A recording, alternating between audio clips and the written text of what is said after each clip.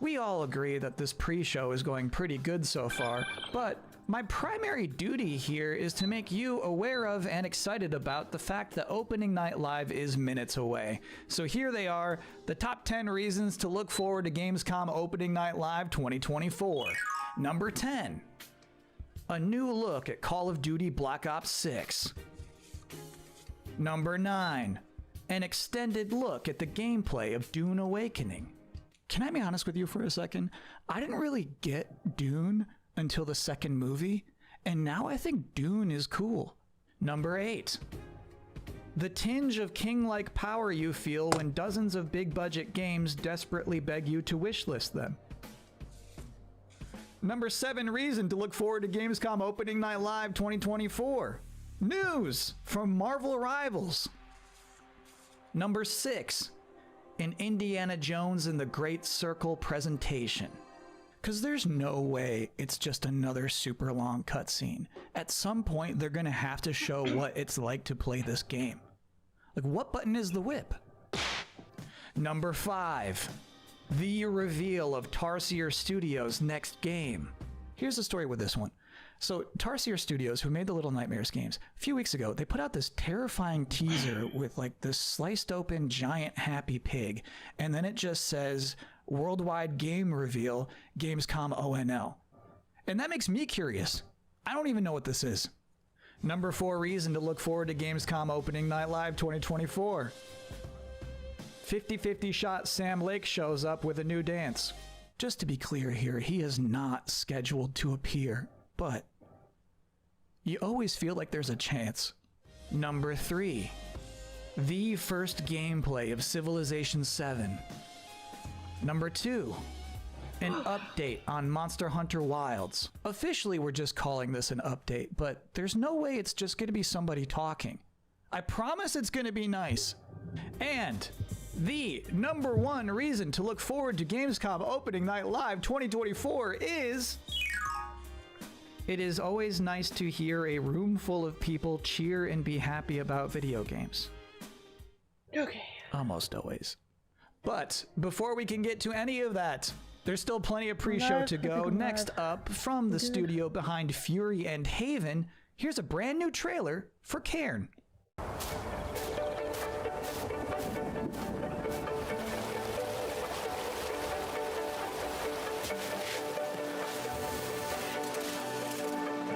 This is still the pre-show, I think.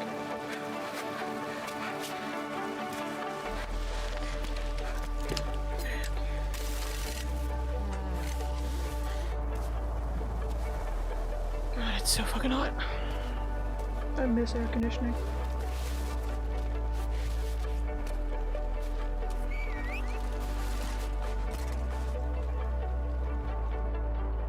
Sorry if you can hear like 500 billion fans going, but there's no air conditioning in my house right now. Yuko! Thank you for subbing. Oh crap, that's a whole year in a row. Damn. What madness is this? We're checking out this Gamescom thing. It doesn't look so bad, does it? Figured we'd watch it for a little bit. As long as they don't... As long as it's like trailers and shit and not just talking. This next part is cool. You're going to see a mysterious trailer for an check out some unannounced game, vids I wanna and then watch immediately after that, I have an Also, interview hi. with that game's developer. Thank you again. So first, here's this.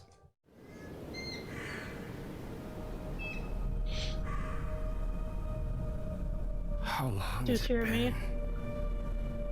been? 5 days. Because I've got like 3 fans 6. on me. I'm like this I need to get up, little... but no matter how much I sleep, It's like, I it's supposed to be still like a feel camping air conditioner thing, but it's really Maybe it's just... because the nights here feel unsettling. It tries its best, but... Yeah, it's sweltering. The only thing that brings me a bit of comfort is that I'll this still never the talk pre-show? to another human being ever again. I think it don't really officially start it until 2. I've decided that this abandoned farm will be the place where I die. But until What's then, up? that leaves me Yeah, with I'm the sorry I've been ever-pressing gone for question. so long, guys. I honestly didn't mean to, How but do I fill the time? life said, ha! You thought. There's always a lot to do on a farm, and it's it's good to keep busy. It gets your mind off Yeah, things. it honestly got so Like the things fucking you've lost. hot. A couple of times it actually made me physically sick.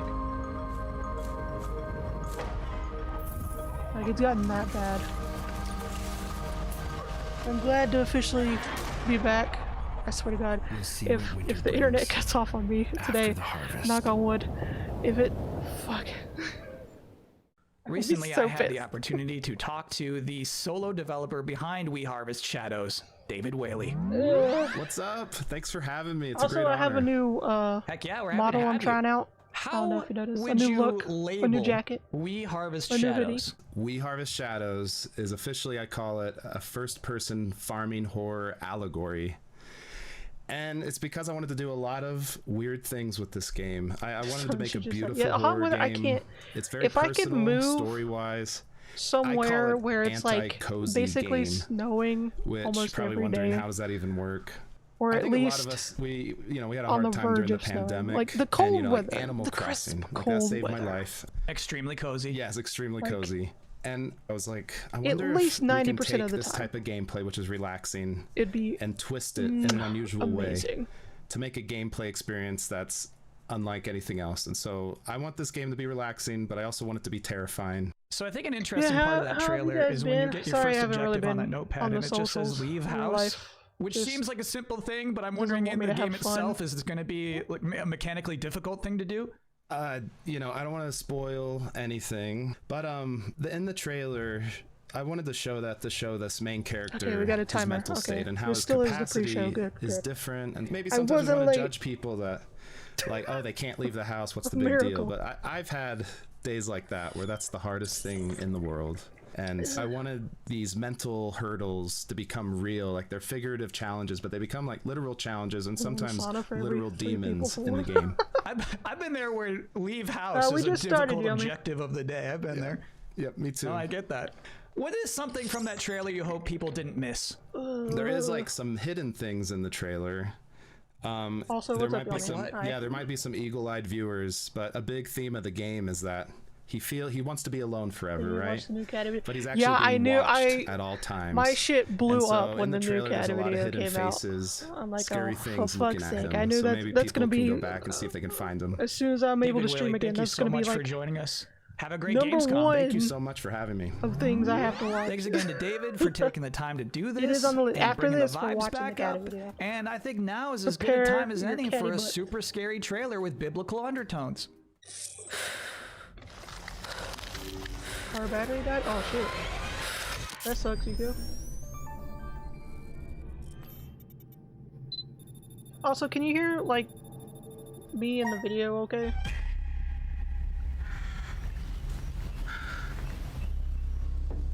Because audio is gonna be a bitch while I have 500 fans on me. Guys, I don't know how some places do it, because how do they live with out air conditioning? Because our old ass air conditioner is just so broke that I'm pretty sure in order to fix it, it would be cheaper to buy a new house. And that's saying something in this economy. It's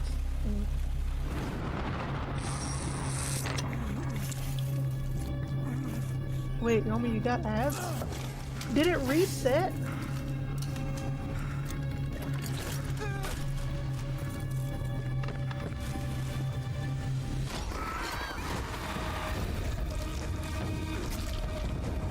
Also, Yuko, thank you for the bits. I don't know why it didn't notify me until now.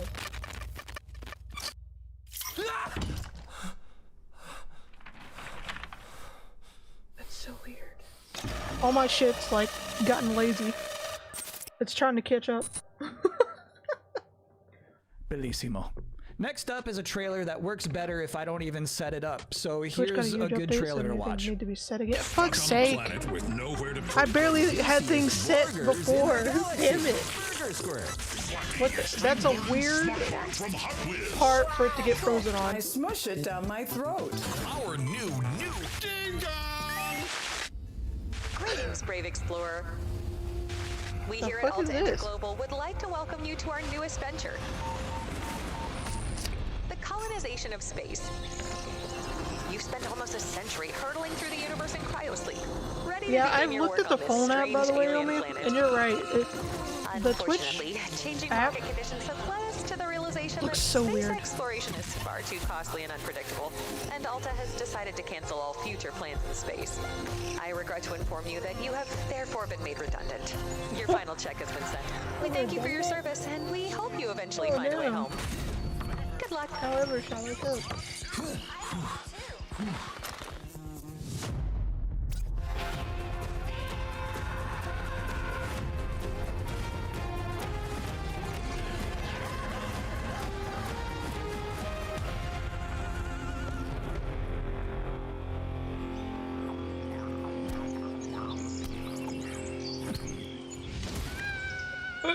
Oh, Jesus. To the Xbox live stream Next up, tomorrow? we've got Enzoi, which is a new life sim game. It's like Why The do I not Sims, know any but of this? more beautiful. If know- you I know are I've not been interested on my in getting a socials head that start much, on but- creating your characters, this next trailer is for you.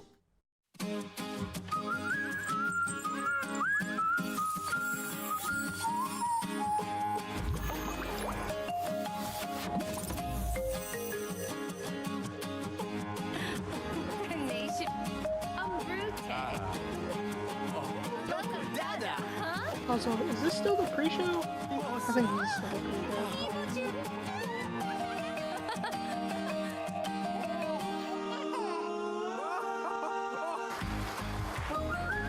Flaming dumpster. Don't hold back, Amy. Don't hold back.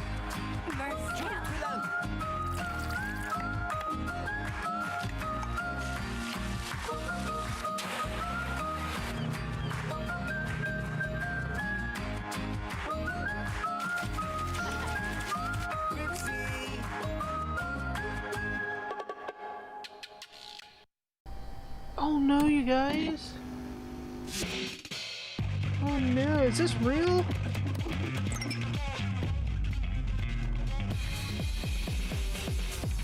Fuck. One of the like most famous and awesome voice actresses passed away. She did Bayonetta, Ghost in the Shell. Just tons of shit. Iconic shit. I don't know if I could pronounce her name though. Atsuko Tanaka? I don't know if I pronounced that right. Man. She was 61. Damn!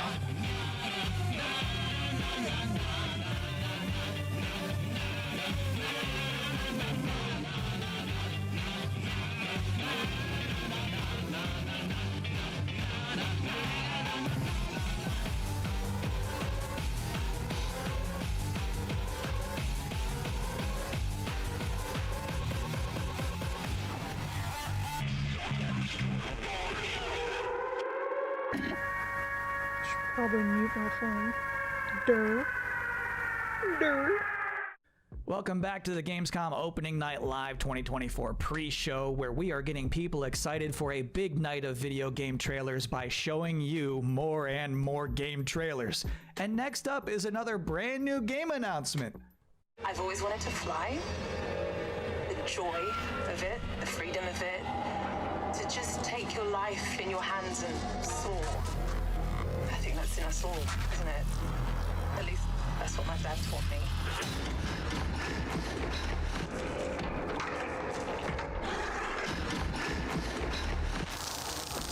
What is this?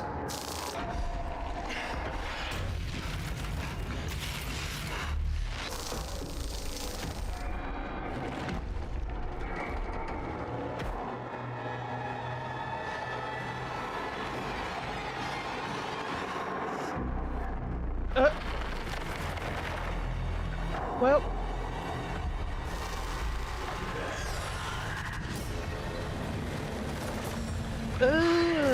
Pimpleitis.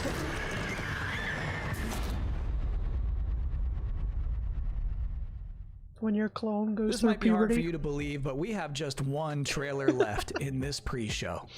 You might remember, back at Summer Game Fest, Capcom announced that Terry Bogard would be joining Season 2 of Street Fighter VI. Then, last month at EVO, we all got to see what his in-game character model looks like. But tonight, now, in this moment, Terry's about to power dunk all doubts. Here is the Street Wanna Fighter play a 6 zombie game? Terry Bogard gameplay reveal. Hey, wanna play a zombie game?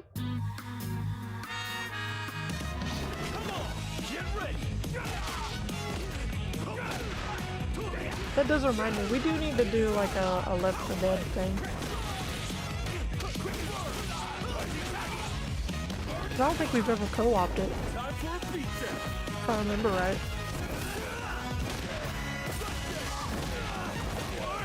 And Left 4 Dead's so chill and not chill at the same time.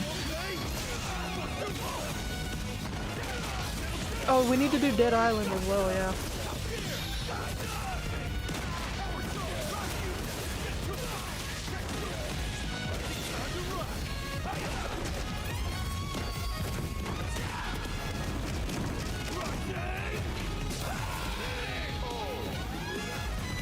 It's good for Goose. It's good enough to make your own fun. Good stuff, Terry. And Yeah, that's Street it for the Fighter, pre-show. that game, Gamescom they're never Opening Night going to Live escape 2024 the is now fact that their officially first just logo seconds was away. like a Thank you default for in hanging like out with Photoshop me or something, here and wasn't it? Mocho too. I hope you enjoy. Thanks for watching. Like that's all I remember about that game. Is the scandal.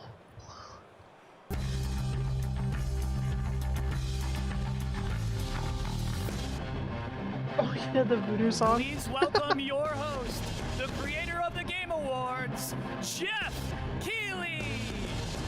Oh my god! Dude keeps popping up everywhere. You can't escape him.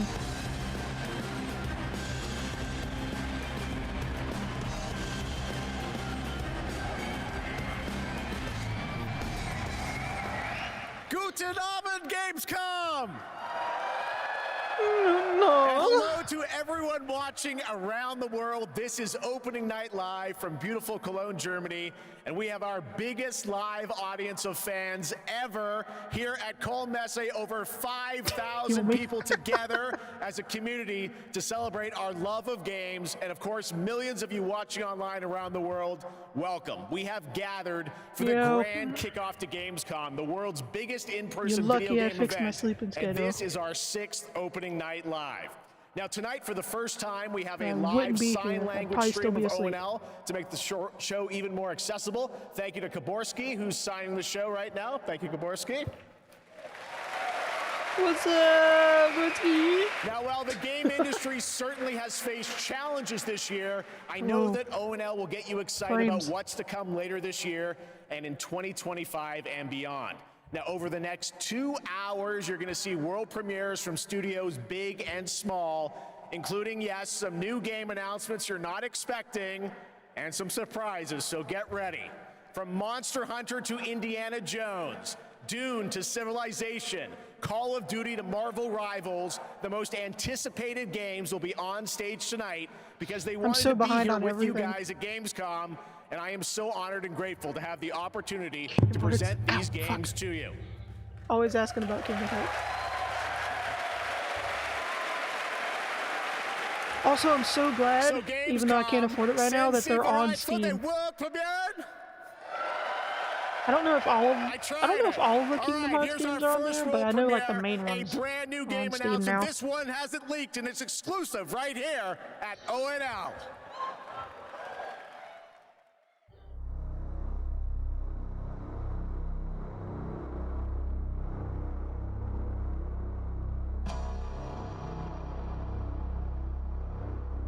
Thank you, Yuko. Yeah, I wanted to try like my own thing, and I actually found an artist that was affordable to at least have one new look. I'm happy with it, especially for the price. Cause like, God, some people out there be dropping mad money on, like, I know it's usually like full rigged 3D avatars and stuff, but some people be dropping money. I'm like, you could have bought a fucking vehicle with that kind of money. You know what I'm saying? So yeah, I'm happy with what I got for the price. Uh-oh. Oh shit! Wait. Oh no. Y'all just had that shitty movie. Y'all just had that shitty movie and you're going to drop Borderlands 4? Right, that's right. Borderlands 4 is coming in 2025. Next up, October 25th marks Let's the hope release it of Call does of better Duty than Black Ops Borderlands 6. 3 To in the debut an movie. extended look at Let's the campaign go. gameplay, please welcome John Zuck Borderlands and Catherine 2 still on Anderson top. from Raven Software.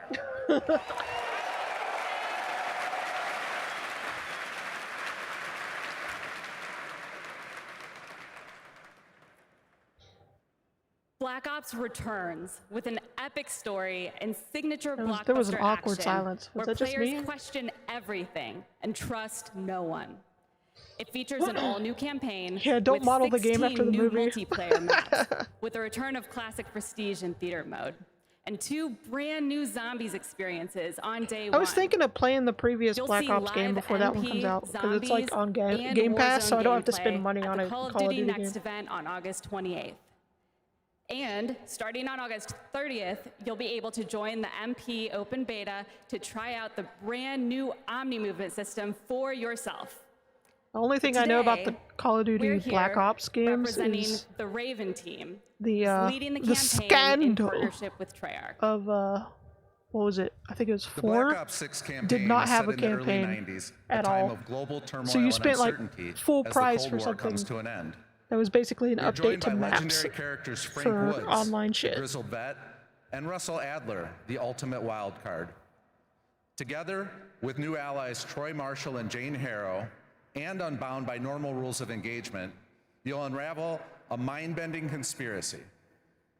In the mission we're about to show you, our rogue team has targeted a senator attending a political fundraiser in order to gain access to a top-secret black site underneath Washington, D.C. Oh yeah, we gotta do all the This Borderlands games is before Most next summer. Wanted. Yeah, I think we could do it.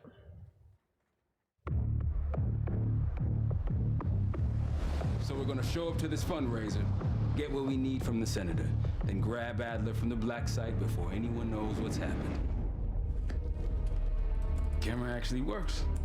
Sometimes I surprise even myself. Let's just hope Yeah, I Seven think Case can get the was it scan. was it Black Ops? I don't know. It's there's like 500 Call of Duty games. So I know Black Ops 4, they only had multiplayer, but they sold it like they had a campaign and it was a full game. Like people, I heard people stop playing it like after the first month. At that. And then there was another Call of Duty game. Was it Black Ops 5 or was it another one?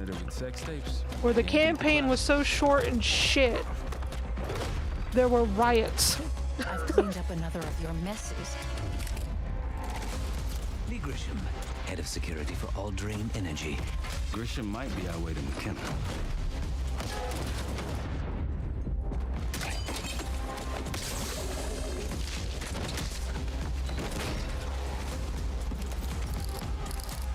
Oh no.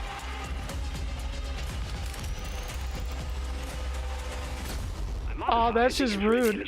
The capillaries in the senator's retina. It should have just enough resolution.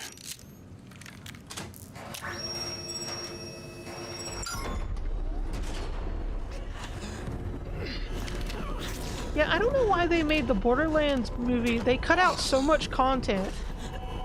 I don't know if that would have helped the story at all, the way they wrote it. They took me during shift change. Knew our schedule somehow. Or it probably would have helped the pacing a bit. But also, wasn't it supposed to be rated R, the movie? And then they lowered it? We can do this loud or quiet. Oh shit!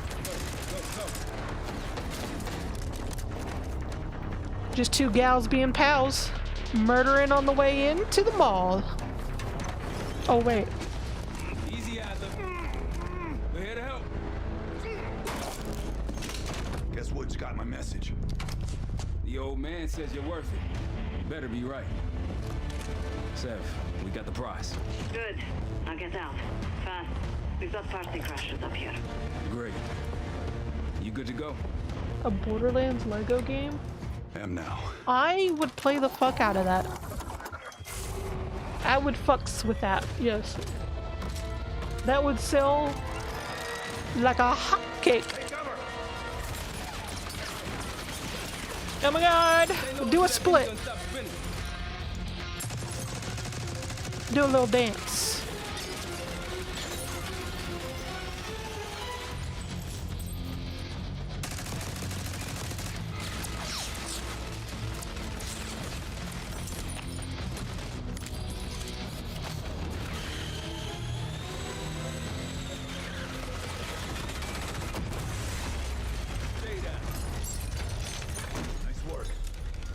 These Pantheon Content guys creator had a big guns cameo. after Oh you, no. How's that feel? Bigger than the Borderlands cast is iconic, honestly. Through the service hatch. You two first. I'll give you a boost. You first, Adler. Come on, Case. Lego zombies.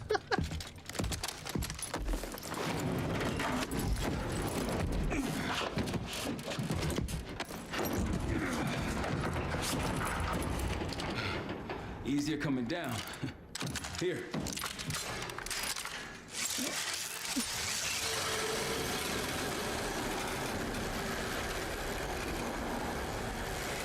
Almost home free. Okay, we just look. Oh, you had to say it. You had to say it. Y'all deserve that. No, you had to say it. Instant karma. I got you. Like after 5 billion Call of Duty games, you think you would know better. But Same no. as plan A. Go up. We'll just take the scenic route. Let's get moving.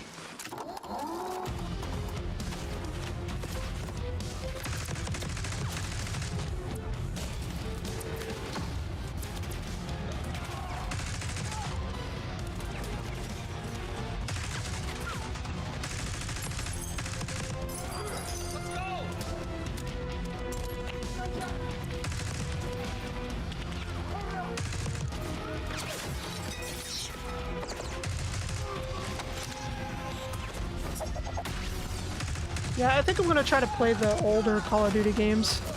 I'll start with the Black Ops since this is coming out for Game Pass, so I don't have to pay for it. But I'll play the ones that have campaign at least. Because that's one of the things I want to do is play older games I never got a chance to, or never finished, or I don't know. Because the triple, quadruple A video games coming out are such expensive disappointments lately. I think I'm just gonna have more fun literally going back to the past.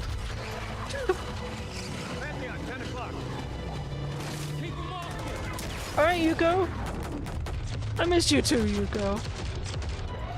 I'll see you later. Thank you for dropping by and chatting for a little bit at least.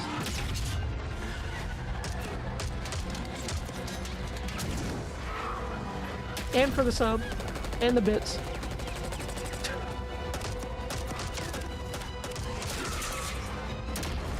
This is so dramatic as fuck. Be honest with me, guys. If you've played any of the Call of Duty games, are the campaigns basically like a Spanish soap opera with guns? Be honest. Be honest. Because if so, I'm even more There you hyped. go, Black Ops 6, more coming at Call of Duty next. And now I'm They might honored as to well introduce be. my co-host for Nice. Opening Night Live. You know her from her years of hosting League of Legends esports around the world. Did you know that she got her start as a competitive Unreal Tournament player? That's right, please join me in welcoming to ONL, Shocks.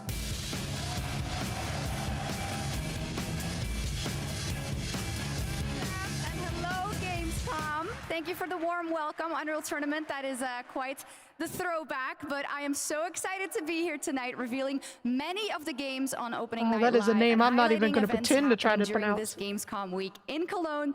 Gamescom really is the best week for games worldwide every year, and I am so stoked to be back here with you all celebrating it.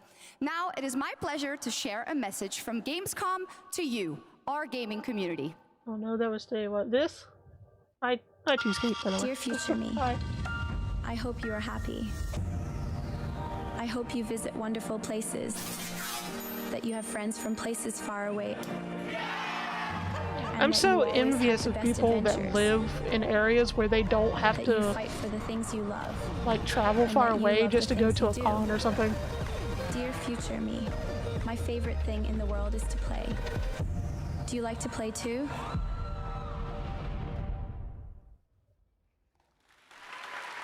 Well, yes, the future is here and we are ready to play. Let's take a look at this fun trailer. Yay. Fun. Cash grab penitent. What? Remasters Ward? What the fuck is this?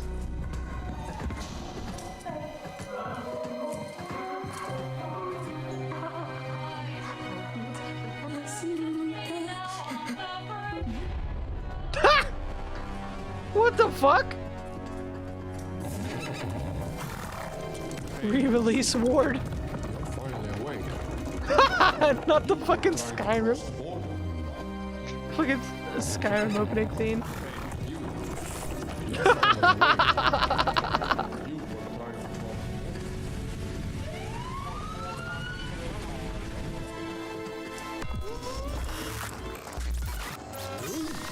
What in the... what in the shit?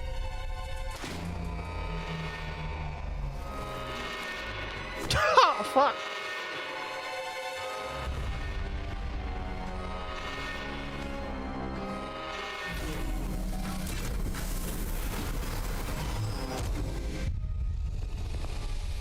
Yeah, is this an actual game?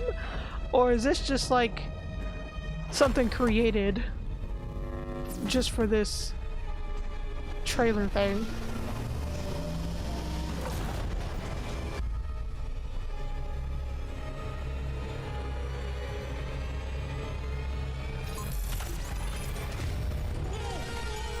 Oh shit.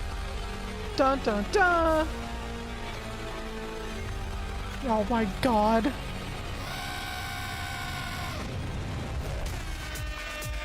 I fucking can't.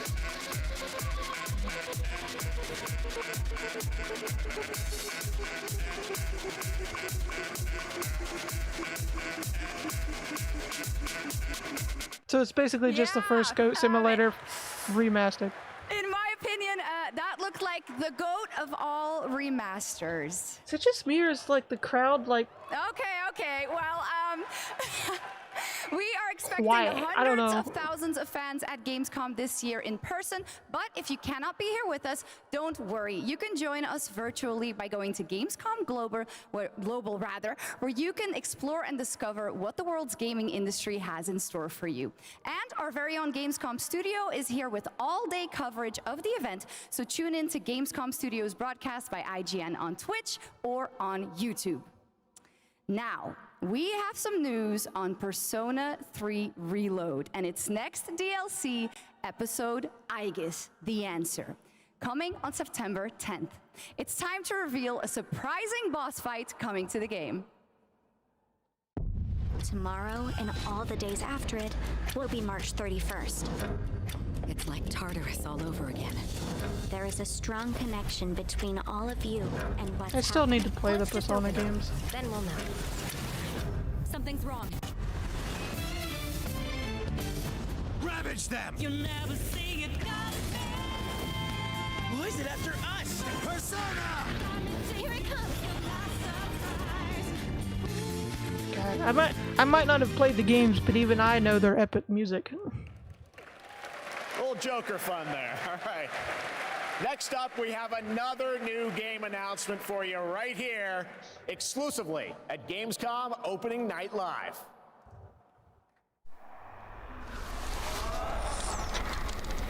I love how they keep saying opening night, and it's like the sun is literally blazing through my fucking window into my eyeballs. Like, bitch, I had to wake up in the morning. He's close. Stay here. Stand guard. Maybe sniffing. On me. Smells like shit. Bloody hell. Bloody hell.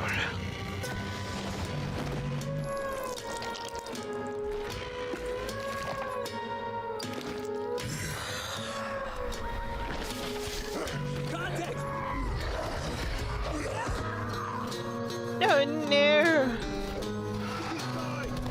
Not nameless NPC guy.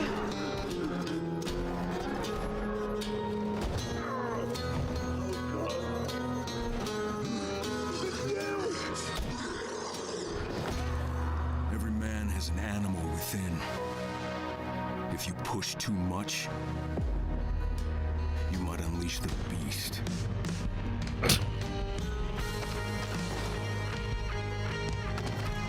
What?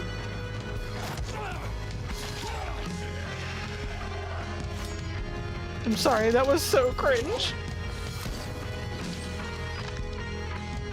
That sounds like something a teenager would like think they're cool saying.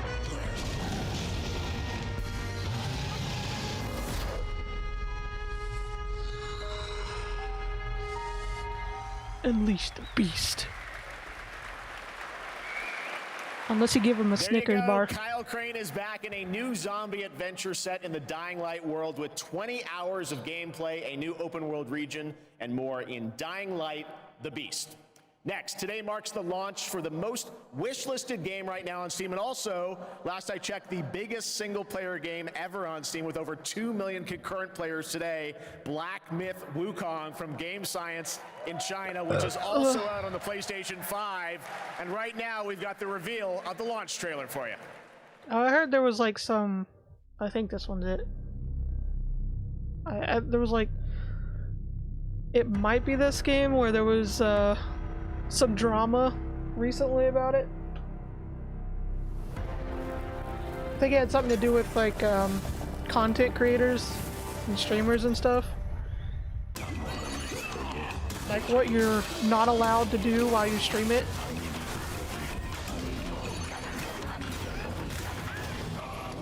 It's either this one or another one.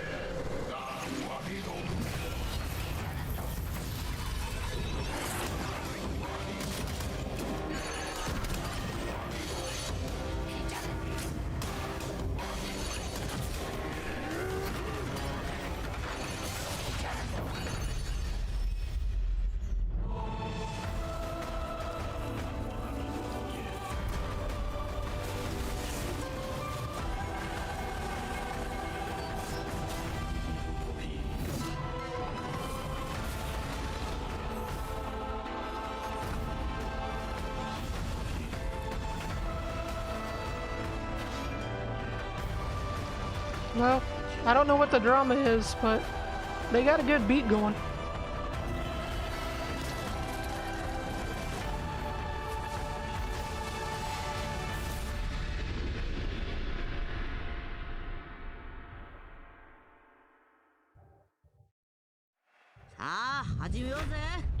Dragon Ball! Is your ball made of dragon?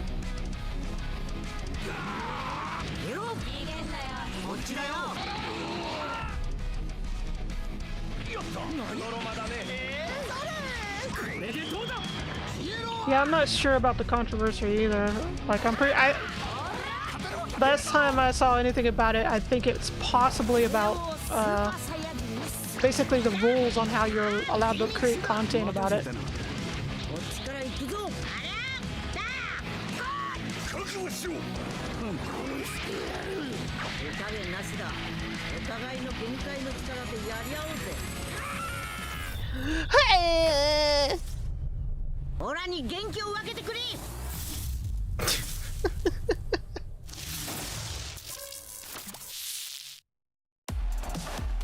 Welcome back to Gamescom Opening Night Live here in beautiful Wargok. Who's ready to roll? Live from the Comstock Coliseum, it's time for everyone's favorite game, King of Meat! We joined recently What in kidnapped the celebrity guest absolute contender fuck? Jeff Keighley at the starting line. Wait, starting? A Dragon Ball knockoff movie from 1992? Damn, a relic. Let's check the soch with our sideline reporter. This dungeon is throwing everything at these contenders, but the JK machine is leading the way to the finish line, and the chat is blowing. What is all this? Death traps, unapproved nicknames, and a giant horse trying to hoof me? An eloquent and marketing-friendly description of the game, not to mention a perfectly timed transition to the world premiere trailer for King of Meat. Ready for action? Ready for mayhem? Ready for gold and fame? Yeah, I don't know about the game itself, but they're definitely putting their all in advertising it. Challenges from the most twisted minds of the most ghoulish dungeon creators are transformed into monstrous reality. It's like a nightmare in dungeon form.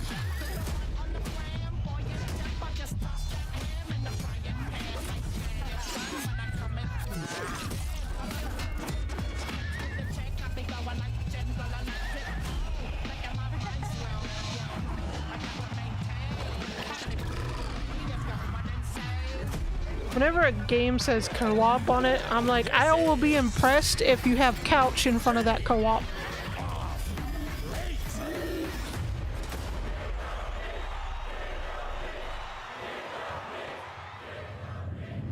If you have the word couch, if you have the word couch in front of co-op, then I'll be impressed by the fact that it's co-op.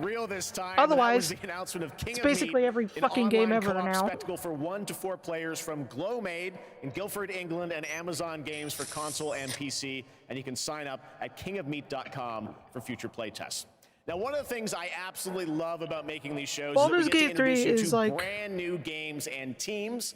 Like this one. It's not even in the same league as games coming out these past years. Please welcome Titania Baldur's Gate 3 is on such a higher level.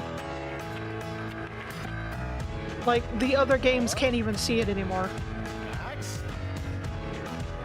Guys, welcome to O&L. I'm very excited to share this game with the world. Can you tell us a little bit about your studio, first of all? Yeah, well, first Be off, quick. it's totally surreal to be here right now. We started the studio back in 2020, and the majority of us had come from the AAA side of the industry, and at the time, we were just thrilled to have our own game, our own IP, and we could never expect being on the stage tonight at the end of that run. The vision for our studio started with the idea of dreaming big and building smart. The concept for our first game, even early on, felt very unique and full of heart, and this helped us bring together a very passionate team of talented developers. It's through their skill, dedication, and true love for the game that we're able to be here tonight, going way beyond where we thought we'd be. Well, I got to play this a few months ago with you guys. I had a ton of fun. Tell us a bit about your game, Linked. Yeah, so our debut game is called Linked, Banner of the Spark. It's a co-op action hack and slash with a bit of roguelike and town building elements. And so we blended these ideas together to create this cozy yet highly kinetic action game for players to brawl, build, and befriend a crew of adorable robots. Dude, quit It's staring the year 3000, at me like that. and you're gonna Staring take on the straight into my role as one of the fucking last soul. remaining humans on planet Earth. Allying with a friendly bot faction, you're going to aim to take down the Combot army hell-bent on organic destruction. Players can play alone or with friends in this vibrant world of robots. Or a simpler way that I like to describe it sometimes is you go out and fight the evil robots and then collect their body parts to build a sustainable town of your dreams while saving the cute ones. We are incredibly proud to finally reveal the delightful world of Linked Banner You know what, of the Yomi? Spark, and we hope the actually players get as much a fair joy point. out of playing it as we have building it.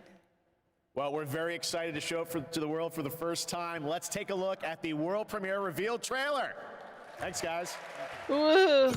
I love how the crowd, I don't know if it's just on my end, but the crowd, instead of going wild, is going mild.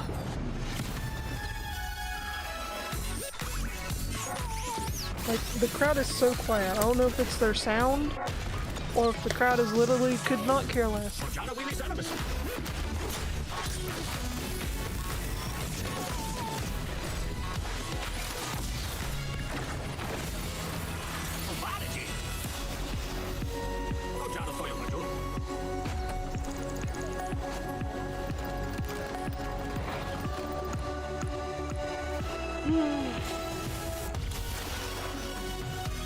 Save the future.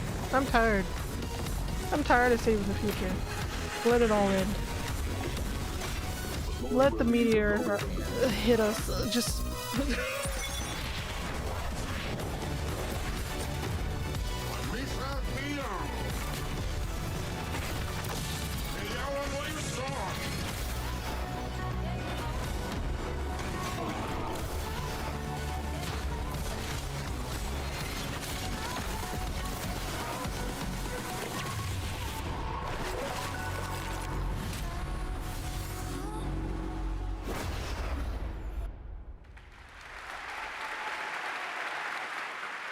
Well, I think we can all agree on this fact. Fishing makes every video game better. Now, one of the things that I love about Gamescom is that it is a safe place for our just let it all go. family. Just let it all And there is an amazing platform called Gamescom it is. Cares that shares I'm ready to social lay and down environmental for the eternal responsibility nap. projects that we care deeply about. Thanks to all of our partners who help to make Especially in this this happen. heat. You can learn more by scanning the QR code below. And now, the first look at the gameplay of Lost Records, Bloom and Rage, a narrative adventure from the creative minds behind Life is Strange. Oh, how have I been? Busy, burning up, missing air conditioning. Honestly, Swan, How you been? I'm glad, but slightly surprised that you showed up tonight. When I saw your text, all these memories came flooding back. Oh no. Hey! A game with emotions and social interactions. I remembered Nora. Oh her no. Energy. Shit! Where's my fucking pick? The Tharp one's her favorite. I remembered you. Nice one, Autumn. You were the coolest. Skateboarder's wisdom. Never land on your wrist. I want to see you skateboard, Autumn. I remembered Kat. Whoa! Watch out! She was like a firecracker. This is serious. We're gonna need a real band name. How about Bloom and Rage? How could I forget? Whoa. Guys. Uh-oh. That took a turn. Last week, my mom found a package on her doorstep. Wait. Are Bloom and Rage? Are we in trouble? Oh shit. That took a turn. Now I'm interested. You'll excuse me if today's sermon is a little... Just kidding, Michael. Congrats. Today is not a normal Sunday. I wanted to tell you all... Wait, what is this? failed in our duty to God. We were told about all of this. And these here are the last days of this earth. I know this is a punishment.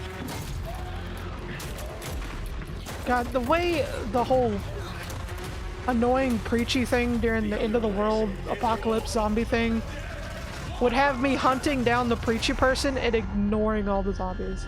The way I would just zoom on in on them. Like, shut the That game fuck looks up. great. It's a new look at the 8-player co-op of No More Room in Hell 2 from Torn Banner up in Canada, where there are deadly consequences I of didn't not know there sticking was close to your teammates, and I cannot wait to check first that one, out. so.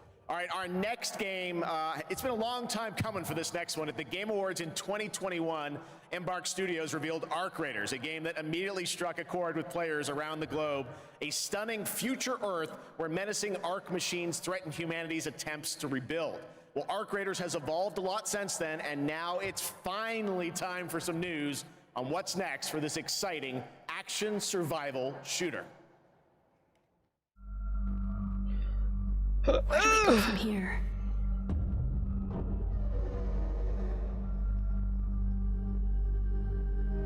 Wait, what is this?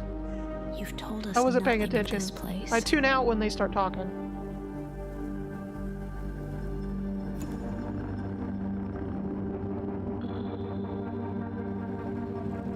Look at us now. Raiders. Playing with fire. Uh-oh. Stream, you okay? Everything to lose. But even more It's jittering a little bit. Skipping a frame or two. Oh, Arc Raiders, okay. That's right. Give us nothing. Wow. I wonder how much that cost them to show us nothing.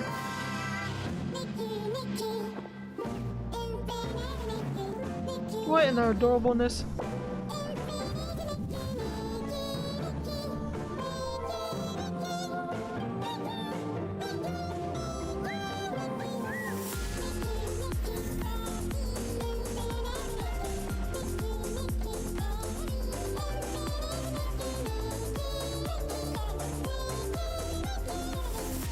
What in the cuteness overload?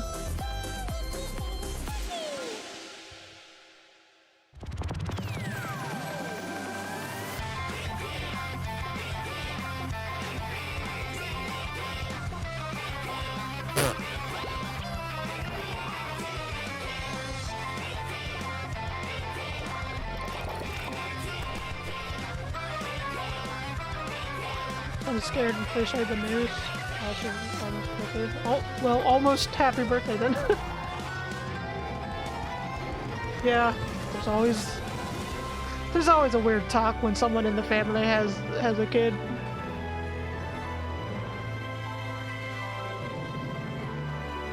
Uh-oh. Stream stuttering. It's stuttering. Well, that looked adorable, but probably not up my alley, but it looked adorable. Aw, shit! Whatever! I'm so proud of myself, I actually recognized it. Is this for, the Marine one? The second one?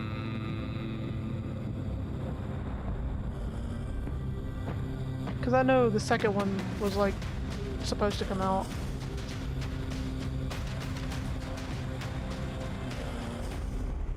Yep, the Space Marine, okay. A couple days before my birthday on that one. I gotta play the first one. I have the first one. I just gotta see if my PC can handle playing it.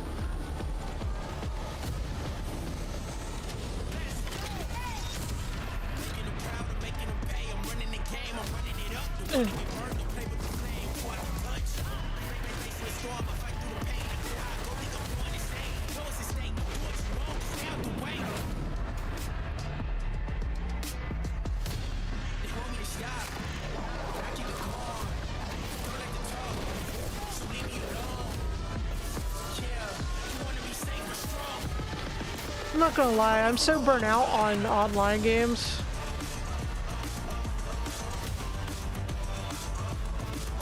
Like, unless it's one of you guys wanting me to play something with you guys, by myself, I have no urge to do it.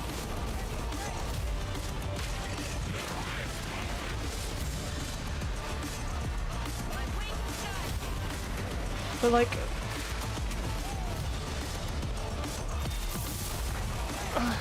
it's just, I'm so burnt out.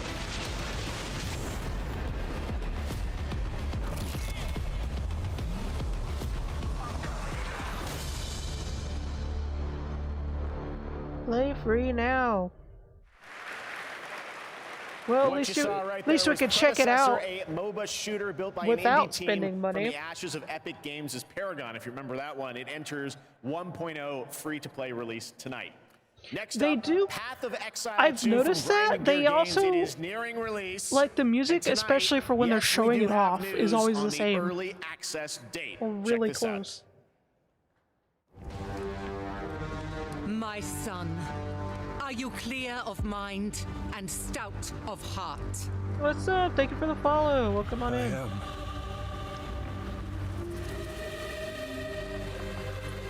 Are you ready to sacrifice? Sacrifice everything to become the savior. The savior? No. I will. Let it all burn. Like me under the sunlight.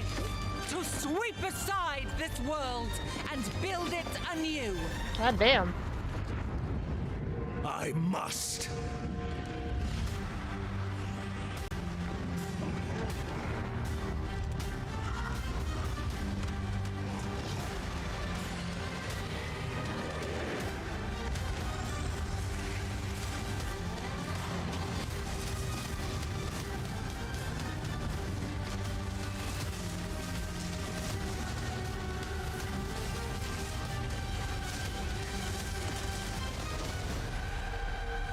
Now, are you ready to fulfill your destiny? Yummy.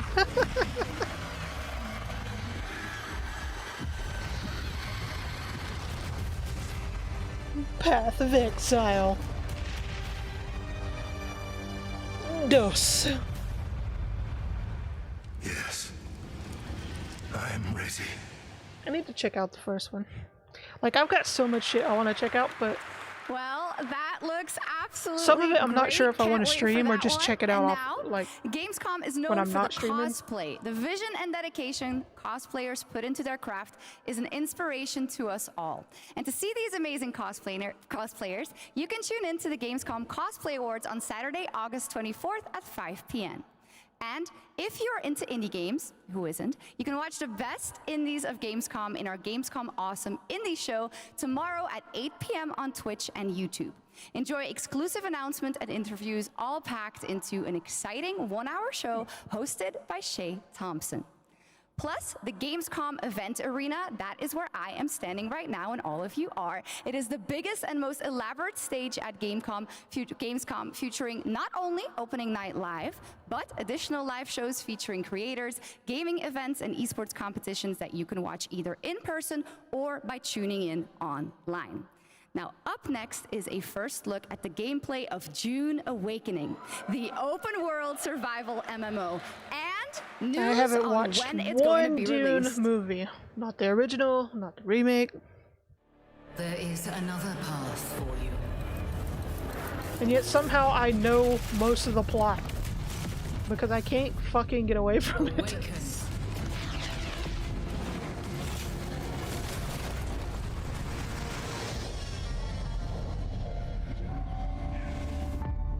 You begin as a nameless prisoner. Sculpt your appearance, choose your background, and then crash into the planet. You are abandoned and alone. Hunted by sandworms. I love how they make it sound like a bad thing by the that you get some alone unforgiving time. sun, Some quiet, ravaged relaxing by alone time. sunstroke. Stick to the I'd shade, choose a different chase planet, you the know, an moving ice shadows. planet maybe. Survive.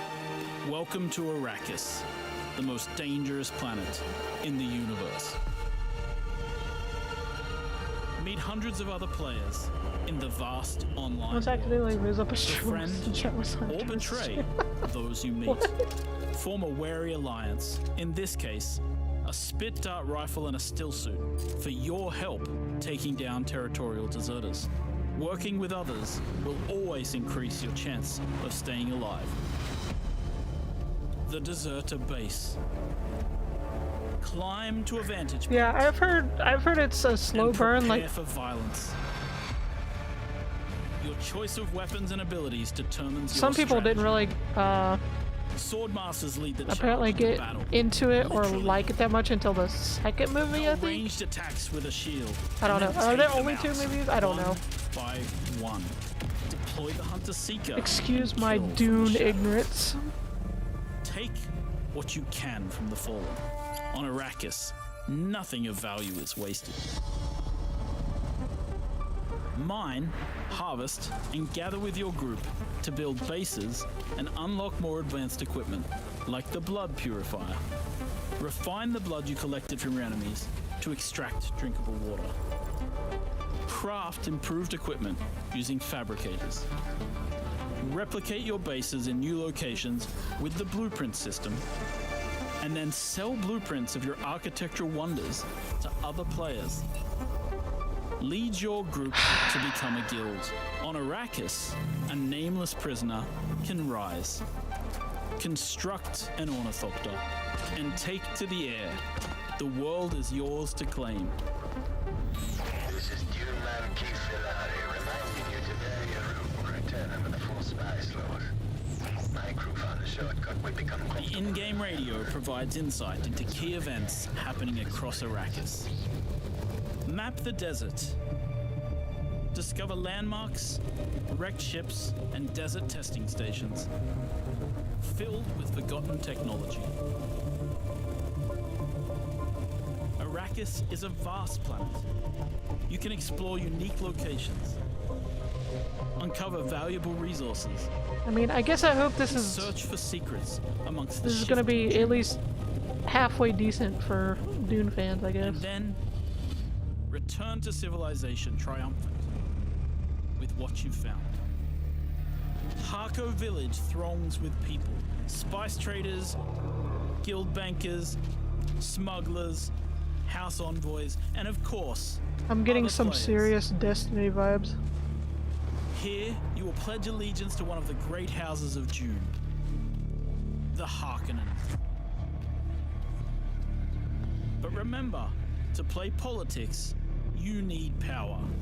And on Arrakis, spice is power. In the deep desert beyond the shield wall, hundreds of players scour the landscape, hunting for spice. Every spice blow has the potential to become a heated battle, with multiple guilds vying for the precious melange. Even when it looks like defeat is inevitable, those who understand desert power can awaken Arrakis itself.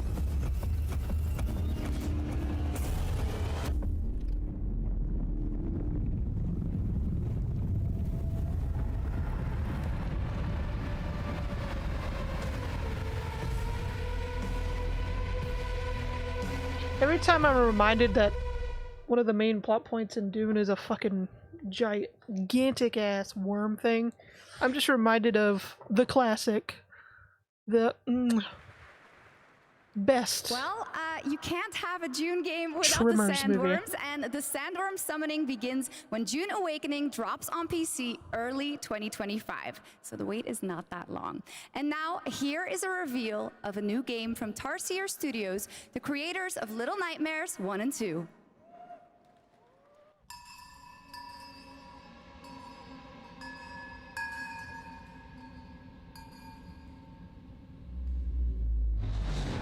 Is it Little Nightmares 3?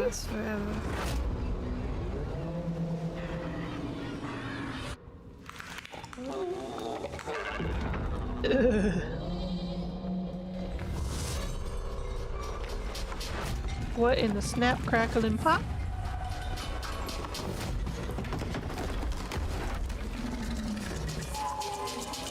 You thought you fever dreamed it? Yeah, I mean, fair. It's definitely one of those movies. I don't know how many sequels it has either, because I remember watching the first and the second one, but I think there's more after that.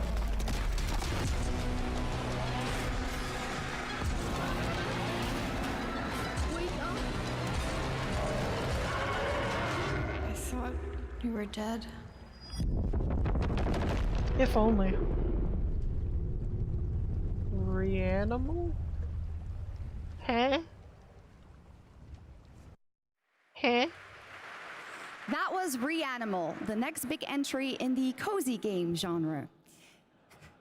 Now, would you like to discover the secret contents of Gamescom and receive cool rewards? Well, meet Epi, the robot on our website RPG Gamescom Epics. Prove your nerd know-how, solve tricky puzzles, win prizes, gather trading cards, digital trading cards, and jump from level to level until the final boss spawns. Scan the QR code you get below and anything the physical adventure these days. can begin.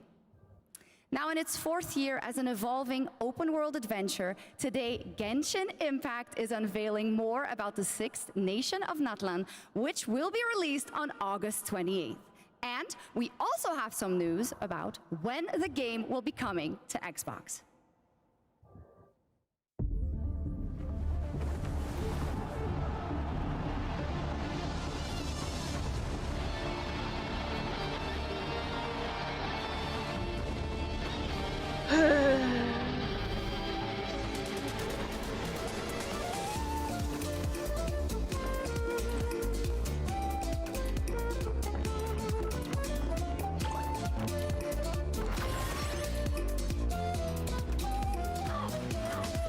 Genshin got in trouble by fans for whitewashing Africa? Oh, for fuck's sake.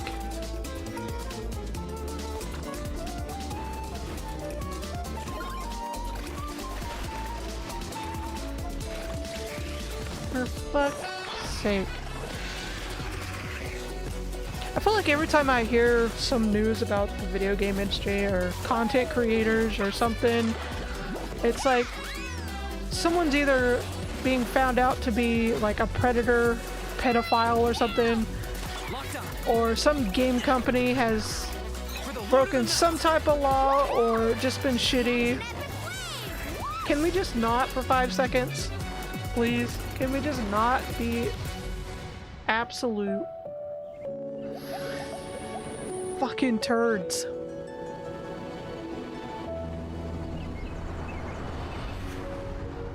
Can we just, for 5 seconds, can we go without a controversy of some kind? Can we? Can we not? There you go, Genshin Impact, and also coming to Xbox later this year, as we saw. All right, now it's time to head into the wilds of Monster Hunter, which is playable for fans for the first time here at Gamescom. Not Egypt, but now with to tell not us more and Egyptian show us gods. more, please welcome to the Gamescom ONL stage, And it was super Ryozo pale. Tujimoto from Capcom. Ryozo-san.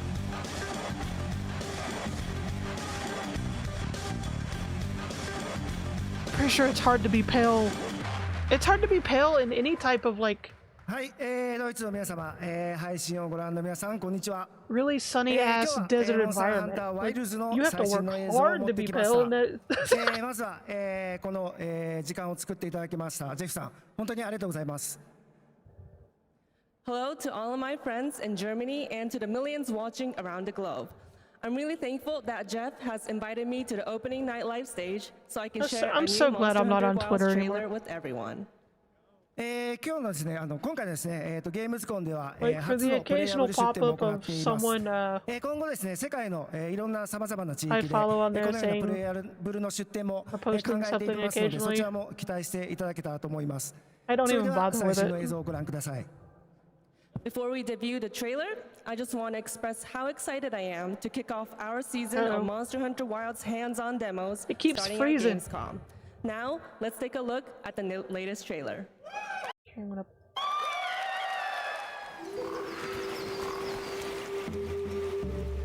Okay. My word. Is this a Lollabarina floret? Oh, Lala, must be blue next fart, nest. what?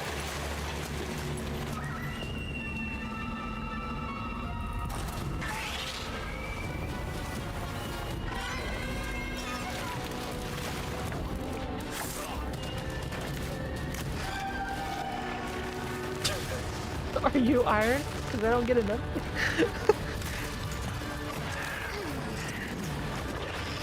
Are you a vitamin? Because I probably need you.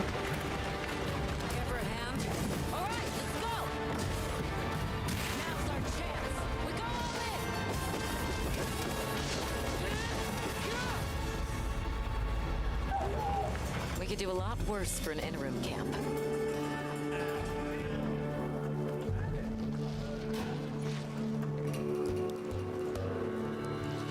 Once your business here is concluded, you should find shelter. The sands come alive this time of year, like a wild that hair be herring. bristling with lightning. Why does it keep freezing up? Oh my god. From the look of it, I'm watching you on YouTube for a reason. Usually you're not shit at this. Understood.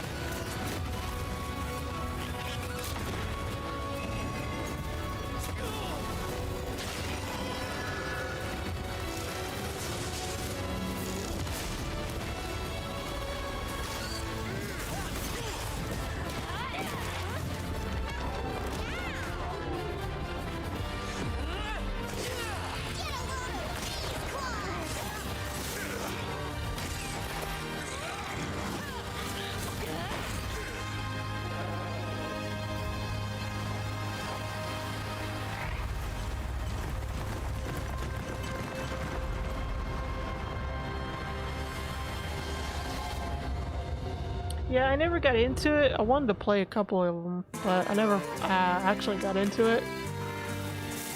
But yeah, the fan base is alive, hanging on, still playing.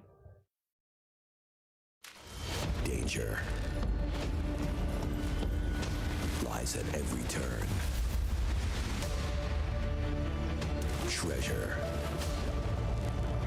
Secrets. The way I don't care about Naraka, whatever. Destiny. But how dare you? Everything lost How dare you tease me is meant to be found. with Lara fucking Croft over here? How dare you? How fucking dare you? The goddamn audacity!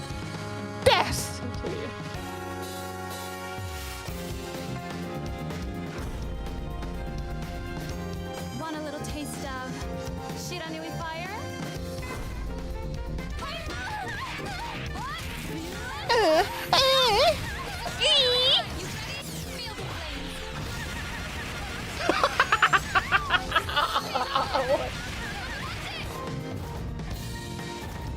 What the fuck? Feel the flames of the Shinorai clan!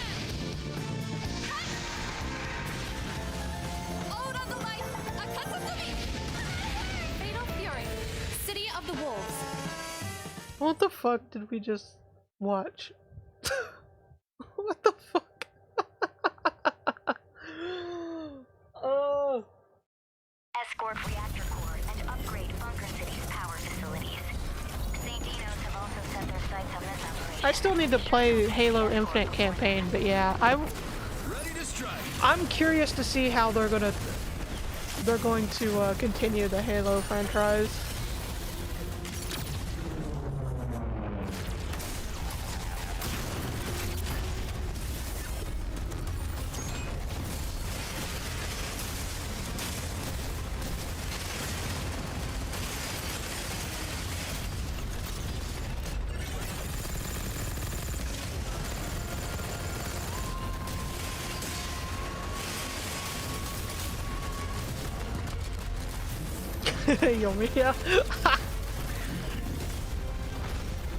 Yeah, I already knew you would be your interest would be fucking peaked. Oh, Mecha Break. Okay, we've seen some of this before. Okay. That was a new look at Mecha Break, the multiplayer mech game. Okay, It is next, multiplayer, we have something so we gotta exciting play it. for fans of Monument Valley, the beautiful twisted puzzle game that we all played about a decade ago when it was first released in 2014. Well, tonight we are revealing Monument Valley 3 coming later this year from Us 2 in London and Netflix Games. I played this. It is an absolutely beautiful, stunning game, and we've got your first look right now.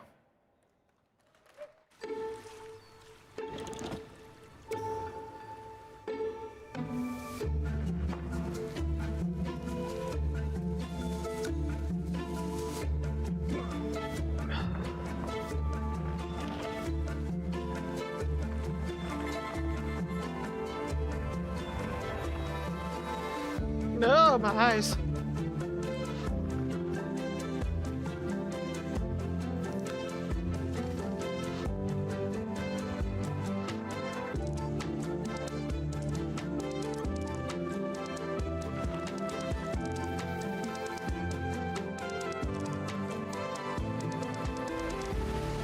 Oh shit! Oh shit! When the sushi fights back.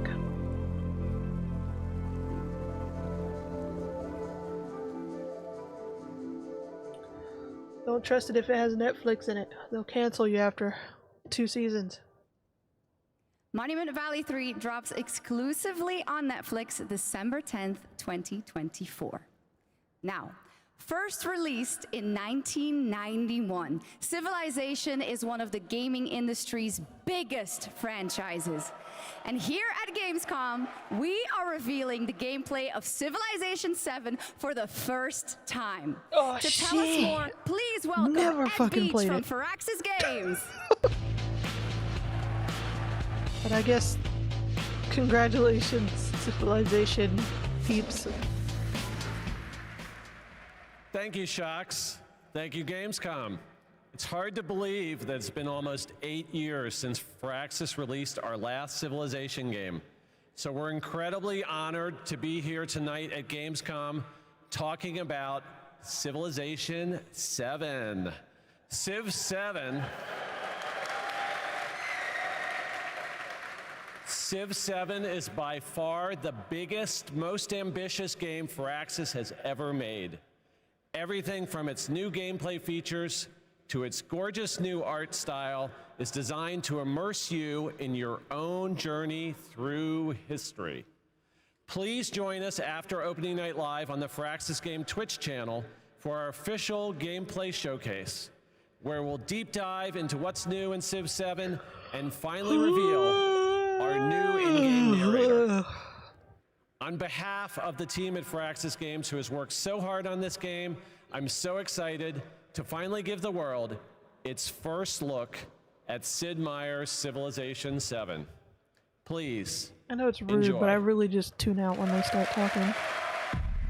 Civilization was a game that was created shut during down. a time when we were just discovering what games could be.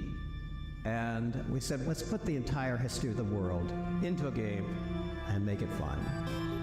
I kind of miss from the older games, like when they would do like this combination of in-game cutscenes and graphics with like what's it called?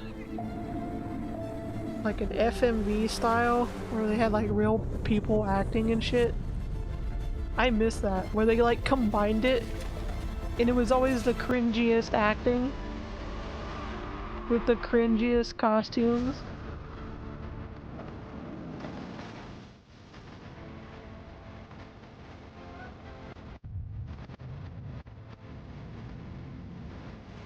I don't know, I feel like they just had their own kind of charm, you know?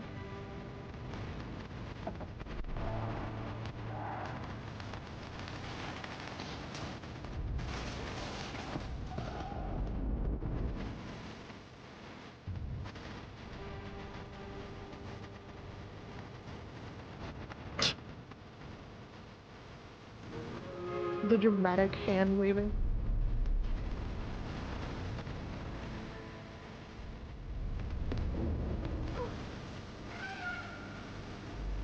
Yeah, unfortunately that's the thing for the entire game industry, it seems like.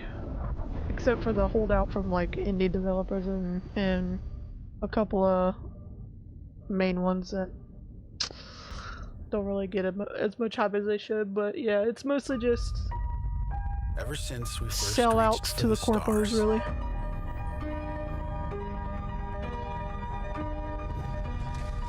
We've been asking ourselves, what else is out there? And more importantly, can we drive on it? Space.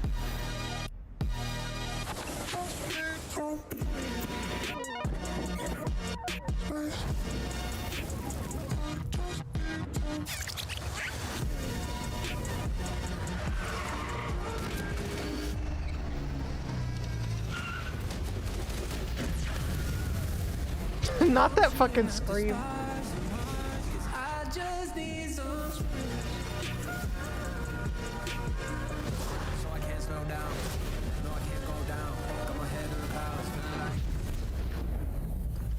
velocity at unsafe levels.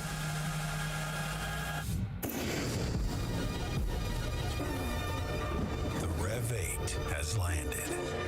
When your car has double jump. Yeah, I'm sorry, Starfield, but I literally played until the first, I guess you could say it's like There's the first thing after the tutorial and shit, a confirmation of the expansion where you meet up with the people that want September the 30th. whatever the fuck you now found. It's time for an exclusive update on Marvel Rivals, the upcoming hero shooter from Like NetEase after that, Games I was like, and Marvel I'm Games. so bored. Tonight at ONL, we're revealing two I'm new not having heroes who are fun. joining the game with a first look at their gameplay. Boats with stamina now, cars with double jump. I forgot about the boat with stamina. The fucking skull and bones bullshit. I will forever be pissed that they ruined a pirate game for me. Forever. The foundation of an empire. Oh, is this the Marvel Rivals thing? The Marvel Overwatch?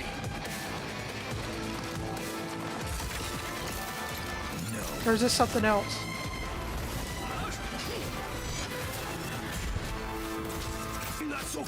Oh, nope, it's the Marvel Overwatch. Got it.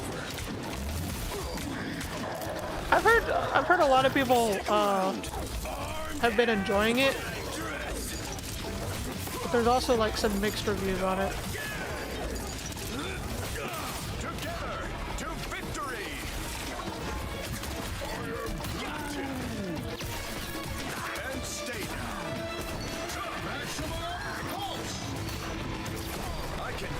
All day.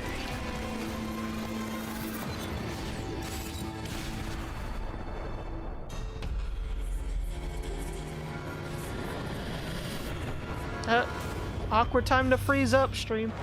Awkward time.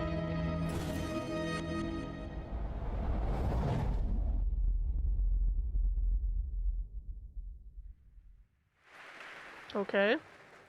Well, I'm sure everyone who played the beta wanted to know Marvel Rivals will launch on December 6th, 2024. Now, Gamescom always strives to help the environment, and the event runs on 100% renewable energy and is climate friendly thanks to ongoing measures to I'm never reduce gonna forgive CO2 them emissions. for Exhibitors participate in the Gamescom the Overwatch Green peeps Initiative by reusing when they made their the decision booth to builds or basically avoiding overwrite single-use Overwatch material. 1 And yes, with fans are Overwatch planting 2. more So now and there's more no trees way, in the Gamescom no forest. way to The play forest has been the growing original since game. 2020 thanks to all of your That pisses engagement. me off. And all of you can still help, of course. You can plant your tree in the Gamescom forest today. And with that, it is time to reveal the winner of the Gamescom You know, I think the reason they made basically an Overwatch clone is because there's so much bullshit that happened with the Overwatch game Presenting the award, that they please saw welcome that and they're back like, Lisa Buck with Playing for the Planet. we can make something slightly better. There's an opening.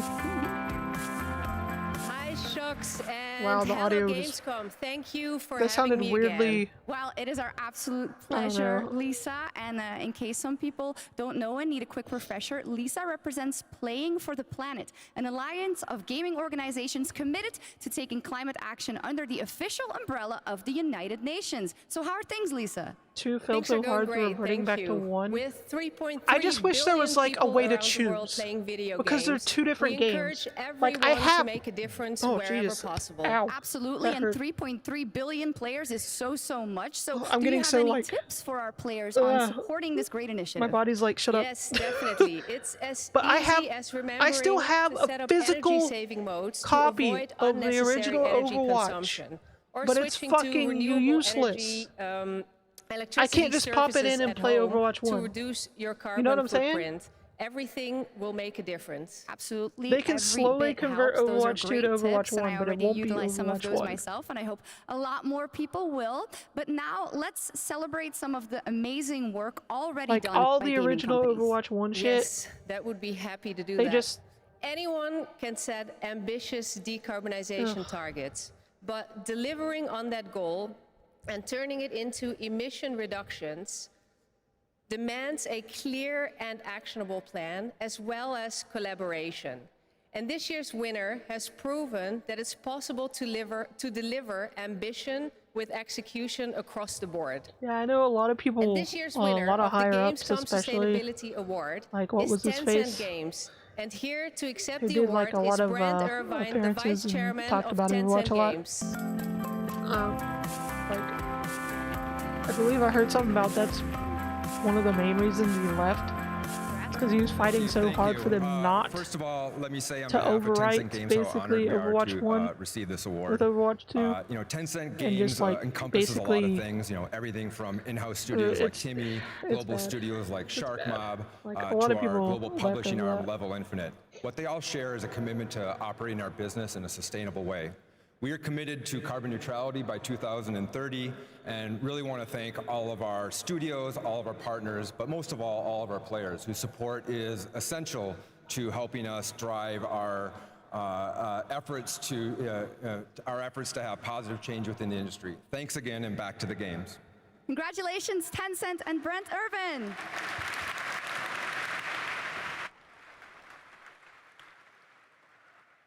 But that is not our only award. Everyone here and at home can vote for their favorite games playable at Gamescom in this year's Gamescom Awards. You can visit Gamescom now to help decide the winners. Voting will only be open until Thursday, August 22nd When they start talking, at 2 p.m., I and the awards zone will then out. be Like, celebrated no lie. this I have Friday no idea at what 2 just p.m. happened. at Gamescom Studio. Back to you, Jeff. Thank you, Shocks. You're doing a great job tonight. All right, we got something really special for you. Please welcome Deadpool director, creator of Love, Death, and Robots, and the co-founder of Blur Studio, Tim Miller. Hey, I heard the crowd this time. Thank you, Jeff. Blur Studio has been making cinematics for over 30 years now. That means classics like Quake, Star Wars, Warhammer, Call of Duty, and dozens more. And we do this because we fucking love video games. Well, and every that's time a rare trailer thing comes these days, online, sadly. we see hundreds and hundreds of comments from the fans, like, why don't Yeah, we see like a movie one of the like major this? Or why things, I can't we think have a series the like major this? And we people could not in charge agree of making more, all those which is horrible why we are decisions for so Overwatch excited 2 to share were this basically the series with you. corpos who probably 15 wouldn't even know how to original turn on a episodes computer by created in themselves. collaboration with Amazon Studios and the publishers and developers of some of the world's greatest games. I'm talking new titles, existing games, indies, and classics. So we've been working on this show for 3 years. I get a little upset, choked up, sorry. I cry a lot. Sorry. It's okay, my dude. You're a rare commodity in this business. You have emotions. All right. It's a rare thing We've been to see. working on it for 3 years, and I'm very emotional because I'm so excited. And it's wish the finally stream would quit time. freezing So up. It's please so annoying. enjoy the world premiere teaser of Secret Level.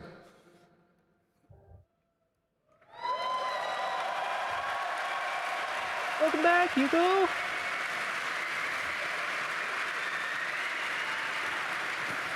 It is our love letter to games. And you can watch the series on Amazon Prime Video on December 10th. Not too far now. So enjoy. Thank you. She's like, I gotta get out of here. Where's the tissue?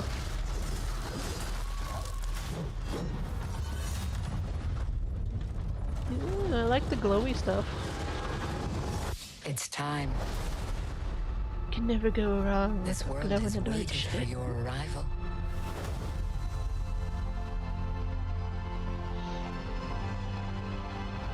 My inner 90s / early 2000s kid always says glow in the dark and light up shoes. You can never go wrong. You are the chosen.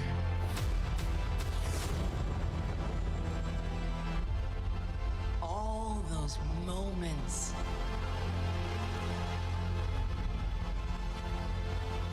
It's a new adventure.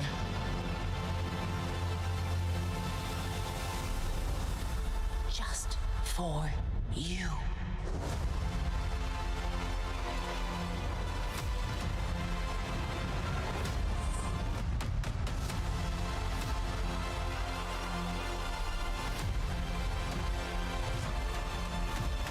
my shit.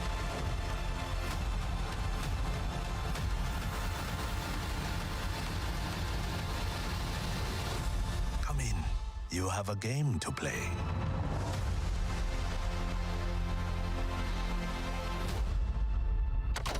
Damn, a lot of shit's coming out in December.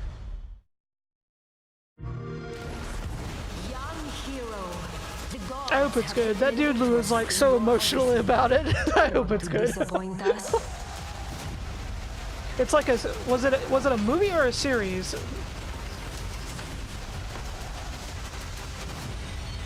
No matter what armies you face, what power you wield, or what creatures you unleash, we trust you will find a way to write your own legend.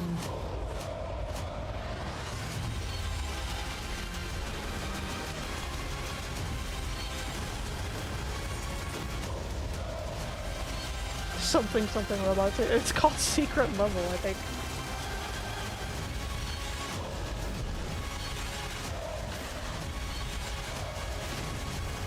I just hope it's good, because that guy was so emotional, and that's someone that actually cares about creating art in this industry these days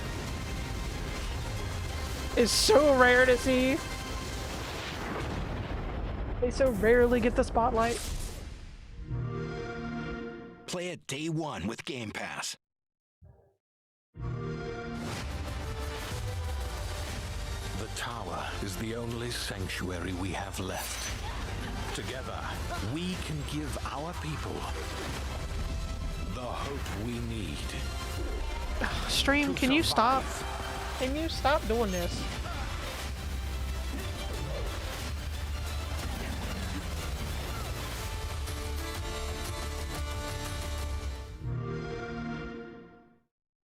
All these millions and billions of dollars being spent, can't even get a smooth fucking live stream. I'm so tired of it.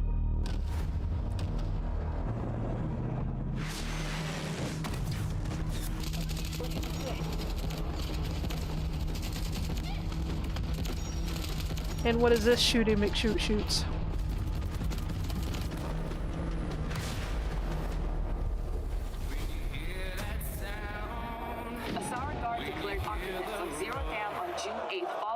The conflict between the Alsara Guard and Havoc threatens the balance of the world. What in the fuck?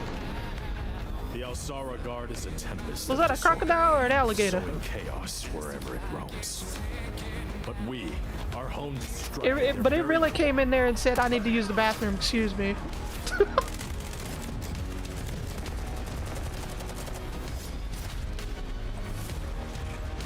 A crocodigator. Havoc has cutting-edge technology. Crocodigator confirmed. It is canon. Fuck's sake. We will plunge into the chaos. Can you stop freezing up? Spark of peace. We are GTI. No one gets left behind. Delta Force, okay.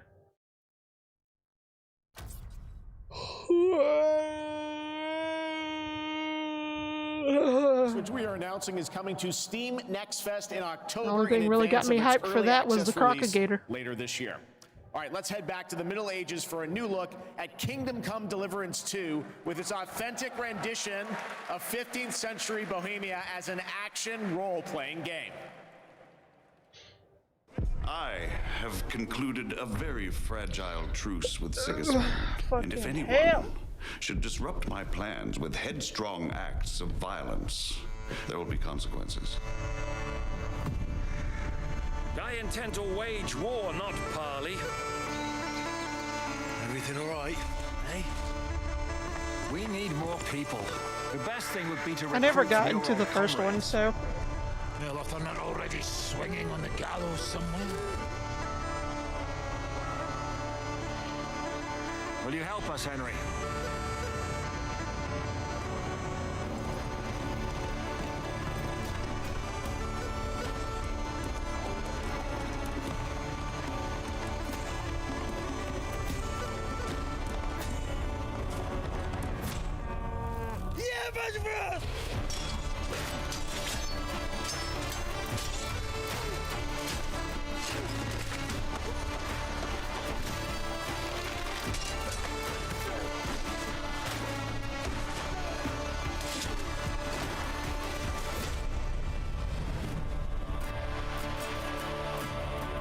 Yeah, unfortunately I never got into the first one. I like that boy already.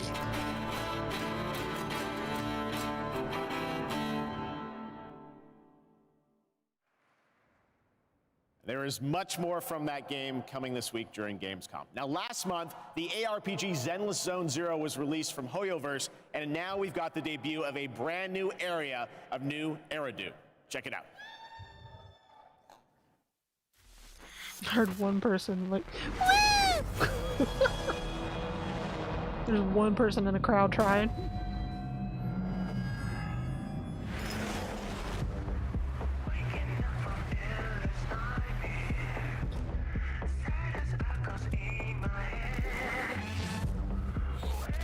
Uh-oh, what the fuck?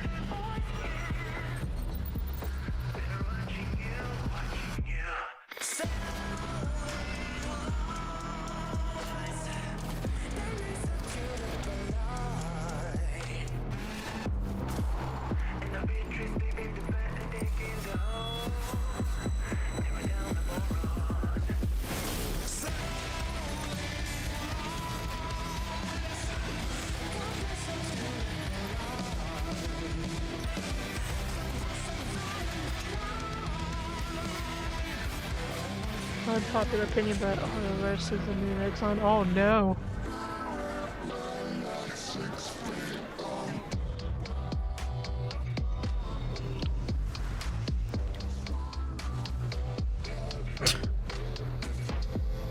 We love it, putting on makeup and not seeing it actually being applied.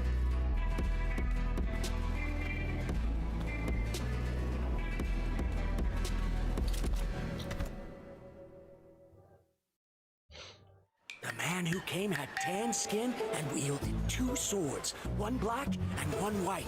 Wow, he slashed so directly at the general's head. Almost equal to General Fei Xiao. General Fei Xiao? I know her well. You do?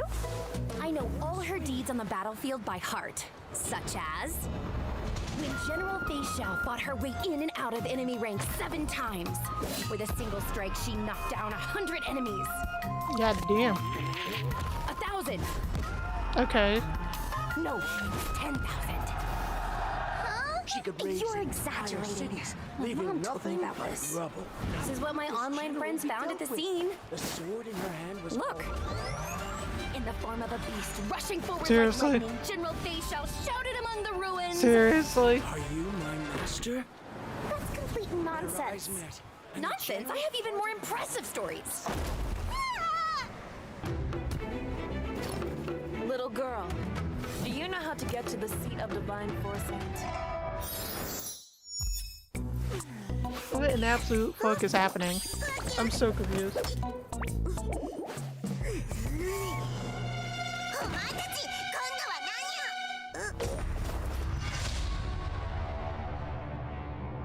Okay.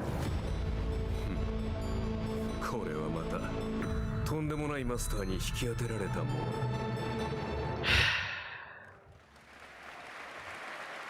Mistakes were made. There's a fun little tease, and that was a new look at the space fantasy of Honkai Star Rail and Fei Xiao, a female general known for her prowess in martial arts.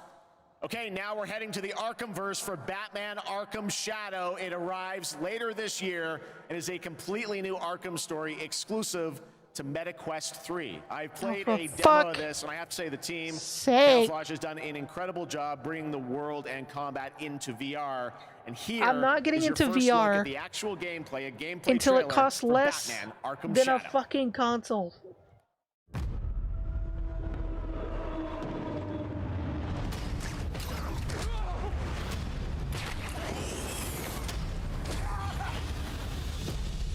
This rat cult spreads through Gotham like a plague.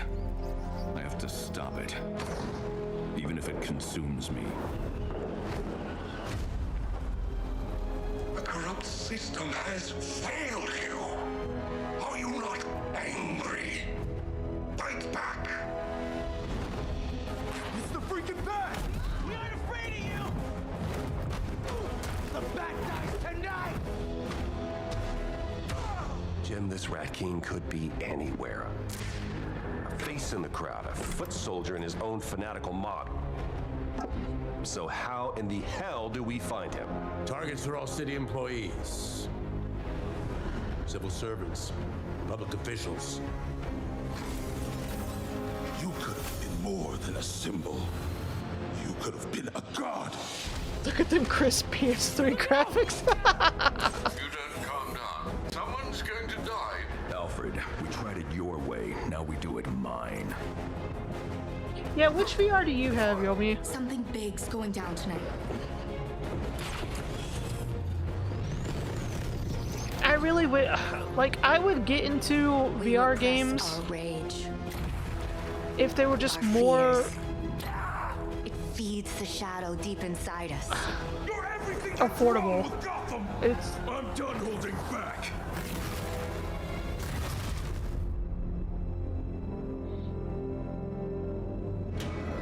I can bring the Rat King to you.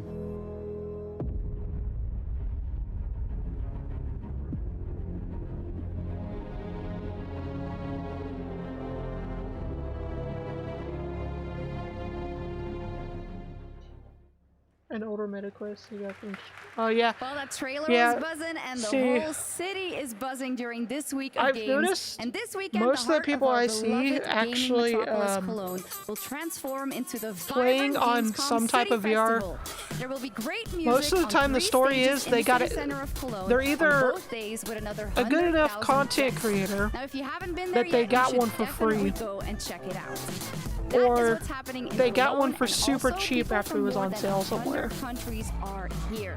But Gamescom has fans all over the world, and I have good news. Gamescom I very is rarely heading to hear other about actually continents. someone paying full price for The it. first Gamescom LATAM took place in June and exceeded all of our expectations with over 100,000 fans immersed in the gaming universe. It was a fantastic show, and next year it's going to be even bigger. And Gamescom Asia returns this October. You can join in on the fun and the entertainment area to find out all about the games, the stage shows, cosplay, and much, much more. The ticket shop is already open, or you can also tune in to our online show Primetime on October 17th. Just love how Now, this who is crisp ready for another world live stream just premiere? keeps freezing up. Announced last year at ONL, here is a new look at Little Nightmares 3. Can't stop freezing.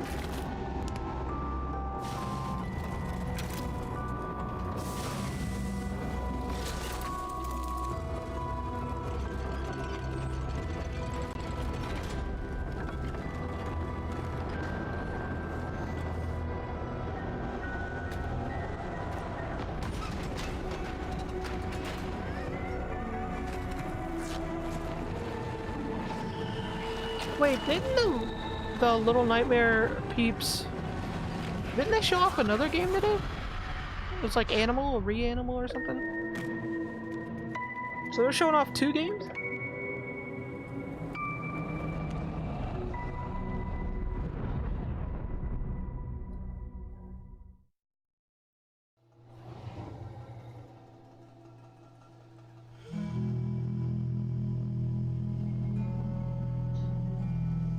Like the new oh, thank you, thank you.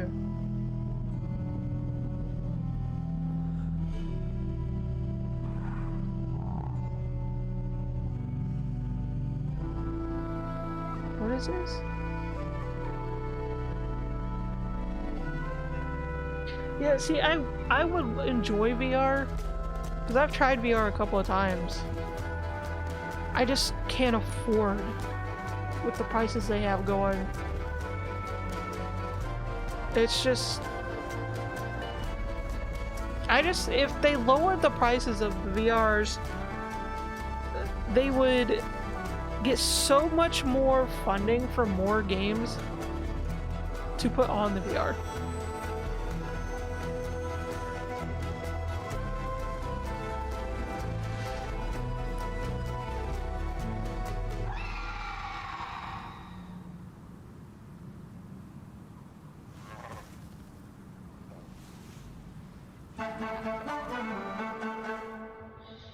Yeah, I know E3 had their problems, but I do miss the way E3 had it set up to where you had all the big shit in this one time frame, and they had it all set up. Special guest joining us next. I grew up Everyone was duking it out in E3. Many of you did too. Titles like Populous, Dungeon Keeper, Magic Carpet, Theme Park, Black and White, and Fable. And tonight he's here to reveal his brand new game, which he's secretly been working on for the past 3 years. Please join me, Gamescom, in welcoming to ONL, Peter Molyneux.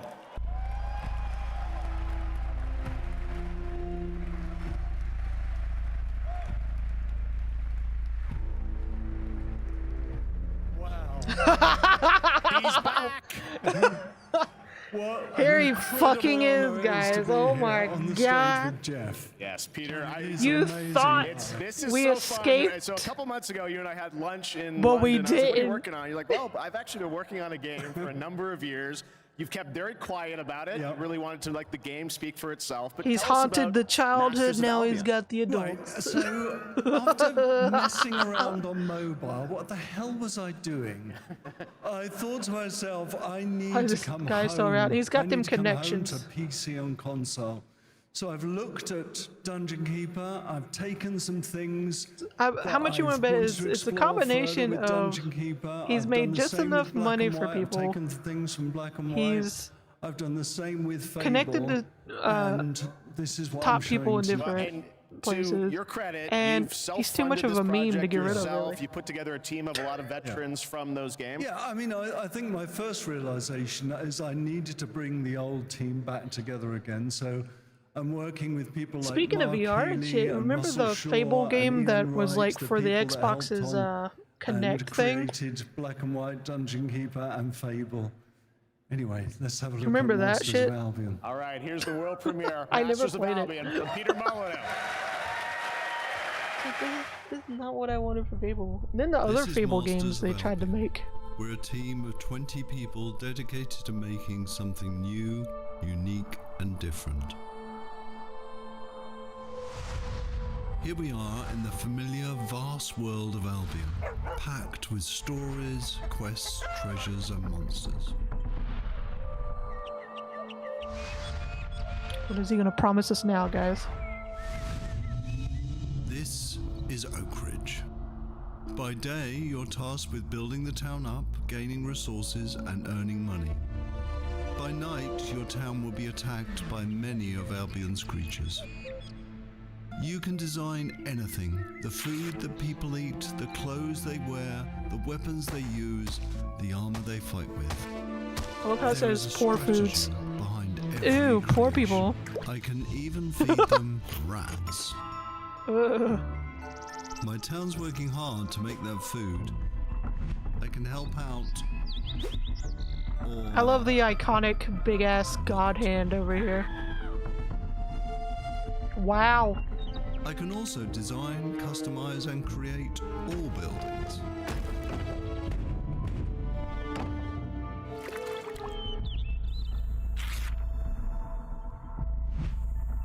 What the fuck? Night is coming, the sun is going down, and now my town needs defending against the horrors of Albion. And this is my hero's time to shine. You don't have to play in God mode. At any point, you can possess a character and play in third person. What in the My fuck? hero is now under my complete control, and now it's time to fight. Oh, I loved how those hits did not connect. Oh.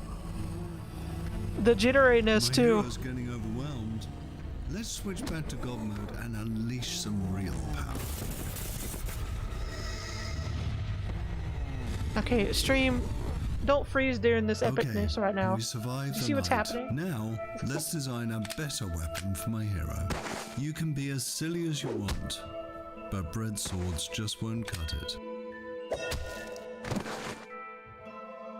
This is just a glimpse of Masters of Albion, an open-world god game full of combat, choices, mystery, and story. It's available to wishlist on Steam now. Wow. Just wow. Management offers a reminder. We're all here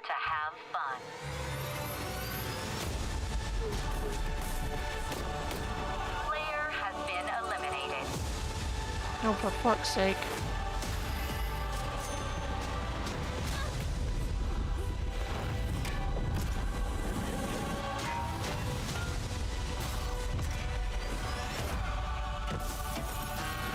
Quit freezing, stream! You're pissing me off. It's how you play the game.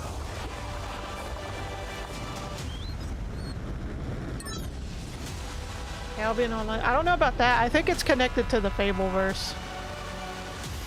Cause I think he called the place Oakridge or something. Not the thumbs up in the fucking lava.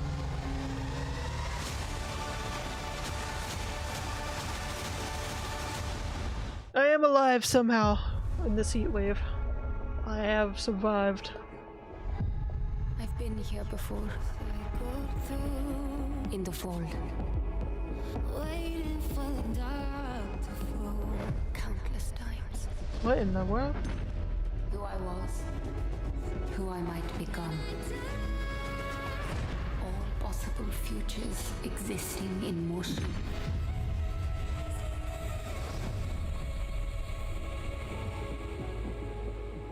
It is time to awaken.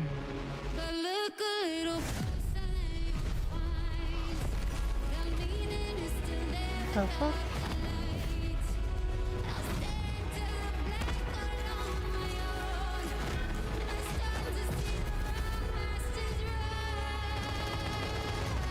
What is happening?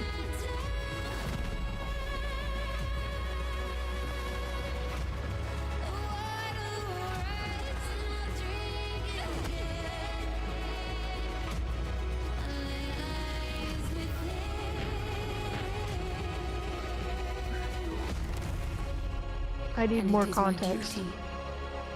My journey to step into the unknown. Unknown 9 Awakening? Okay. Yeah, I need to see like actual gameplay and more context.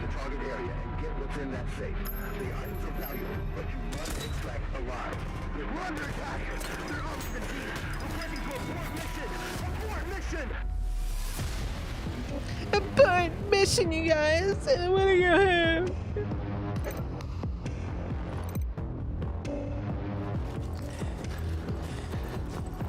Oh, you got McDonald's?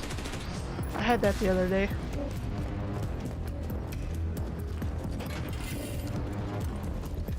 Sometimes you just get that craving for a McD.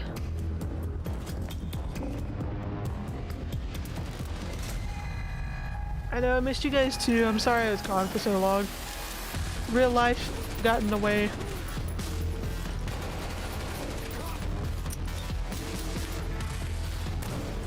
Real life didn't want me to have fun. And now I don't have air conditioning, so that's even better. Dying of heat stroke every day.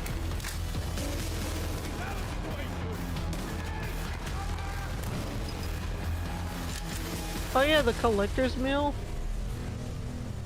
I did not get a collector's meal. Arena Breakout Infinite is what is now it with the available collector's in meal early thing? access with the full release coming at the end of the year. Now, over I don't the get the years, hype of it. Blizzard has been a big What- part what of exactly do they Gamescom give you? history, and this week we are thrilled to welcome them back for the first time since 2019. Burger King Tell had us a more. gas leak? Here's What the the president fuck? of Blizzard, Burger King can't Johanna get their shit Ferris. together half the time. There's always something happening at a Burger King. Like I love Burger King as well, but there's always some type of drama happening at the Burger King near my house. to Gamescom. Thank you. Thank you so much for having us on behalf of Blizzard. This is such a massive moment, but it's such a special time to be sharing it here with everyone at Gamescom, and we're just really honored and grateful to be here. Well, we're very glad to have you guys back, and I know you got what a Blizzard big booth with bullshit are we Xbox, gonna right? hear now? We do, yes, and come on by if you're here. Hey all week Blizzard, long. have you heard of We're this proud game it. called But Marvel it's also a Rivals? particularly big moment for Warcraft. We have celebrations and anniversaries galore across Hearthstone, across Rumble, and of course a very big milestone for World of Warcraft this year. Yes, Someone speaking of mopped World the of floor, Warcraft, got The shut War down. Within, its global They launch actually, is coming up I very remember, soon this month, right? Yes, it is. I was And gonna we're get just Burger days King one away day, from the global and they were launch legit of The War shutting Within. down at like 5 August p.m. 26th, it's go time for that, and in 2 days we'll actually open up early access for players. So we're Because excited they about felt it. like Come on in and join. And I just want to say it's masterful work from the team.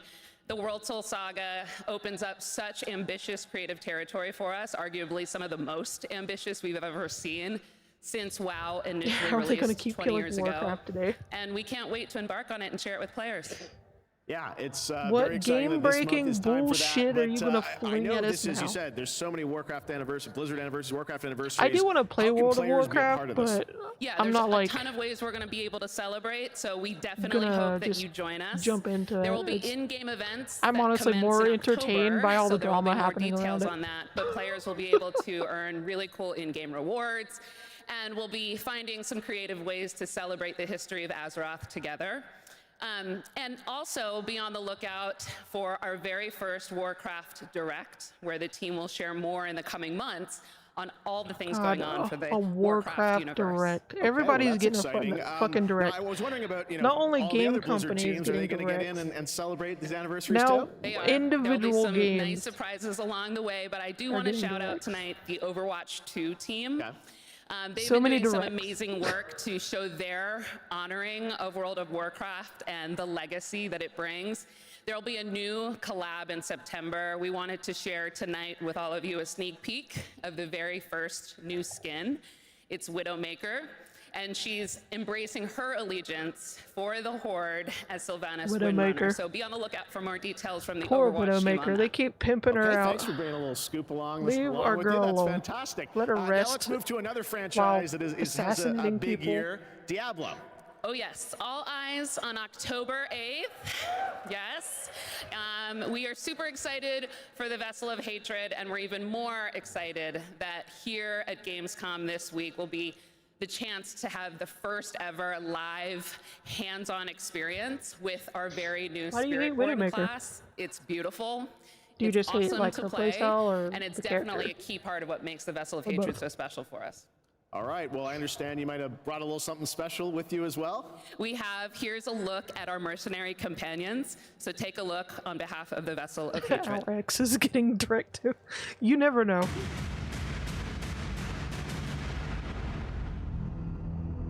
Don't be giving them ideas.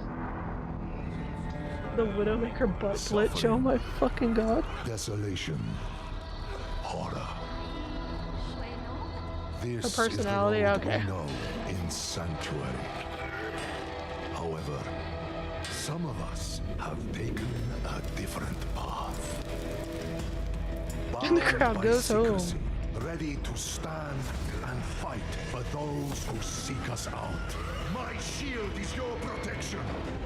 There was a time we fought the vilest of Sanctuary. You fools get uglier and uglier. Until we were left with only our inner demons. But the return of hatred has pulled us back into the light. Your blood feeds my blade! And though we now wait, watching from the shadows, we cannot escape who we are. Why we fight. Please, no!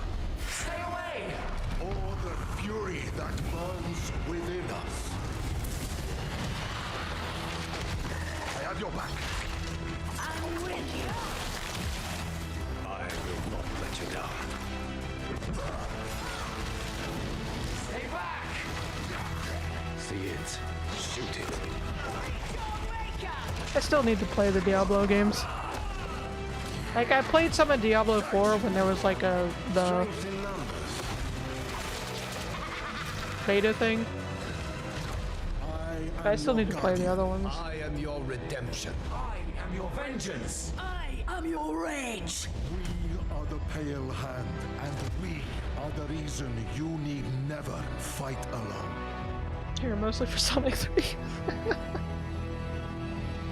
You're not here for Blizzard bullshit?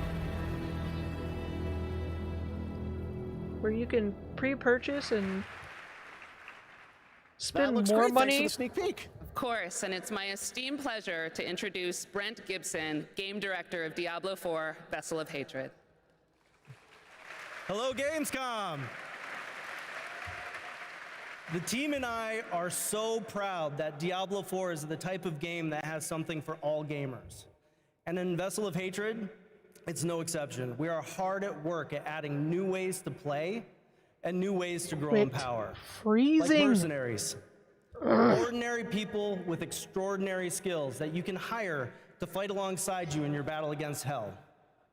We're also adding the Kurast Undercity, an all-new multi-layered dungeon that gives you the control on the types of challenges you're gonna see, as well as besides the rewards you may stream get. freezing occasionally. And we also have the Dark Citadel, Having a good time. our brand new co-op PvE dungeon that challenges everything you know about combat and Diablo through a Yuko, that's gauntlet between you of and your multiplayer hentai puzzles gods. and mechanics. We're talking about Can't all answer of that it question right for here you. at Gamescom. And so stay tuned if you want to see all the things that you're going to see in Vessel of Hatred, launching October 8th. And I hope to see every single one of you on the floor all the way through the show. So thank you very much. See you on the floor. Thanks, Brent. All right, now we're heading to the hardcore action All role-playing the world talking of the so first far has just Berserker been so Kazan, awkward. set for 2025 release. Intense combat meets breathtaking 3D cell animation in a brutal world from Nexon. Coming to PC and console, let's witness the chaos that awaits.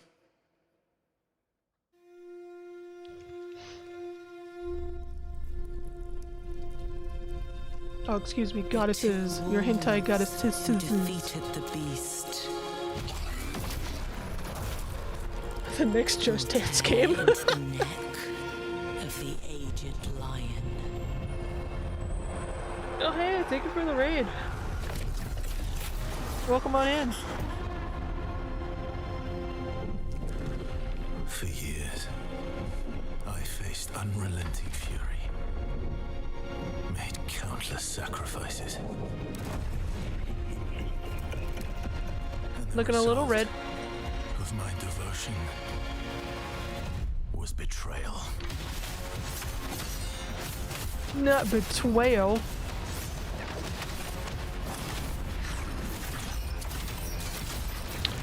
Not counting the pre-show. The pre-show was like 15 minutes. Well, by the time I started streaming anyway. So yeah, it's been almost 2 hours. Welcome back. I honestly don't know how long this thing was.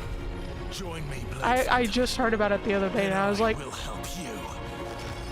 yeah, it sounds like a good time to come back to streaming.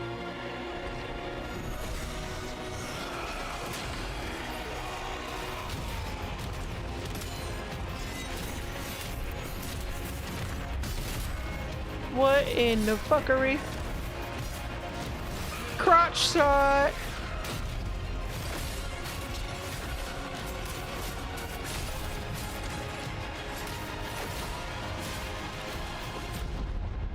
Our alliance has been formed. The first berserker. Calzone. Sounded like I said calzone there for a second. Constraints of the past are history. I've had a calzone in forever.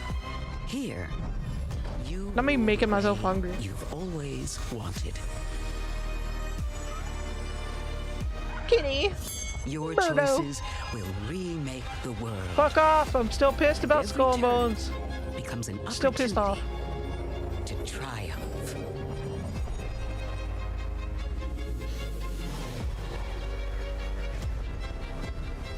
Sleeping at DoorDash. I can't. I can't.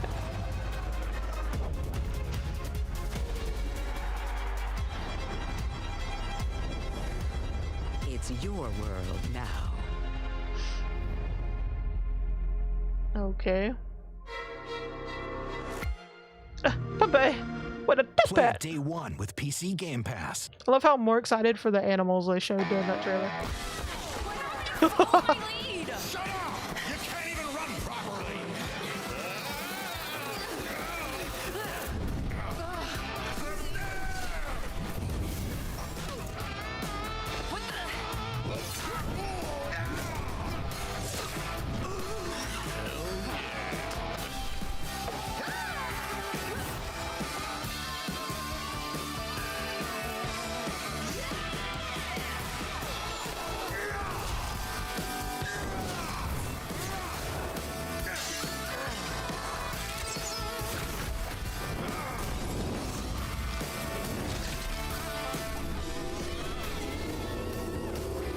Uh-oh.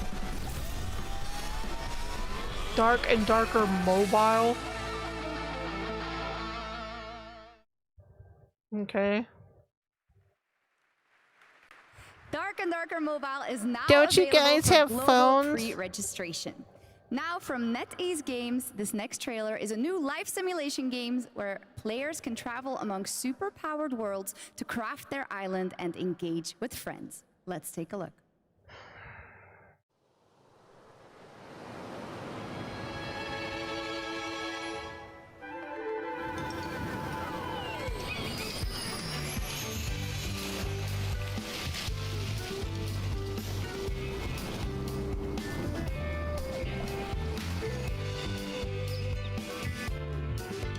Thanks for the follow. Welcome on in.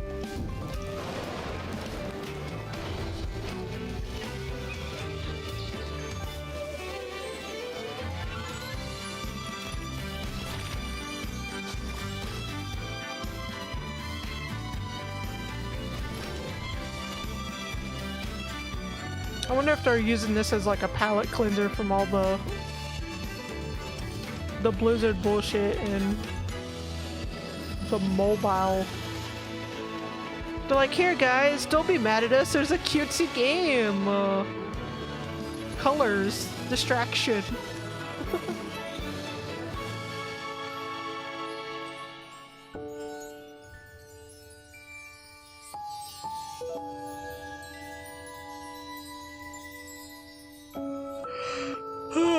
This is making me sleepy. What the fuck? Be activating my nap sensor.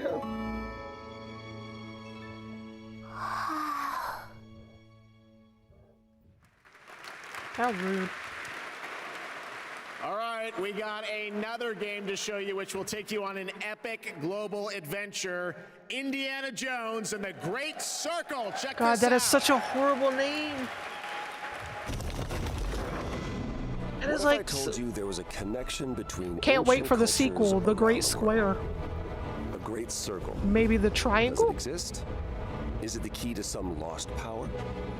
That's up to you to uncover. I'm Troy Baker, and I play Indy.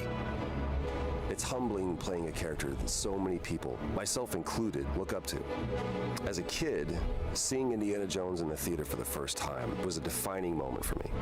And I never would have guessed that all these years later, I would be the one wearing the hat. But here I am. It's been a dream come true. Indiana Jones and the A dream mathematics. that I cannot wait for you to live for yourselves. The beauty of a first-person game like this is that we all get to feel what it's like to become Indy. You are the one who cracks the whip, who feels the weight of every punch, and the thrill of finding The every sound clue. and timing on Indy that is such was. a unique character. Can you quit freezing, please? An archaeologist, a brawler, an explorer, the quintessential all-around adventurer. And this game has everything you'd expect from an Indiana Jones adventure. The gameplay also Mysterious looks crunchy as artifacts, fuck. cunning villains, ancient discoveries, hard-hitting action. It's a world of constant danger where you've got to think on your feet to stay alive. The Great Circle spans the entire globe, from snake-filled jungle temples to scorpion-riddled desert tombs. Stunning open areas to explore freely, full of secrets for you to discover. And you'll get more than just the classic whip and revolver. Indy's journal and his camera will immerse you in the mystery, providing extra info on all of your finds so you can appreciate all of the little historical details he obsesses over. And those details are your key to solving the ancient puzzles that hold the secrets you're after. But ancient secrets don't come easy. It's best to have an exit strategy. This is an incredible new way to experience Indiana Jones, and I can't wait for you to play it. Hold on to your hat. Ironically, this just makes me want to play the Uncharted games and maybe Tomb Raider. Doesn't that look great? A world of mystery to explore. Yeah, it came full circle, Jeff. When the game comes It out, came right? full circle. Well,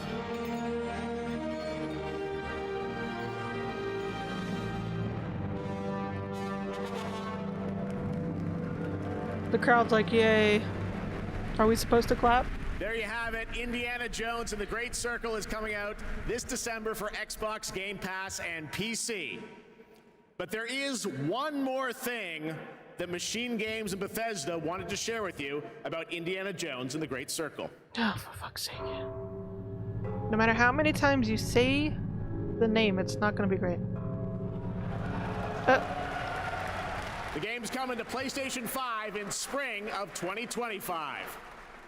All right, before we wrap up, wow. we do have groundbreaking. One final game announcement for you. Check this out. It's really swell of them. This thing of ours. In-engine cinematic rendered for trailer. At least they admit it. Treachery. And deceit do not exist among us. Do you wish to commit yourself, your life, to this family?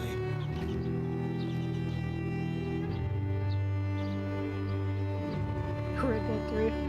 I haven't played the Red Dead games. Mafia, the old country. Okay. I'm Nick Baines, president of Hangar 13. What you just saw is the first early look at Mafia, the Old Country, a thrilling story set in 1900 Sicily I have during the wanted to play origins the of the Mafia Mafia. games. We're going back to the roots of what fans love about the Mafia franchise, crafting a deep linear narrative with that classic mob movie feeling. Mafia's success is built on our players' passion for the franchise, and we're so proud to return to Mafia with the Old Country. We can't wait to show you all more. Thanks for watching. Okie doke. That was a fun surprise, right? All right, well, that is a wrap on opening night live from here in Cologne, Germany. And we hope to see you again this December, December 12th, when the Game Awards streams live everywhere for our 10th anniversary show. Yeah, you're never going to let us forget about it, Jeff. We know. As we give you a sense of where games are going in the next decade. We don't want to say much now, but trust me, it's going to be a very special show. All right, well, thanks again to my co-host, Shocks. Didn't she do a great job? Thank you so much, Jeff. It was really great to be here. I hope everyone. I love how had no an one's amazing using her time. real name. Can I say something in German too? Let's do it. Don't want to show you up, but vielen Dank, ihr Lieben. Ich hoffe, ihr habt eine super Zeit und viel Spaß auf der Gamescom. Everyone is hating on Gamescom. Well done, German, as opposed to mine. I'm I don't wondering. doubt All it. right. Thanks so much, Shocks. Thanks to everyone. Enjoy Gamescom. Have a great night. I'll see you tomorrow. See you tomorrow. See ya. Bye-bye now. Well, honestly, that was a lot of nothing.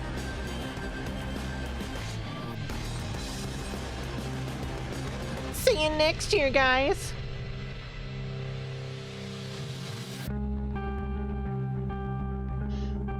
Yeah, that was a lot of nothing. There was like a few things that looked slightly interesting, but yeah, it was mostly a flop. A flippity flop. Also, I find it so funny, like, I don't know if it was the stream or their audio issue, but the crowd was so quiet that I could feel the hesitant clapping and cheering sometimes. It was so bad. Also, the stream kept freezing up. And I know it's not my fault.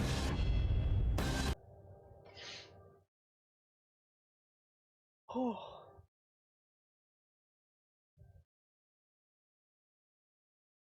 Yeah, quit loading. I know, it's over.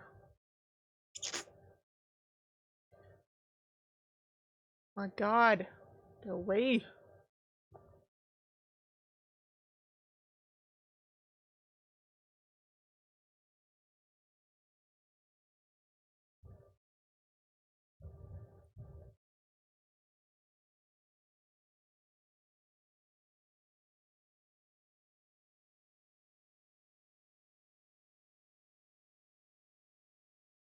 There we go.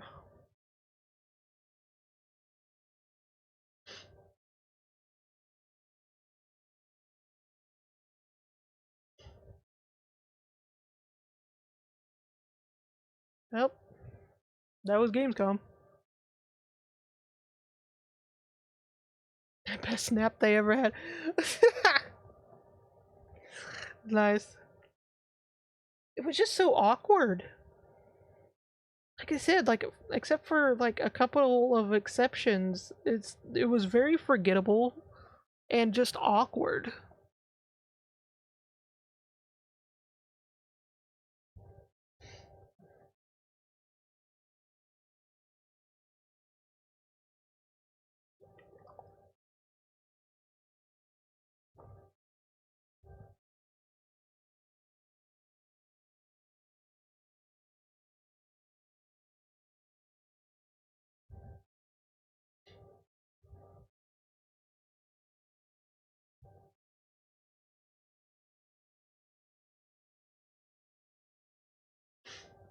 Okay.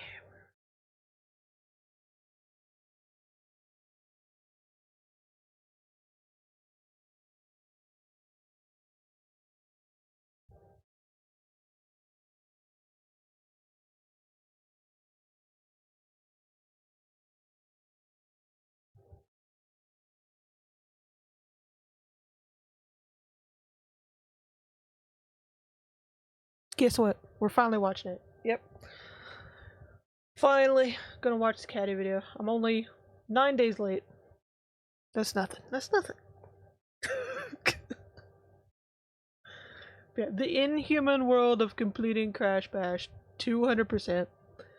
The Caddy spiral of just the Crash industry making Caddy go more and more insane. It's never ending.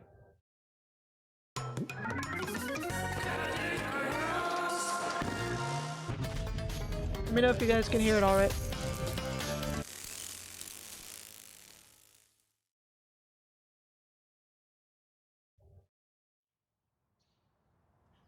Oh god. Patience.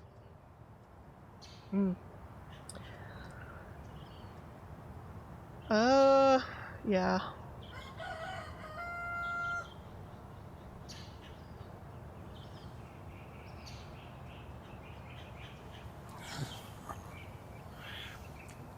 There's some nice, bed covers and pillows. Oh my fucking god! Was as good for you as it was for me. I don't think it was good.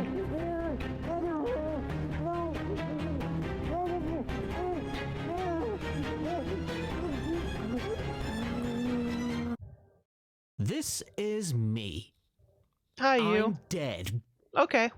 Uh-oh. And now that I'm well, dead, I'm glad we watched it, everybody. Crash Bash ever. I'm glad we got to see that. It was great. We're back with Caddy.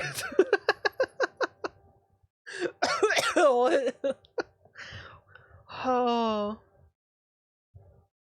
Every start to a Caddy video is just...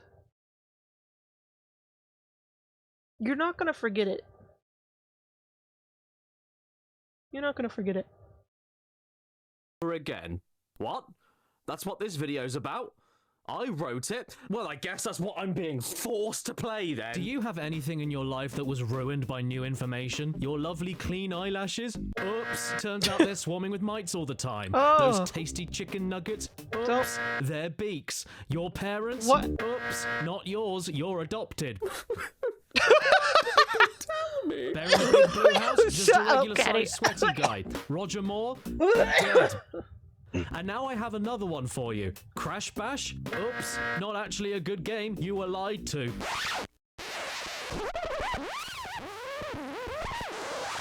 Oh my god, my ears. Stop, Caddy. Stop. Stop. In oh fairness, my god! Crash Bash is fine under the correct circumstances, but I would go as far as to say that it is only fine. So long as you've got 2 or more friends to play with and you cut off your own air supply for 3 minutes, it's an above-average multiplayer party game featuring all of your best friends. Oh no, Rash, you go. Croak, Tinnitus, Dingy, Cholera, Brian, Cog, and Rigid. Not your You can internet call it a cutting out. Mario Party clone, but I call it a Mario Party friend with benefit. There's no commitment to a bigger idea, you just pick a point and get to it. It's a quick burst burst of excitement without any guilt attached, and then it's never spoken about until you're feeling up for it again next week. My point is, Crash Bash isn't Mario Party, which is good for it. There isn't any board game you've got to worry about. All of the mini games are action-based, and it doesn't take much explanation for you to jump in. You should give this a try if Mario Party isn't your thing, and you're looking for something with a little more... What? Wow. It isn't a party. I felt that it's a through the bash. screen. What the fuck? Bash. A crash bash, wallop, boom, ting, bang, ding-a-ling, a what, punch, stomp, sit, piss. Pick one of the 28 mini games and have at it. When you're in the mood for it, it's a decent time when you have friends. I know there's an actual reason besides just for entertainment purposes that Caddy like fucks up the games and shit, but it hurts my soul because, especially older games, physical copies of games have become more and more sacred over the years, and it physically hurts my soul, okay? Spiritually, I am wounded every time. It is entertaining, but yeah, it hurts. To play with.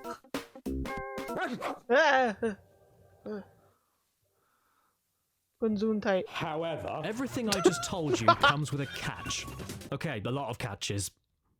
Catch Bandicoot. If you picked this game up back in the year 2000, fresh off of the beige shelf that should be white, and expected to stick it in your Sony lid to get right into the action, you'd be quite disappointed to see that out of all 28 minigames, only 16 are available to you, which you'd think at least is a nice majority, but the truth is that it's actually 4. 4 types of minigames with 4 very slight variations on each that barely constitutes them being counted as a separate game. Do you not want to throw boxes at other players in the jungle? Then maybe you prefer a sewer but with power-ups, or a slippy ice floor with a penguin that can attack you, or the floor can now be broken in space. These aren't new minigames, and instead closer to level options and variables you should be able to toggle on and off or swap between in the pause menu. So how do you unlock the other 12 games? Well, unlike many other multiplayer party games, Crash Bash features a single-player adventure mode for the lonely disappointments to their parents, or a 2-player adventure if you have a sibling they didn't flush. In order for you to unlock all 28 minigames for any crashing and or bashing you may be doing in the future,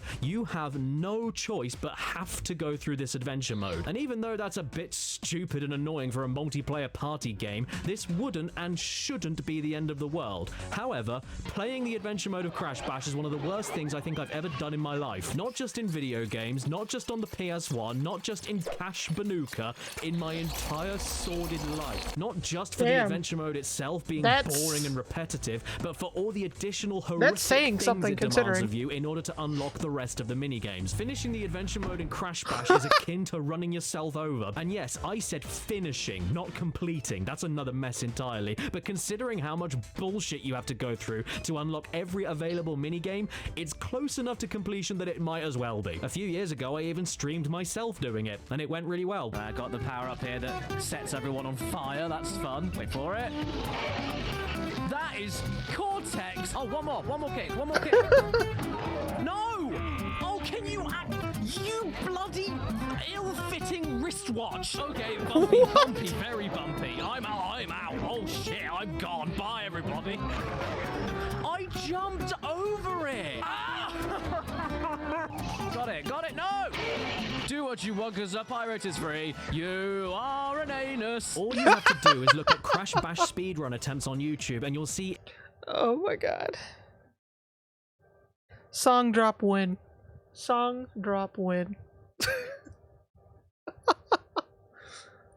my god. Exactly how bad it is.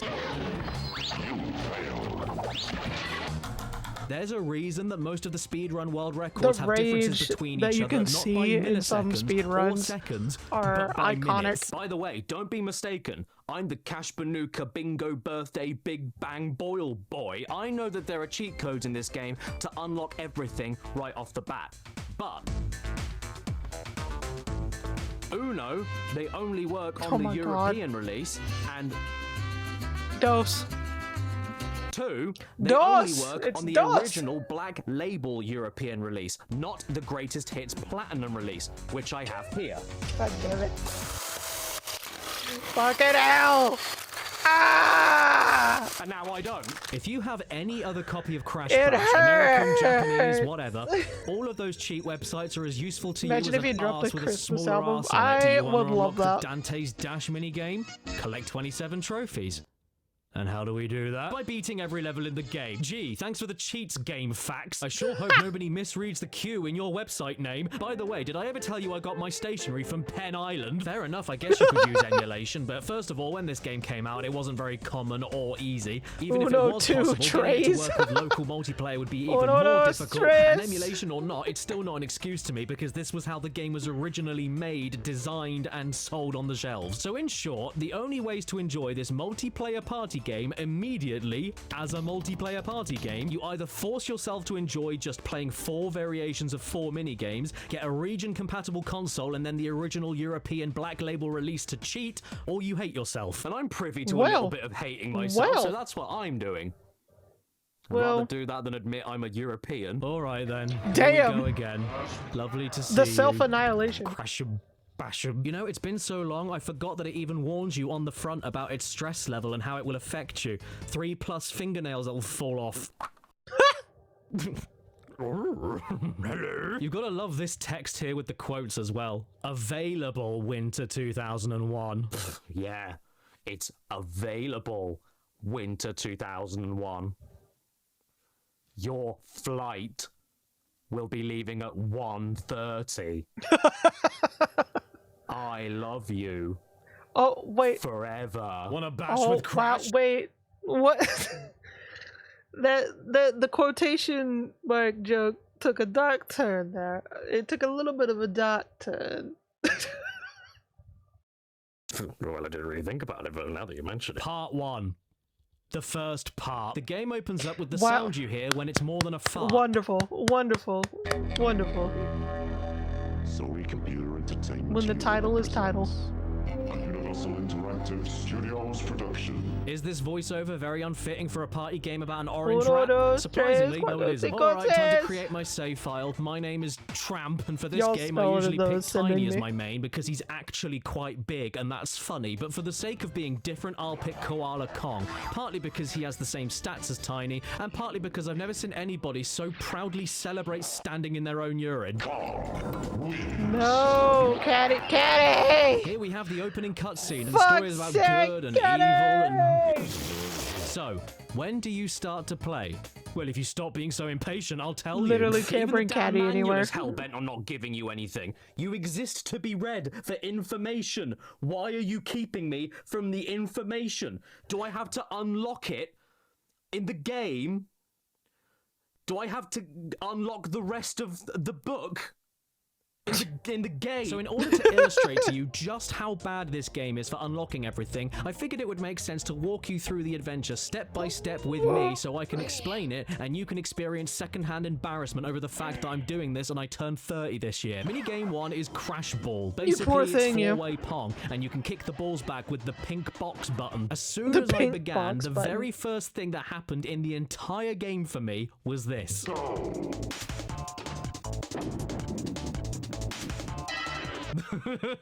Now, believe it or not, in hindsight, that was the worst part of the game for me, because it was the very first thing I saw, and it lulled me into a false sense of hope that the rest of the game would be like that. The minigame itself is fun enough, and within only a couple of minutes, we've won our first match.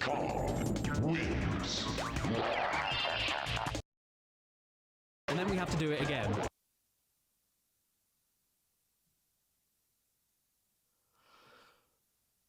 The silence is loud. Okay, right, here's how it goes. For every minigame, all of them that you're about to see, The silence in is order so to get loud. the basic trophy to beat it, and in the case of the locked minigames, unlock them for multiplayer, you have to win the minigame 3 times in that session. You don't have to do it in a row, but you have to do it 3 times every time. And even though this is just the first minigame, you feel that sting as soon as you win the second round and realize how much time it actually took you to win both of those rounds and then have to go through Sorry, it I'm all trying to again fix for my a mic. third. And God forbid you lose an attempt and have to throw another attempt in there to waste more of your time. I've also just noticed, what is that ridiculous dark chocolate shard sticking out of Kong's head? Is that supposed to be hair? Hi. What's that? My pet bear finally came back from Vietnam. He was a little late to the fighting. Yep, sounds like him. Classic bear. Oh no, he didn't come back unharmed? What do you mean he's got shrapnel stuck in his head? But I'm looking at him right now. That can't be shrapnel. Shrapnel isn't the same shape as a kite.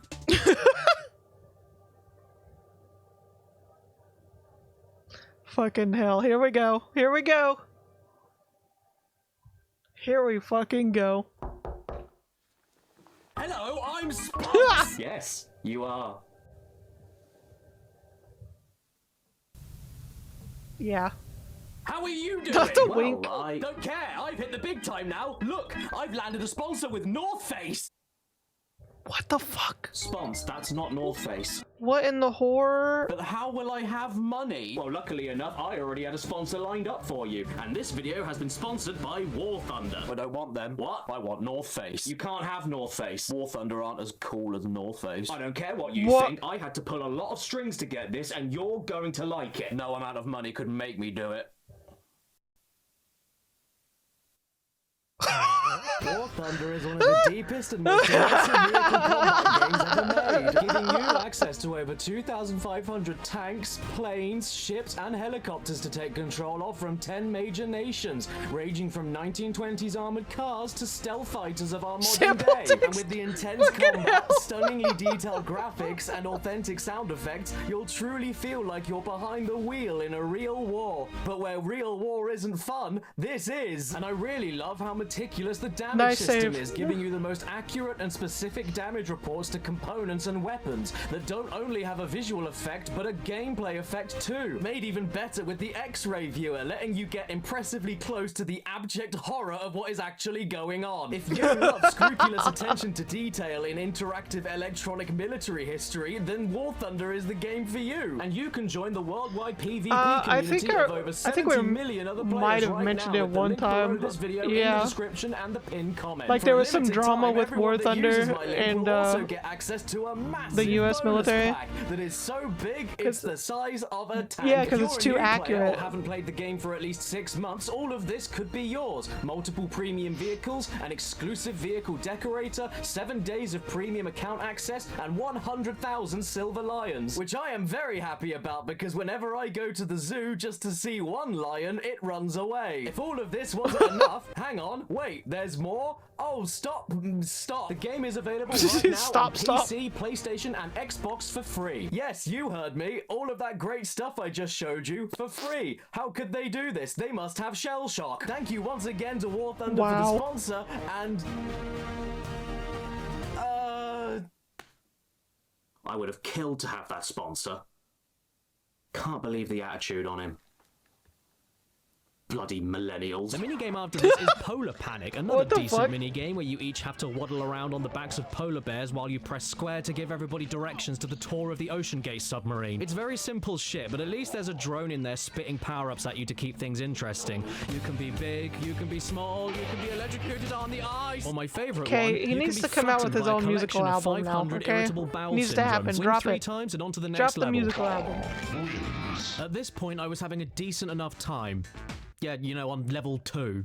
Pretty low bar. And I was ready for whatever could possibly be next. Especially with the back of the box promising I could shove your enemies off the edge into the abyss, smack them, kick them, blow them up, and win, win, win!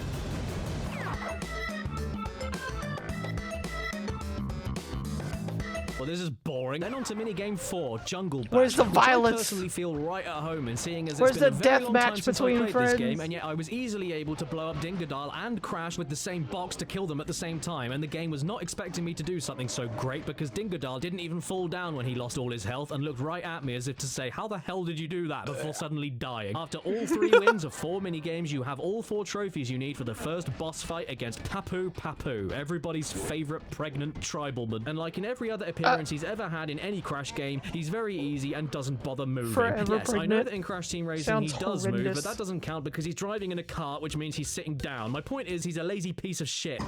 Well then. You must first meet an old friend. Okay, so we've made it through the first warp room and the first 1/7 of all the mini-games, and it only took 19 minutes. Granted, if you remove all of the replays I had to do to win each of the games 3 times, then 12 minutes of that was just replaying the same things over and over again, but overall, this was pretty fun and welcoming. like a nice grandma. On to Warp Room 2, and we Not have the nice Tom grandma. again. But it's different this time, I promise, because you have a magnet and it's all brown. After that is the polar bears again, but it's different this time, I promise, because the platform tilts. After that is the pogo sticks again, but it's different this time, I promise, because you don't have score boxes to bank your colored tiles anymore, and you have to make a square instead. After that is the fighting arena again. But it's different this time, I promise. Yeah, I'm sorry, this is already ridiculous. Not only are we replaying the same mini-games from Warp Room 1, but with minimal changes, and I doing love them how all- Caddy's basically admitting that he's purposely going into these abusive relationships when it comes to the Crash universe. I just, like, because he just described it, basically. I'll be different this time, I promise.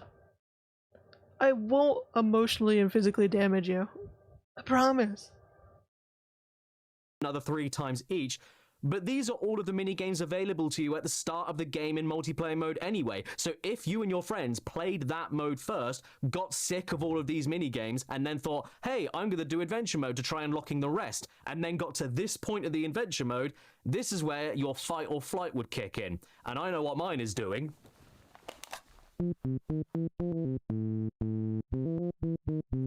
What in the fuckery? Oh my god! I mean, just look at this for the battle technique section of the manual. To get you on your way, here are the basic objectives and controls for the first few arenas. Yeah, I know what you're doing. How about we reword that? To get you on your way, here are the controls for basically the only games we have. Sorry. Luckily though, after our 20th replay of the same original 4 base minigames, we are finally treated to our first brand new game mode and 5th minigame type overall, Tank Wars. This is Desert Fox, a game of moving on a grid, changing your aim with the shoulder buttons, firing at each other, and using mines to cause damage across rows and columns. And yes, we have to win another 3 times again to get the trophy and unlock it for the multiplayer, but it's not all that bad. We only have another 11 minigames left to unlock. Sure, it took us just under 44 minutes and 15 seconds to reach this minigame and beat it to unlock it, but we are well on our way, I'm sure. On to the second Warp Room boss we go, and... Oh. Oh no. Oh. Oh no.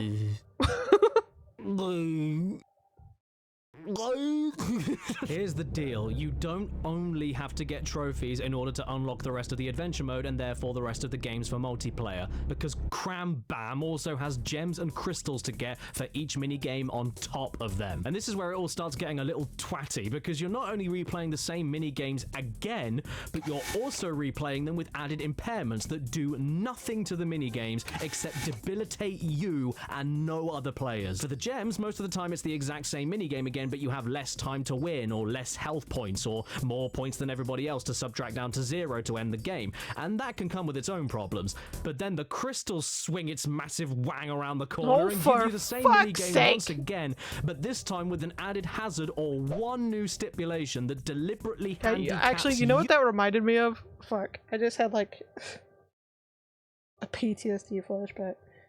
But that reminded me of the fucking gigantic ass purple dildo weapon in the Saints Row games. The good ones. The good Saints Row games. You and nobody else. In fairness, these challenges only require you to finish them 1 time and then it's over. But either way, it's still asking you to replay the same minigame again, which is likely already a variation of the same game from earlier that you already beat 3 times to get the trophy in the first place, and it's 10 times harder. But just humor me for a second and put all of that to one side. I'll go into more depth later so you can truly understand how much of a baffling problem this all is. But for now, let's just keep looking at all of the base minigames up until the final boss, ignoring all of the unlock requirements. Boss 2 is the Bearminator, a name in reference to the 1984 film The Terminator, which is named as such for it is about a villain that can terminate, so therefore the reference doesn't work since bearminating isn't a thing. The next minigame is more Pong, That reminds me, except this I need time to you play, find force fields that push the ball. That reminds me, I need to play the Terminator games. I need to find out how many Terminator games there are, and I need to play them. Because it's just, I've missed out on so many games, so many bad games, so many good games. I'm so tired of playing these new copy-paste bullshittery from AAA, quadruple A, and I want to play some of the older games. Cause it's just away for a bit, and every so often Engine appears after drinking too much Engine and starts spitting everywhere randomly in order to be more relatable to the youth. Minigame 11 Not is the Melt youth. Panic. More polar bears, Hello, except my now fellow the stage youth. shrinks gradually. what the fuck? No.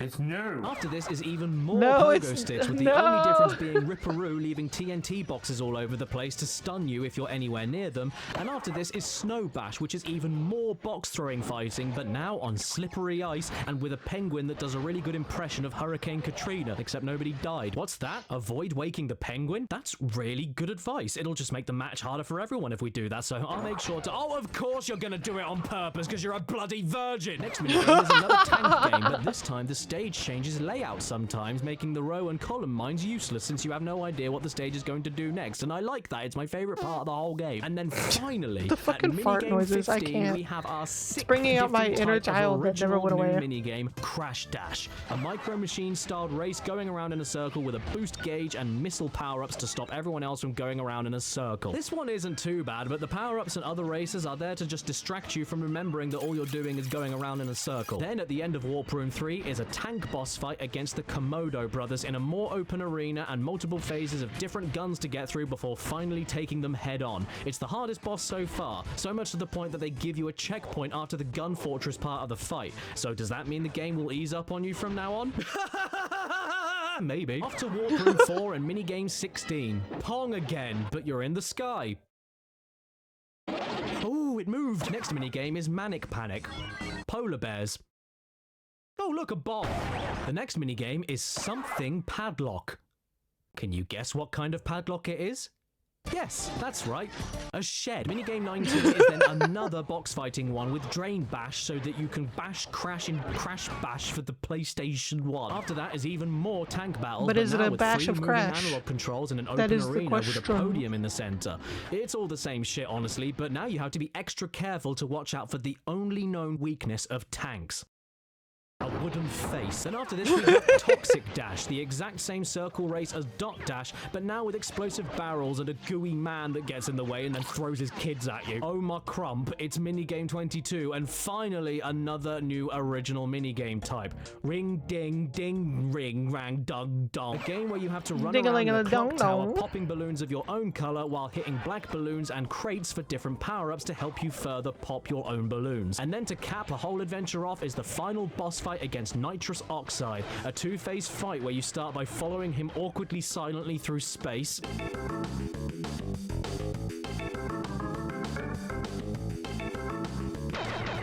Then ends with another game of Pong. Screw you. What is this? What? How are you this good? How is anybody supposed to do this? Okay, great. We rolled the credits, we finished the adventure mode, and after you beat the final boss, the rest of the multiplayer games all unlock for you on the main menu. Which makes sense when I say that, doesn't it?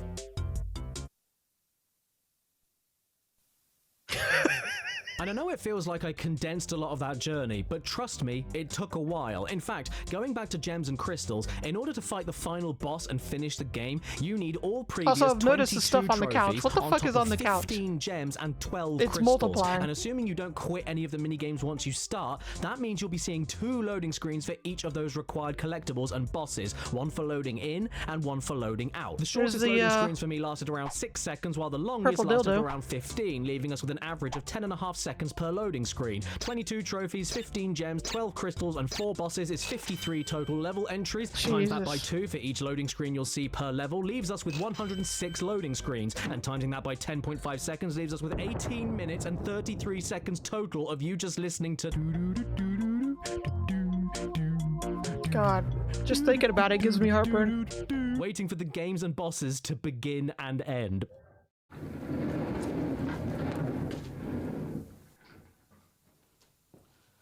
I'm the cool teacher. You can tell I'm cool because my cap is on the wrong way. So cool. So, you decided to call the principal a whore? Now, I decided to go for all 22 trophies, gems, and crystals before the final boss, which is admittedly my own fault. So because of that, I'm gonna go easy on Crash Bash, and I'm going to be charitable. I love being charitable. Charity's great. Starving kids?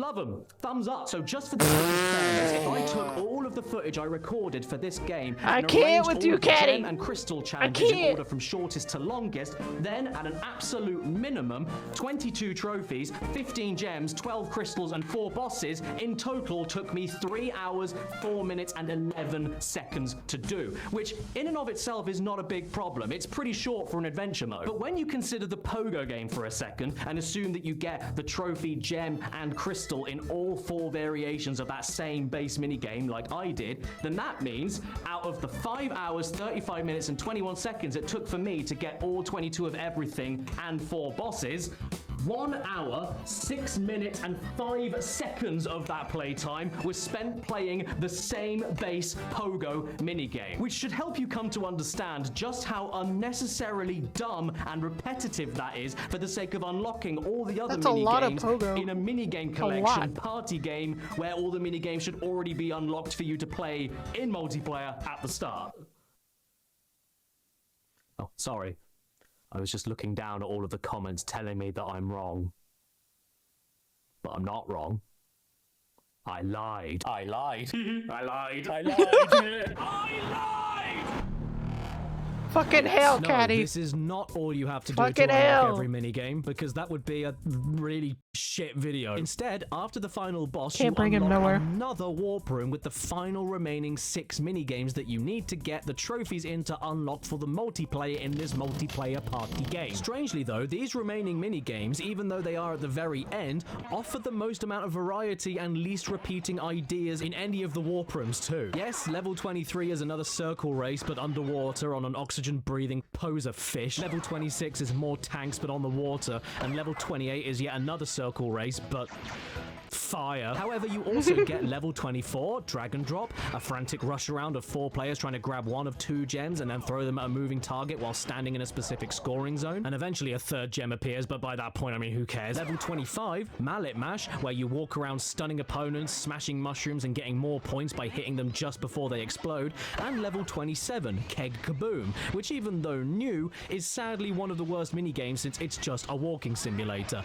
And I don't mean one of those games where you just walk around and sad men read letters to you in a smelly cave. I mean, it's The literally fuck game was that? a walking simulator. Walking the video game. Walk around with fire following you and hope that barrels appear to give you points. So yes, sadly there is incentive to get this far in the adventure mode because out of the 10 total minigame styles, 3 of them are unlocked in the final warp room. But it's fine, surely, because as I mentioned earlier, I was collecting all the gems and crystals in every stage as I was going along to prepare myself for the final unlocks. So now I have all 22 of everything, and nothing should be unavailable to me.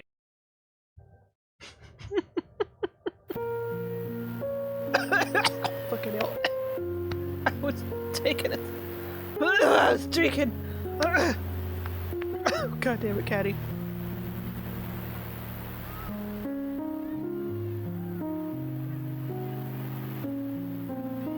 I'm sorry, there's just something so depressing about like a beach and there's no sand. It's just fucking rocks. To me that's so depressing and painful sounding. It's I don't know.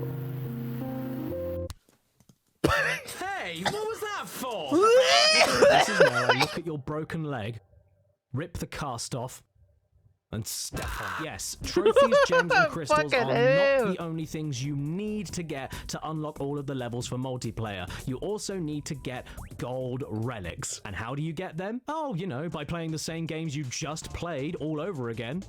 but winning them another 2 times. And not only that, but you have to win them against the hardest AI opponents in the whole game. The ones they call the Arena Champions, who are tuned to a nanosecond's worth of coded perfection, with their main and only objective being to maim you, desecrate your pulp of a corpse, and then exorcise your ghost from even having a fraction of a chance to come back and ask them why. This isn't an Just exaggeration full-blown either. physical The and gem and crystal spiritual handicap's the annihilation. one thing. Aw, look at you having a nice time on that swing. You're really good at it. Ha! Now you got no arms. Try doing it now, idiot. But the relic challenges are probably the closest evidence we have to there being a higher power that doesn't love you. In every single minigame, they are not only close to unbeatable and know exactly what directions you're going to move, what action you'll perform, how to drive perfectly, and how to aim perfectly, but they also cheat. And I am not making that up. In the crate and tank levels, the stats on damage given and taken is altered between levels and challenges. Runner Poll made a spreadsheet compiling the information for them all.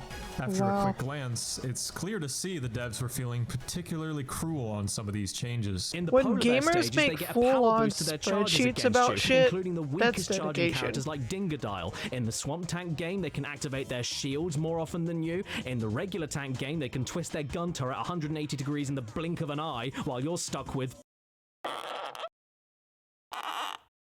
In the games that involve walking around, everybody seems to be able to walk faster than you. Does everything in this footage look normal to you right now?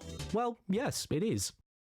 Until you look at the health, they have 0 health, and yet they can still play. They're not dead, you're just crazy. Crash Bash is the only game on the PS1 that gaslights you. Do you like the idea of a force field to save your goal from balls? Tough shit if you like that, because you can never have them. The microsecond they appear, the computer players get it immediately. Do you want to know why? Because they are a computer player programmed into a computer game that had to be programmed in a computer. They are literally designed to win, and every single randomly generated element of every stage means nothing to them because they know what the randomly generated element is going to do down to the line of code they were birthed from. Oh, I like birth! Oh no. I thought you were gone. I was. I came back because I want more money. Spons, you can't have North Face. Besides, we cannot have another sponsor. I don't even think that's legal. That's never stopped me before, but don't worry. This isn't a sponsor. I stole some DNA from your socks and now I'm selling all of your clones. Wait, what the fuck? Why does it look like a loaf of bread? Gut him. I'm not a square. Gut him. What do you mean, gut him?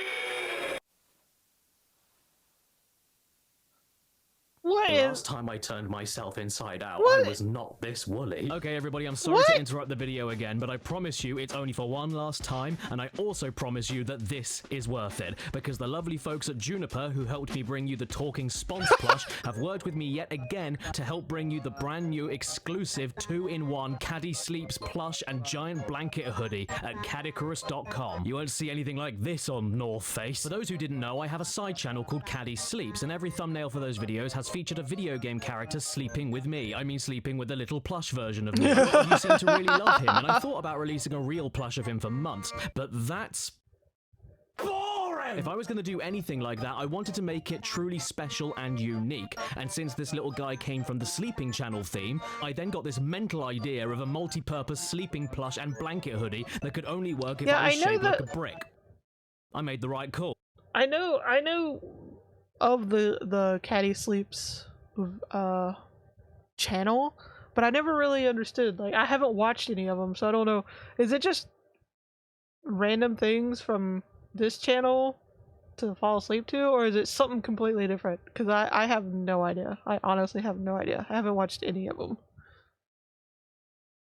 The hoodie itself is one size fits all. It's super soft. This does it has an look embroidered awesome, logo. though. It's got feet Not gonna flaps, lie. and it costs $79.99 or It just looks like £62.46 as of August I would- 3rd, 2024, with free shipping worldwide. Yep, I free wouldn't be able to shipping wear it worldwide. until and even better, probably when you're wearing December. The hoodie, the inside-out little me is sitting right on your groin. Sadly, this is only available for an extremely limited time. So if you're interested, head to the merch shelf on this video, or by going to Caddicarus.com right right now and grab yourself one before it's gone forever. You can listen to me as you sleep, while hugging me as you sleep, while wearing me as you sleep. Once again, these are available to buy right now at Caddicarus.com for a very limited time only, and then they'll be gone forever. So if you do decide to pick one up, thank you give Mother sincerely. Nature You won't regret it, I promise. I mean, any look ideas. at these things. You just can't regret it. They're amazing. It even impressed me, and I hate myself. That's why you're so successful on YouTube. They're all made Caddy. from my skin. I'm very warm. What was I saying about Crash Bash? And by the way, you know how I said you have to win these twice to get the relic? And in the trophy stages, you can lose as many times as you like so long as you end up winning 3 times before anybody else does? Well, on the relic challenges, you have to win twice in a row. If you win once and then lose, you have to start your winning streak all over again and win twice in a row all over again. Excuse me. By the way, if you want to get all 28 trophies to unlock every minigame for multiplayer in this multiplayer party game, you need to beat all 4 bosses and grab a total of 25 gems, 23 crystals, and 21 gold relics on top of the 28 trophies. 21 out of 28 total minigames. Every time he need to be shows won twice in a row purple crystal against the thing, all I'm thinking of is that superpowered fucking reflex cheating AI to dildo unlock weapon. every game for multiplayer, which is the only reason you'd ever pick this game up to begin with. Considering 16 of the total 28 games are basically the same thing as well, how many times do you think you'll be playing Pog? And also, tying counts as a failure, so if you tie on your second attempt after winning the first one, you don't get a chance to go for the second attempt again. You just start all over to try and win twice in a row all over again. Why is there even a 5th warp room after the credits roll when there isn't a 5th boss at the end of it, and yet all of the levels in that warp room feature the most variety of brand new original games for multiplayer that need the most amount of grinding to unlock for no reason? I don't know. This is the same game that prints the front cover of itself next to precautions and a health warning. This isn't even including the loading screens either. In order for you to unlock every available multiplayer party game, in this multiplayer party game, you need 28 trophies, 25 gems, 23 crystals, 21 gold relics, and 4 bosses. Which means, assuming that you go in and come out of each level only 1 time, that's 101 level entrances and exits, totaling we love to how even his 202 load screens. teacher Times that outfit is 202 load becoming screens even by the more 10.5 deranged. second average time that they last, and that means that you'll be spending that much time of loading. How much is that? 35 minutes and 21 seconds. 35 minutes and 21 seconds of watching and listening to just to Album unlock drop all win, of the Caddy. multiplayer games for multiplayer in this multiplayer game. And one of the worst parts for me is that there are no bonus levels. You can't have a Crash game without bonus levels. That's like me having a Crash Bandicoot video without a Caddicarus bounce round. This isn't a bonus platform. It's a Right, Obi? calculator. Wait. Does that mean Look at that ancient relic, it's a my calculator. arch nemesis, calculator face. What are you doing here? Why did you give me life, Jim? I know only pain. What? You broke into my house What in to the Doctor kidnap Who? my children? Why can't I die? I should have known better than to trust a calculator. I'll get you for this, calculator face. Please kill me. Also, 2 times 3 is 6. I do have to address the fact that, yes, I am talking about all of this assuming you're getting all 28 trophies, gems, crystals, and gold relics, even though technically you don't need all of them. But let's be realistic. If you've never played this game before and Apple's get to a new big warp reveal room and being then a see you haven't calculator? got enough of the things that What? you need, how are you supposed to know which gems, crystals, What? or gold relics are the easiest to get so you don't waste your time? How do you know how many you'll possibly need for the future warp rooms? Whatever the case, you'll never know unless you either get all of them just to be safe or waste a lot of time and potentially even more replays and loading screens trying to figure out which ones are even worth bothering to fight for. It's not good no matter what way you look at it, like an ugly baby. And going back to the crystals for a second, some of these are the absolute armpits, unshaved and unwashed. Not all of them are completely horrible, but taking that aside, they are still replays of the same games again and are all Wait, there designed wasn't to a be calculator on the unfair. And I iPad? say it's unfair not just because of the curses leveled onto you and nobody else, but also because that gold relic AI What the I fuck, just Apple? talked about, they tend to use it in the gem and crystal challenges too. It isn't quite as ruthless, but it's still much nastier than the trophy challenges, to the point where you don't even think the game is working properly. You have to deal with whatever crippling effect you have on top of some of the worst AI ganging I've ever seen in a video game. These examples are not from the Gold Relic Arena Champion challenges, they're from the apparently slightly easier gems and crystals. Look at this attempt for the Toxic Dash Crystal. Not only are you dealing with the fact that every time you fall off the edge you lose 80% of your speed for 5 seconds, but also with the most aggressive skanks on the PS1 that all banded together to knock me off 1, 2, 3, 4, 5, 6 times in a row. There was nothing I could do. The game was Geppetto and I was the son he made who couldn't tell him no, please stop. Some of the crystal rules are completely logical, like win without the I heard ability to about pick the up the being crates, able to or move those score the most widget points in one things. go to win.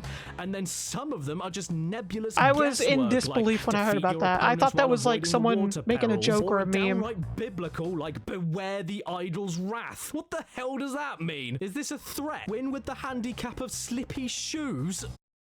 We're on ice! The Crystal and Melt Panic took me 22 attempts. I failed this Caddy on ice over 21 here, times. losing You have his to play mind. the game without the ability to save yourself from falling off the edge, which is not only an essential mechanic in the polar bear stages, but the AI also charge into you harder on top of ganging up on you like it's a school playground and you're a ginger kid. And as for the gems, Oh, most no. if not all of them are identical to the trophy challenges that are already close to identical to many other mini games in the adventure already, so you're essentially playing a copy of a copy, but also much harder. The gems are basically the reduced time limit challenges or the less health challenges, and in general are not as hard as the crystal challenges because they're the next difficulty up from the trophies, and there's minimal added dump on top of that. But with some of the mini games, the strict time limits and less health can actually be more of a detriment to you because of how those games are designed in the first place, and makes those gems sometimes harder to get than the supposedly extra hard crystals. Take Drain Bash. The gem for that took me 14 Yeah, I remember minutes and seeing the 20 jokes about that. attempts to get About it right the Apple because of just people, how the difficult Apple it is to fanboys knock being everybody so else out in less oblivious. than a minute. However, comparing that to the apparently harder crystal challenge, that only took me just over 4 minutes and only 3 attempts because you have way more time to make mistakes and also only have to worry about being careful how you open the crates. What do you mean? Crystal Swamp Fox, 4 attempts, 3 minutes, because it's the exact same thing as the trophy, but with harder AI, and you're also being followed around by a pissy little torpedo. But the gem that only It's doing changes its the best, time limit Caddy, from 90 it's doing seconds its to best. 40, 17 attempts, and 11 minutes. Jungle Fox Crystal, win the match, harder AI, but now the totem pole in the middle spits projectiles at you. First attempt, 1 minute. Jungle Fox Gem, cutting the time limit to win in half, 8 attempts and 6 minutes. And this isn't including the gem challenges that omit vital information or outright lie to you. For the Ring Ding Gem Deng, the gem forces you to decrease your score to 0 before everybody else, but also starts you off with more points than everybody else, which isn't mentioned in the rules. For the Dot Dash Gem, how do you like the sound of winning it with 30 seconds less time than usual, but also you have to clear 2 more laps than everybody else because we just forgot to mention that part. Sorry, make sure you don't get hit by the missiles that you can't control and get juggled off multiple times in a row by everyone else that you can't control, and if you fall off more than twice, you don't have enough time to win anyway.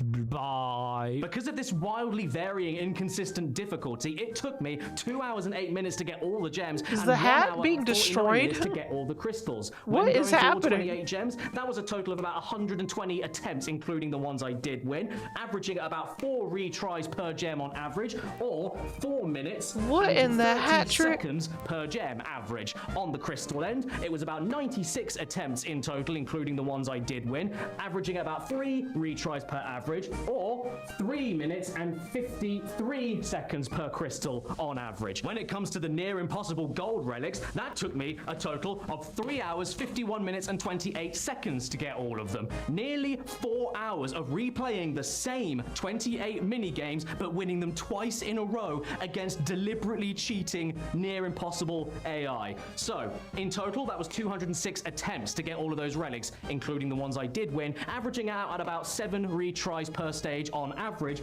or an average of 8 minutes and 16 seconds per gold relic.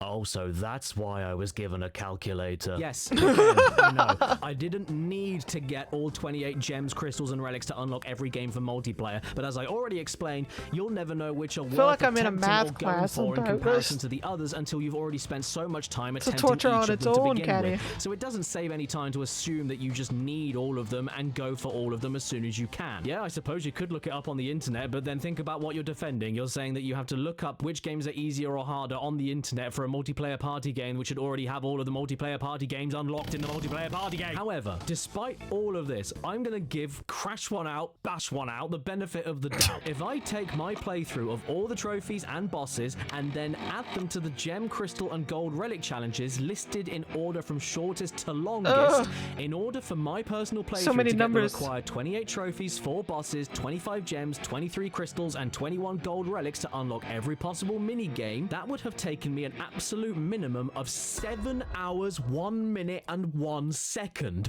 Not to even complete the game, but to unlock all available mini games to play with your friends who likely hate you now since you spent 7 hours indoors playing Crash Bash in order to unlock everything, therefore you never want to play the game again, and the sight of another pogo stick triggers you to grab a trench coat and a shotgun. And I'm not complaining about The a pogo 7-hour PTSD. adventure mode to unlock everything in a game. I'm complaining about a 7-hour adventure mode to unlock everything in a multiplayer party that is also 7 hours of replaying slight variations of the same 10 base mini-game types, which ultimately are all mediocre at best. 7 hours of mid-tier Mario Party on your own, or 7 hours of Sonic Shuffle.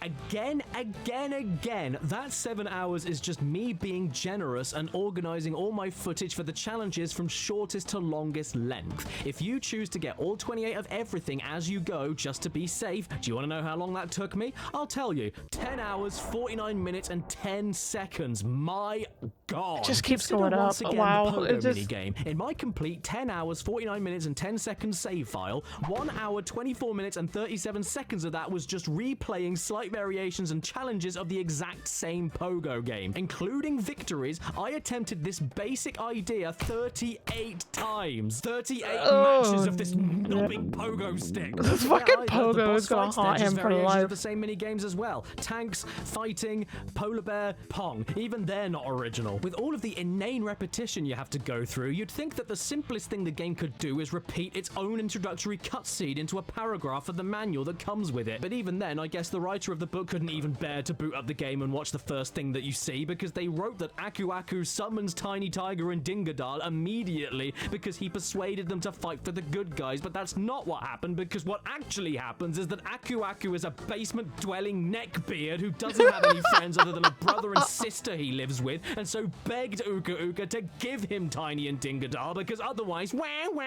this isn't fair. I want a lollipop and Daddy took my Xbox away. There are a few things in life worth getting angry about.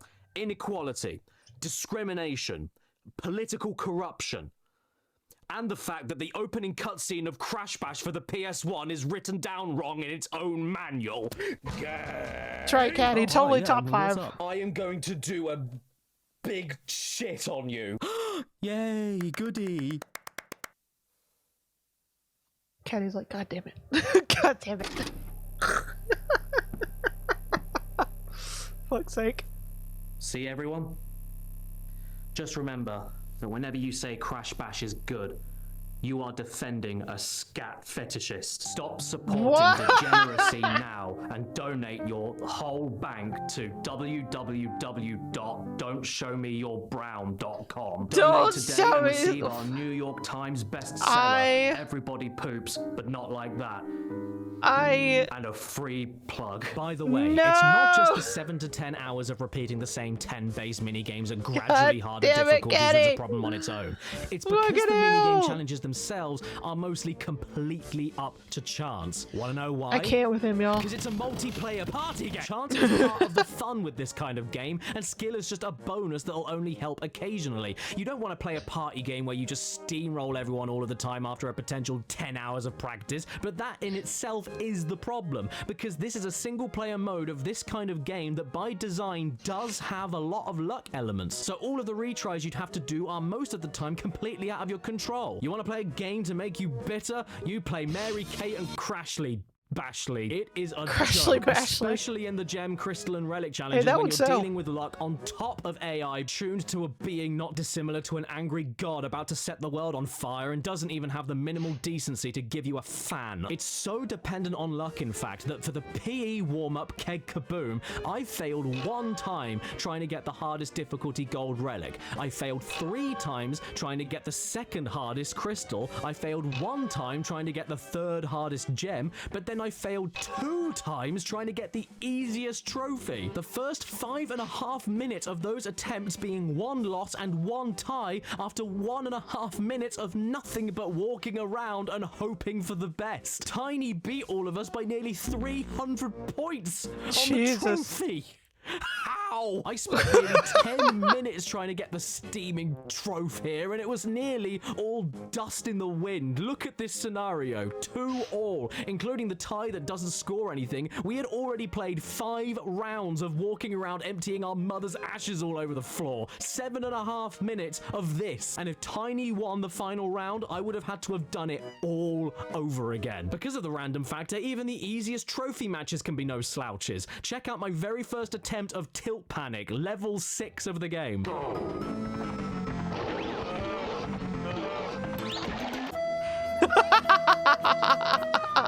Then on level 11, the 3rd polar bear stage, on my first attempt, I spent just under 2 minutes losing to Tiny 3 times in a row, meaning I had to start the minigame over again. But then as soon as I restarted, I didn't only then win 3 times in a row, but each of those rounds took me 13 seconds, 7 seconds, and 5 seconds to win. One crystal challenge you will see online group therapy sessions about is Skyballs. It sounds simple enough. You play the game like normal, but just have to avoid red balls that will end the game as soon as you touch them. However, that's not exactly accurate, because how it really works is that every ball is normal, and then every so often, at random, one of the balls kicked by another player will then turn red. So if you're preparing yourself to guard against a player's kicked ball towards you, there's every chance it will be a good ball 1 second and then fly towards you as a deadly red ball. All the while you have to try scoring against the others, all the while having to try and dodge the rogue red balls that bounce towards you that weren't even aimed at you, all the while trying to save your goal from all of the other normal balls, all the while considering that if the red ball goes into another player's goal, it doesn't count as a score. Lots of people, especially speedrunners, hate... I'm not gonna lie, mostly because of his accent, it kind of sounded like he was saying Red Bull. The drink. I'm not gonna lie. I was confused the first time. I was like, I thought we didn't have a second sponsor. This challenge, and most of the time they don't even go for it, and it's easy to see why. But for this video, when I was dreading this challenge above most of the others, do you know how many times it took me to do this? 1.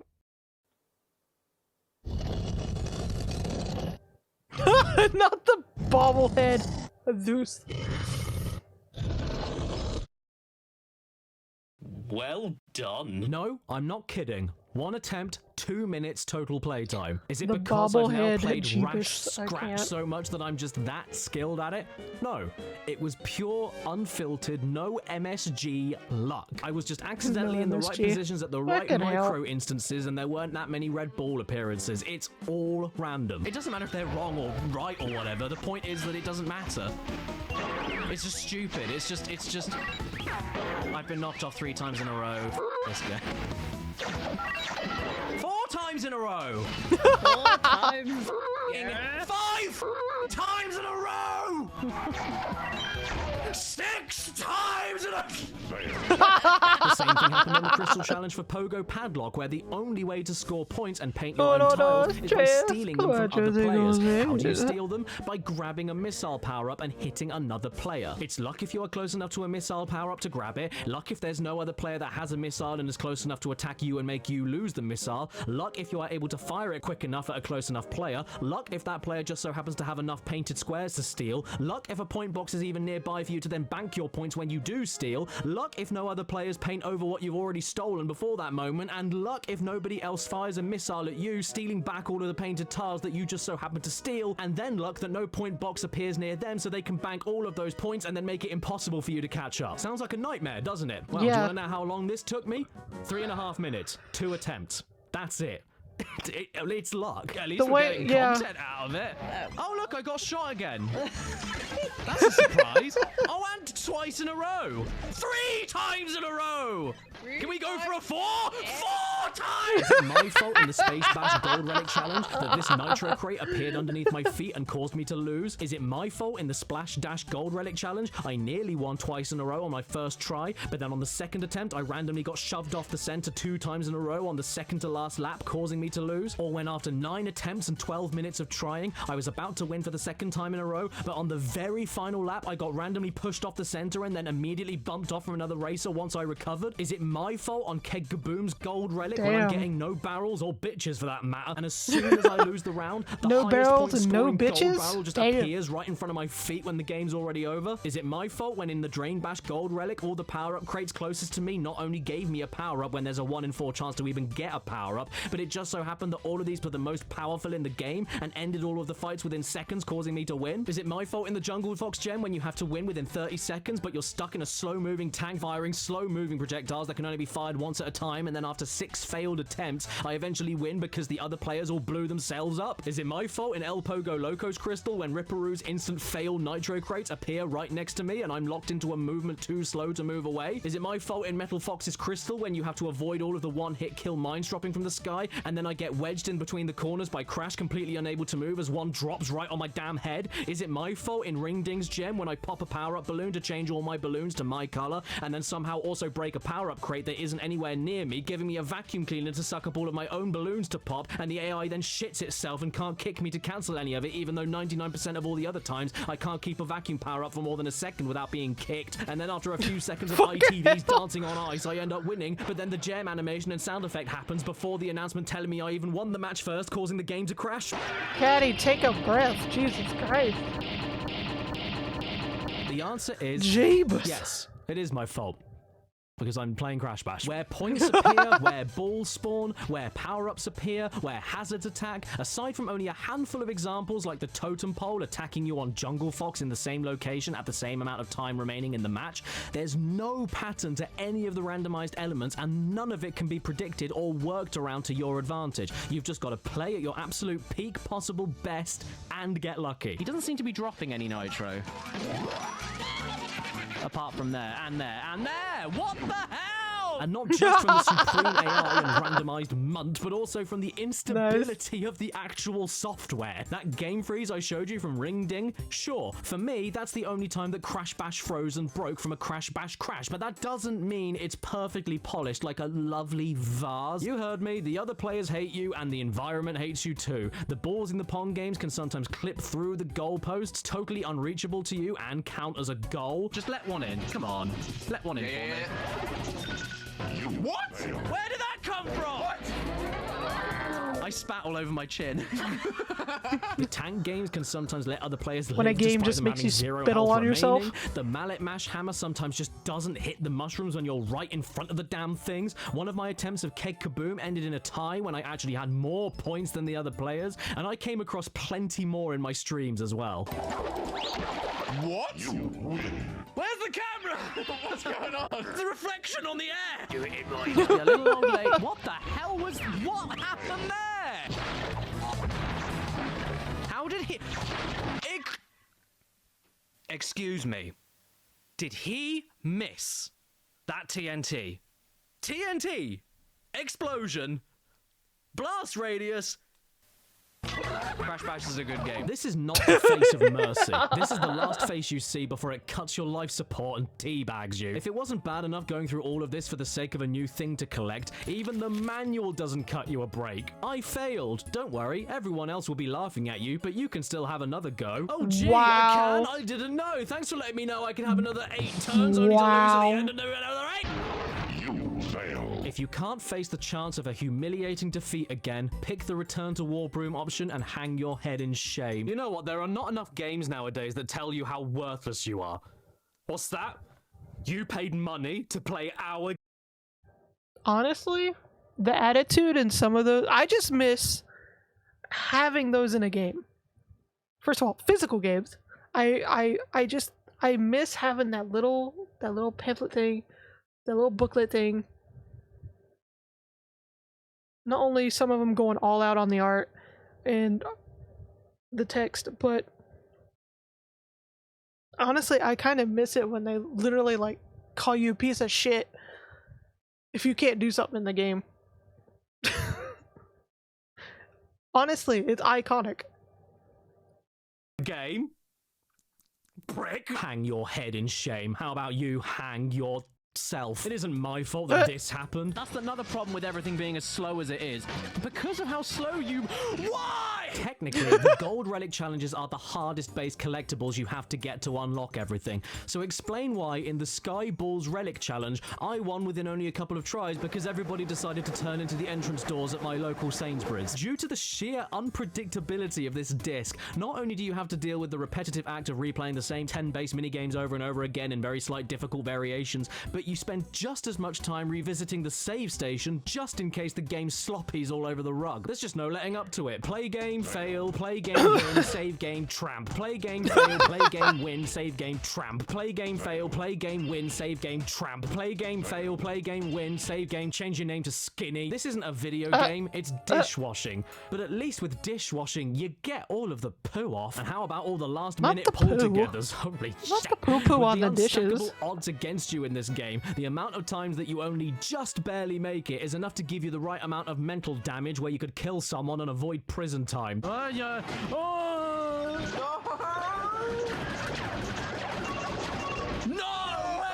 Oh! Ooh, who are you? Who are you? Who are you, bitch? In the other Crash games, you know how many times you saw the dreaded fact that you missed one box? Well, carries across that classic series staple. Great, but you missed one box? Well, how about you change that to great, but you lost by 1 point? This happens so many times, it's enough to convince me that Crash 4 was not inspired by Crash 2, but this instead. Yes, I know that was 2 points, but you can shove off and stick that 1 extra point in your hole, you hippie. You come back and talk to me when you're going for the Swamp Fox Gold Relic, and after 33 minutes of trying, you lose your second win in a row with this much health remaining on a gorilla with an anus for a face. At this point, you're likely wondering, Caddy, what keeps appearing on his fucking couch? Surely, after playing this game so much, you must have learned 1 or 2 techniques to make this process a lot easier. Do I even want to know? And as it happens, yes, I have.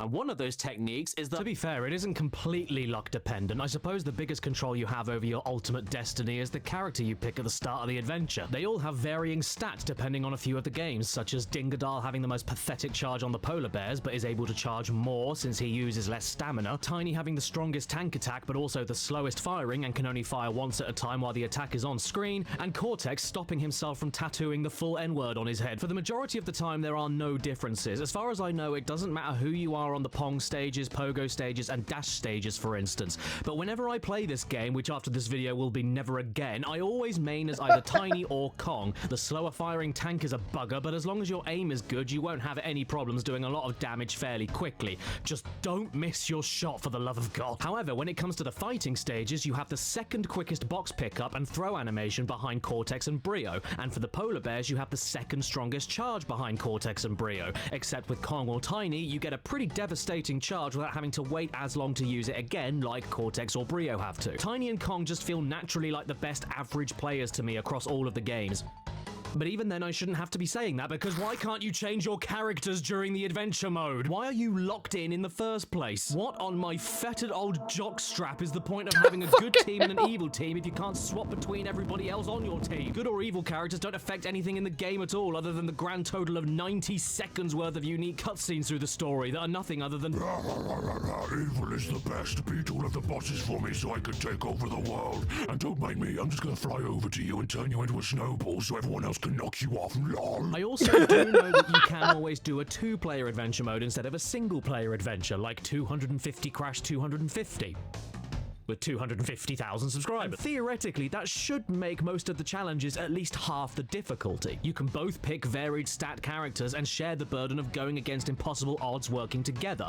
However, some of the challenges let you do that to give you double the chances to mess up, and some of the challenges lump you together as a single health bar or team. So if one of you hasn't had their Tyson Fury ice lolly, that suddenly becomes half the amount of mistakes you're both allowed to make. And just like with picking the character, you can't swap between 1 or 2-player mode once you begin it. So don't go committing to a 2-player adventure, get a few hours in, and then realize that there's that one minigame that your friend isn't any good at, otherwise they're taking you both down with their own kamikaze pong car. The biggest issue, I think, is that a lot of these things, the randomized elements, the locked-in character select, the bullshit made-up story that doesn't make any sense and contradicts itself, all of those things wouldn't be worth focusing on and wouldn't be a problem in the context of a multiplayer party game.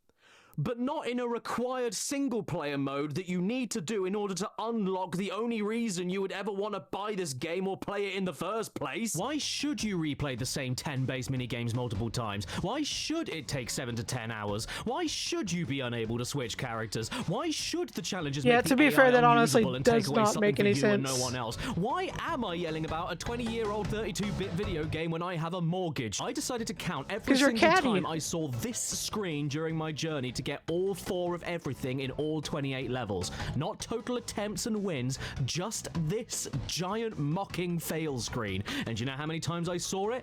354. And this is just counting the fail screen itself, which doesn't apply to any failed trophy attempts or I'm even sorry, failed don't blame trophy me. levels, Yomi is since the one that screen usually doesn't has appear bad there, only on internet. bosses, gems, crystals, and gold relics. Yomi used to have bad internet. When I started Let's recording blame footage for Yomi this game, together, I okay? knew going into it that I was going to be failing a lot of times and attempting a lot of matches. So you know what I did? I got a counting app to keep track of everything as I played. It's an app that counts. It's a counting app. It sounds really silly, but it's actually been really helpful while making this video. And it's really good for me as well, because I can't count very high. I've only got 11 fingers. That screen and sound effect lasts for 4.5 seconds every single time you fail. Times that by the 354 times I saw it leaves us with 1,593 seconds, meaning that out of the 10 hours, 49 minutes, and 10 seconds it took for me to get this all outfit 28 is of just not everything, staying together by the end of the video, is it? 6 minutes and 33 seconds of that was Crash Bash telling me I failed. And once again, for the sake of being charitable, if Honestly, I'm not gonna lie. That's usually what an outfit of a teacher looks like at the end of a whole ass day. Just a day, whole ass day. That's what the teacher's outfit looks like. all of my game footage and arranged them by quickest 25 gems, 23 crystals, 21 gold relics, and 4 bosses, that changes the fail count to 125, also known as 9 minutes and 22 seconds of looking at the fail screen out of 7 hours, 1 minute, and 1 second it took for me to get all of that stuff. I saw this word so many times, it is forever burned into my TV and burned into my eyes. Oh, And yes, Jesus. Gems and crystals can suck a small one, but I'm sure you're curious. What were the worst gold relics for me in my playthrough? You know, the ones where you had to beat the impossibly difficult AI twice in a row to win, or else you start all over again? Well, let's have a quick top 5 and I'll show you. They're just in here. Lovely. Drag and drop is a total crapshoot. Yeah, I'm There's gonna be 4 streaming of you, for a while. 2 gems. I've You got need to grab more one, than a couple run of towards a point vids I wanna scoring watch zone, with and then y'all. aim and throw the gem at a moving target to get those points. And by the way, you can all I'm charge probably gonna into take each a other break to knock after the this gems video. out, and they always charge me into something to you. eat. There is absolutely no sense I'm in getting a actually bit trying to play peckish. this properly. By the time you see a gem, head over to it, plan where you're going to stand and where to aim and fire. It's already been knocked out by 2 characters at once, twice in a row. And even if you manage to grab a gem and fire it towards the target without any hassle, there's nothing stopping another player from catching your gem mid-throw anyway, making it all worthless. The only reason this took me only 11 minutes and not longer is because I figured out that standing in the 5-point scoring zone and just waiting for the gems to fly towards you gives you better results more consistently. Is so unpredictable that I won one of the hardest challenges in one of the most brutal levels by doing nothing at all. Endballism gave me an embolism. I don't really need to explain more about this challenge other than you're playing 4-way Pong. At random points, engine spits all over you like a chav, and you're against AI that you are physically and mentally unable to compete with. Do you like those force field power-ups that automatically push balls away from you for a few seconds? Well, I guess not as much as these guys do, because the absolute micro-instant Go they get some appear, good. they I'll get see you in them a bit. every time. Actually, this all Hopefully sounds if like your you just internet suck. will let you. Skill issue. Get good, bro. Why are you such a noob? Do the Riz. The Riz. How do you like the sound of racing around in a circle for 10 laps quicker than everybody else in underwater physics while a mechanical fish racist pushes you off the edge at completely random points that you can't jump over once it starts pushing you, and also the other racers drive around the water in pixel-perfect speed and precision like Lewis Hamilton in a swimming pool and also knock you off nearly as much as the pistons in the middle do? I don't like the sound of that. Nobody likes the sound of that. But if you're one of the people that do, good news. You only need 17 other gold relics to give it a go. Look at these guys. Look at them. They aren't even trying to make pretend mistakes. They're just perfect. Right to the very edge of the arena and boosting, no less. Speaking of boosting, this is actually something I learned recently about this specific level. If you want to make it a little easier for yourself, grab as many Wumpa Fruit as you can and save as much energy as you can so that you can hold the boost button down for as long as possible while going around. It sounds like you're going to lose control, but surprisingly, it makes the underwater control tighter, and you're faster, and it gives you more chances to knock opponents off the edge as you speed around. I mean, that is all depending on if you can get any Wumpa Fruit at all, because they randomly spawn at random points around the track, so... Bye. I wouldn't wish this on my worst enemies. God, seriously, what is on his couch? It's multiplying. Well... All of the polar bear levels suck on relic challenges. I don't have anything clever to say. They're just bad. Look at this. Why are you all going after me? Is this a 4-player match or 1 against 3? Look at this ganging up. What is this? Camden? The other players always aim at you. They all have more powerful charges, and they know to the atom how to cancel out whatever move you're trying to do to them. If you're unlucky enough to be left with Rillaroo or Dingadal, you might as well just stop the game. Unless there's a lightning strike or insta-kill weight power-up to use, they will use their near infinite stamina in order to cancel the momentum of any charge you hit at them. And by the time you have a charge ready to go again, they've got enough to charge back at you and then cancel your next charge out just to be safe. You know, I mean, I guess you can never be too careful. Most of my attempts running around on this Titanic ammunition went 2 ways. Either like this... You suppose with your brother or like too? this. And Yeah, I would either run honestly, out of time, get knocked I'm gonna off be myself, honest. or get super... If I see a Caddy video of him like 100%ing or 200%ing or whatever a game, I'm gonna be like, yeah, that probably means I never want to either play it or I never want to try to 100% it at all, because he does not do shit that does not make him go absolutely batshit psycho crazy by the end. The blood pressure rising, volcanic. Lucky. Twice in a row. Screw it. Second place goes to all of the polar bear His levels. fucking outfit. All of them. I They all can't. suck. All 4 of the gold relics for all the polar bear stages took me 78 attempts to do, or 58 minutes and 48 seconds. Goodbye. The hat just gave up. This was the part of the game where I nearly quit it forever and decided Love to make how it another just looks like he video. got I hit don't even with know where to fucking start. nuke. It's a tank battle, but with no cover anywhere, and every single attack is aimed at you. I wish I was exaggerating. I have never seen mugging like this before. We're not with Camden gangs anymore. We're with pirates off the coast of Somalia. Do you have any idea how much more manageable this would be if you could just reverse? Because you can't. You're on a boat. All you can do is guff your way in the direction you're facing and very slowly turn around while the enemies are able to play the greatest game of snooker ever recorded by zoo animals and somehow hit you with wall ricochets towards the area you will end up. The regular tank stages are bad enough when you miss a shot and have to wait for your bullet to expire before firing again, but at least you can hide behind cover while you wait. But if you miss in Swamp Fox, that's it, game over. And yes, I know you have a shield that you can activate every few seconds, but for some reason, I swear on my mum that it just doesn't work. I know it's only a few brief frames of invincibility, but unless you activate it the absolute instant a shot hits you, it will expire. Is this where Dark Souls 2 got the idea for ADP? I also have every reason to believe that the computer players can use the shield way faster than you without anywhere near the same amount of cooldown. And yes, they know exactly when to activate it. At least 75% of my shots just never cause damage to anyone because of how perfectly they play. And don't even bother using the water mines because they not only float away in one random direction, but every character automatically keeps away from it unless you're extremely lucky. The mines are so useless that in every single attempt of this challenge, the computer players never use them a single time. They always use them in the regular tank stages, but never here. I wonder why they were programmed like that. Oh yes, it's because this is Crash Bash, and Crash Bash is plastic disc-shaped hate. What? Wow. Well.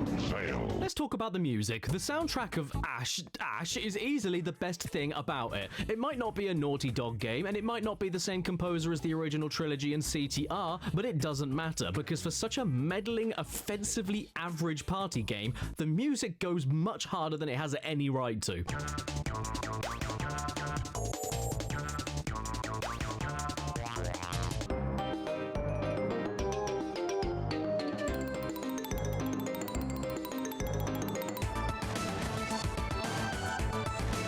Sick beats, yo. What do you think, my fellow kids?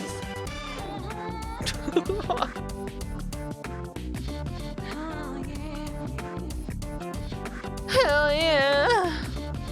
Bash that crash. Even a soundtrack as good as this can't be saved from repeated matches. You will get sick of some of these tunes at some point while getting sick of playing the mini games multiple times over, including the loading music and warp room music. And the absolute worst part of it is that there are 28 levels and 4 bosses, but only 2 original boss themes and 20 stage themes. So you're not only going through a million replays, but potentially a million re-listens of shared tracks across a few levels, with Swamp Fox being the worst offender. Here's the track.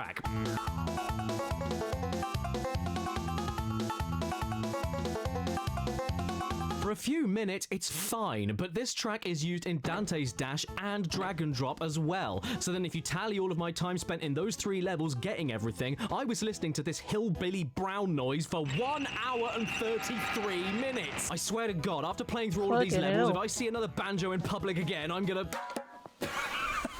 But that is honestly as bad as it gets in the single player mode. Caddy. Getting everything sucks, Really, Caddy? but it isn't Really? necessary.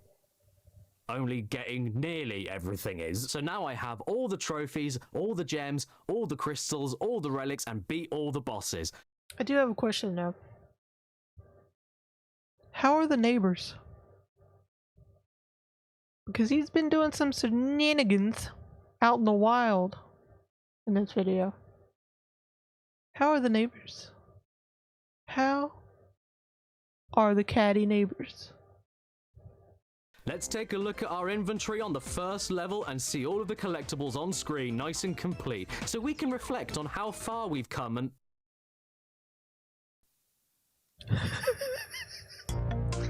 Did you look at the title of this video and think, okay, unlocking all of the minigames must be 100%, and then getting all of the collectibles must make it 200%? I wish I was as ignorant as you. Actually, no, I don't. Wow. You've got low IQ. There is another hurdle to jump if you want to definitively prove to everyone that you are a true alpha gamer of Crash Bash. You could have spent around 7 odd hours getting the necessary shit to unlock all of the mini games, and then another 3 odd extra hours getting the final remaining collectibles. And then they appear. If you like Crash Bash, you'll be elated. But if you're normal, you'll be horrified to find that there is yet another challenge collectible that is now available to you. The Platinum Relics. And where in every other Crash game, the Platinum Relics are basically the developer time trial times, no, you don't have to finish any of these levels in a really quick amount of time or anything. Instead, what you have to do is not only go through all 28 levels all over again for the 5th goddamn trinket, but also means you have to win the mini games with the hardest possible AI 3 times in a row. Now listen. Oh, come here. no. Come closer. That's it. Yeah. Keep coming. Come a little bit closer, yeah? Come on. Keep going. Yeah, you got it. Come get it. Oh, God. I'm not joking when I say this. This is not a joke. I have been sick in my mouth and swallowed it before. This is worse than that.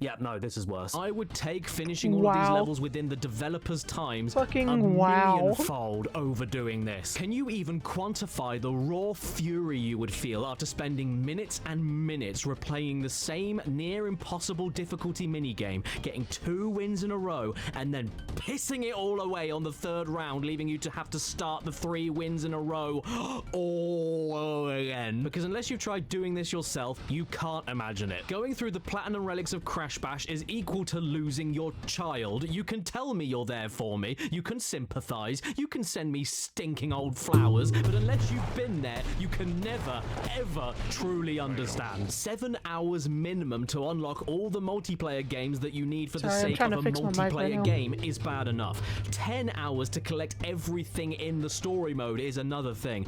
But going through these is probably the main reason why this video was made. And that's because this isn't a video. It's a warning in the interest of public safety. I am writing to my local government to get the message out. Do not attempt to 200% Crash Bash. Yeah, I'm sure they'll get right on it. By doing this, you will shorten it by at least They're an very extra prompt third. when it comes to mental important patient things. decided to add this to the game after everything you've already done? Why does it have to make you do this as well? Ring, ring. Hello? What's that? It's entirely optional. I've done this to myself. Well, then throw me.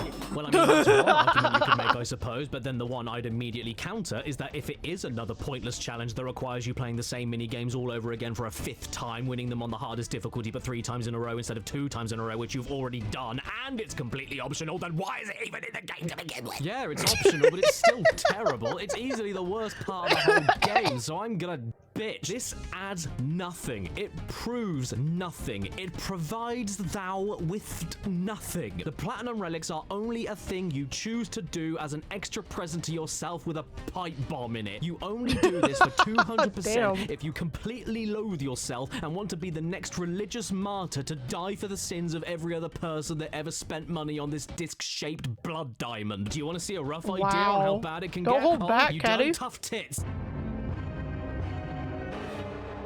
Look, this is just another one of those variations of the Pong games, with the main gimmick being that you can briefly magnetize as many balls as you can fit on you and then fire them away when you want.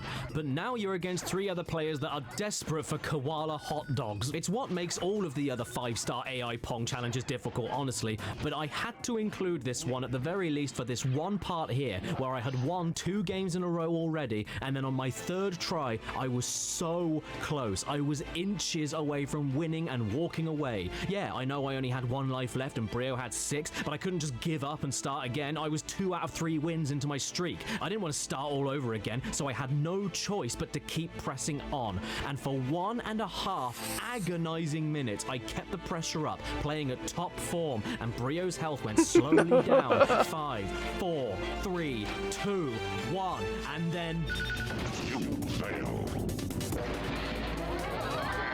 I spent 1.5 minutes doing that. My blood pressure nearly killed me. All for nothing. Can we call this condition crash bashitis? Not crash bashitis. We've seen the gangs in Camden. We've seen the pirates in Somalia. And One just when day, we one thought of we were these safely crash out games of are really going to send along him to the came hospital. World War II Germany. It honestly didn't seem to matter which direction Just I from went, the blood where pressure I dropped alone. mines, or when I fired. All the computer players have a soldier wasp hive mind that exists to do nothing except eliminate you. Based on this alone, I'm convinced that the Desert Fox Platinum Relic Challenge was developed for military affairs. It's a simulation for real-life war regiment coordination. You want to know why World War III hasn't happened yet and no one dares to start it? It's because we train our soldiers with the Platinum Relic tank game in Crash Bash. Oh look, it's the funny fish game. Well... What? Are you not going to actually explain why it's bad? No, I don't care. But I appreciate the feedback, though.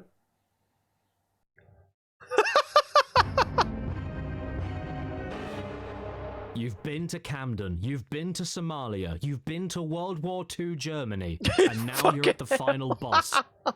Detroit. The polar bear stages as a whole can be the bleakest prospect of any of the collectible challenges across... Gash. But Tilt Panic specifically is undeniable proof of how much of a speck we are in the universe and how meaningless we are. You've not only got the superpowered Ted Bundy AI, but you also have this drunk ice cube that makes moving around 10 times harder than it needs to be. You know what? The camera angle shits me off too. You have no idea how many attempts I completely muffed because I charged directly off the edge of the damn ice when I swear I should have been making contact. Why can't the camera angle be a little bit higher up? I'm not a child standing next to a table looking at chocolate cake. Also, depending on where the tilt is leaning, it can make your charge stronger or weaker. So if you're unlucky enough to be on the lowest dipping point of the tilt and all of the players come at you at once, that's it. It's all over. Almost comically quickly.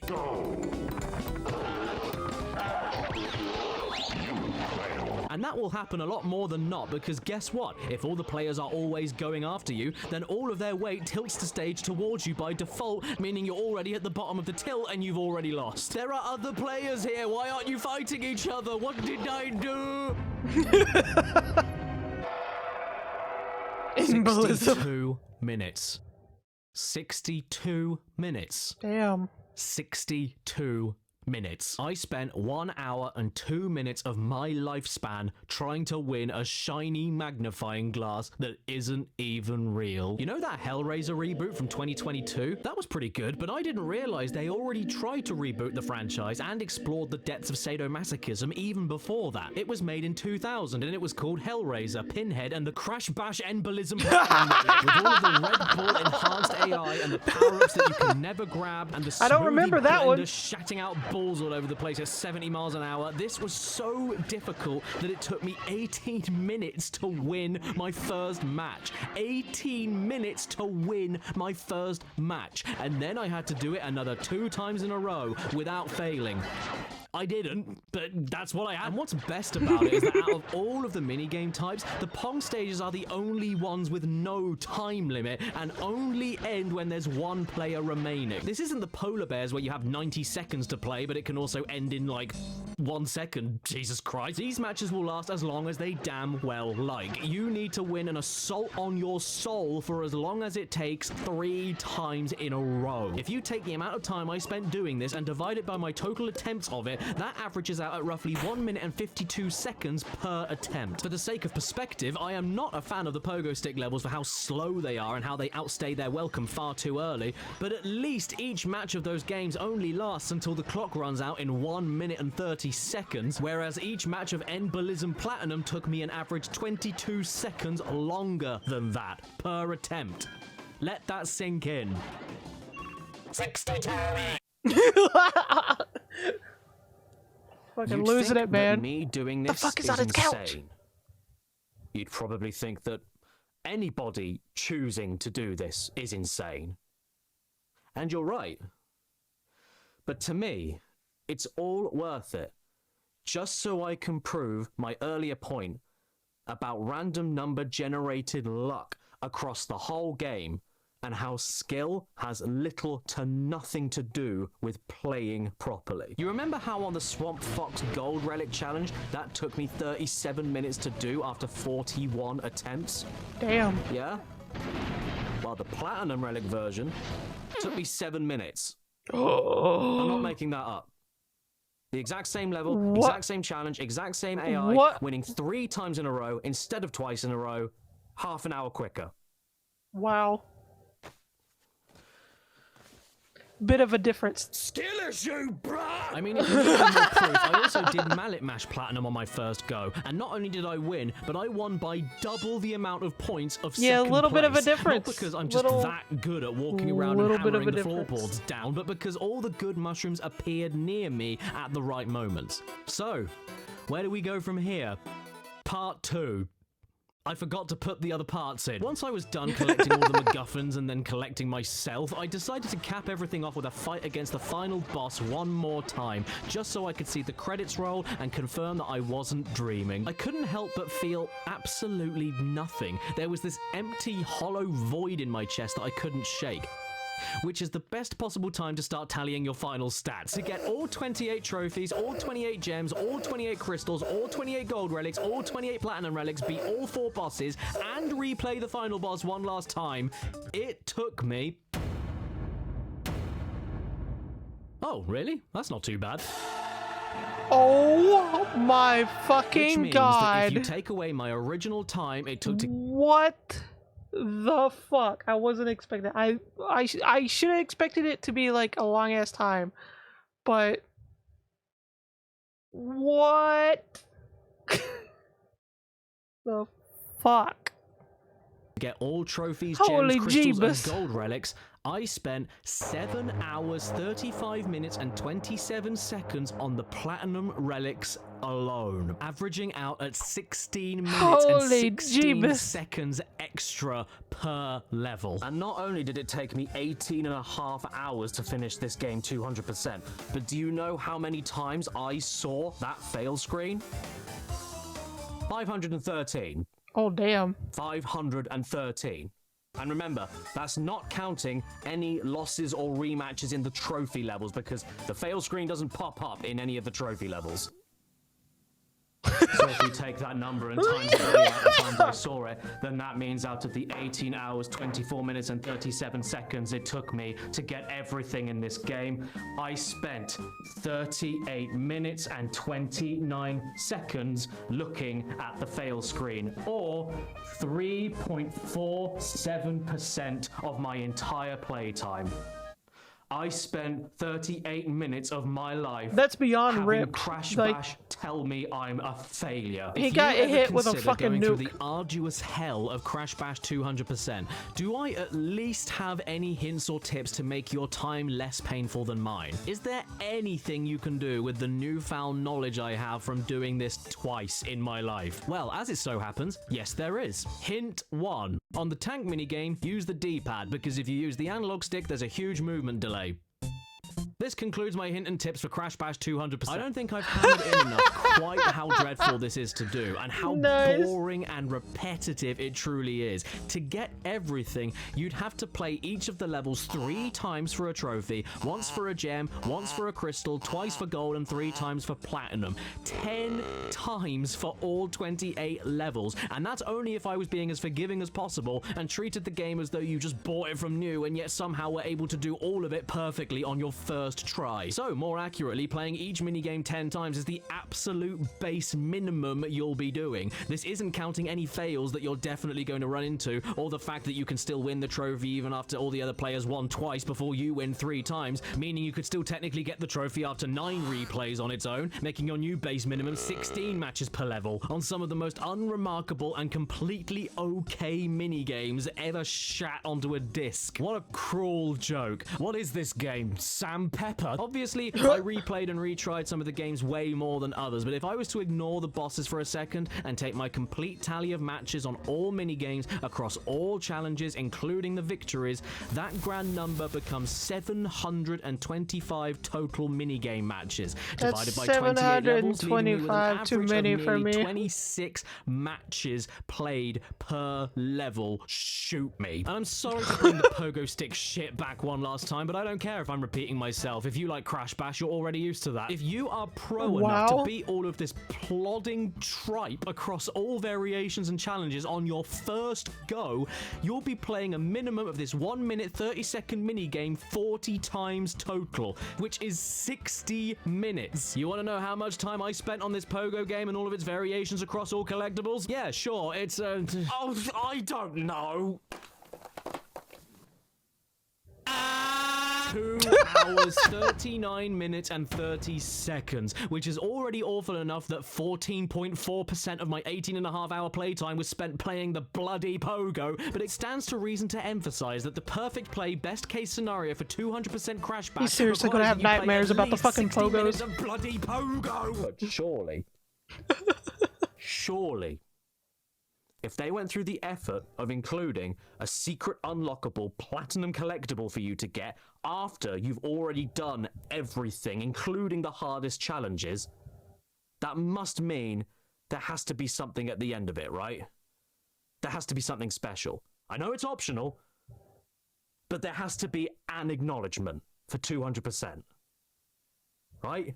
Well, I'm proud to announce that after 200% completion and beating the final boss all over again to roll the credits, it is all identical to the regular ending. The one that you get before you even start the final 6 minigames in Warp Room 5. No secret ending, no extra character, no Warp Room fireworks, no congratulations message, no postcard of Isle Delfino.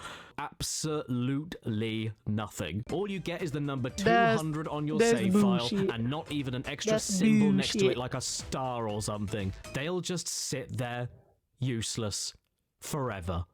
Caddicarus and skinny. I don't expect a reward for doing optional completion tasks. All I really care about is how good it is to reach that point and therefore make me feel good about myself for going that far. Does it overstay its welcome? Is it too difficult for no reason at all? Is it too repetitive? Is it unfair? Does the presentation get annoying? Is it no longer fun after so long?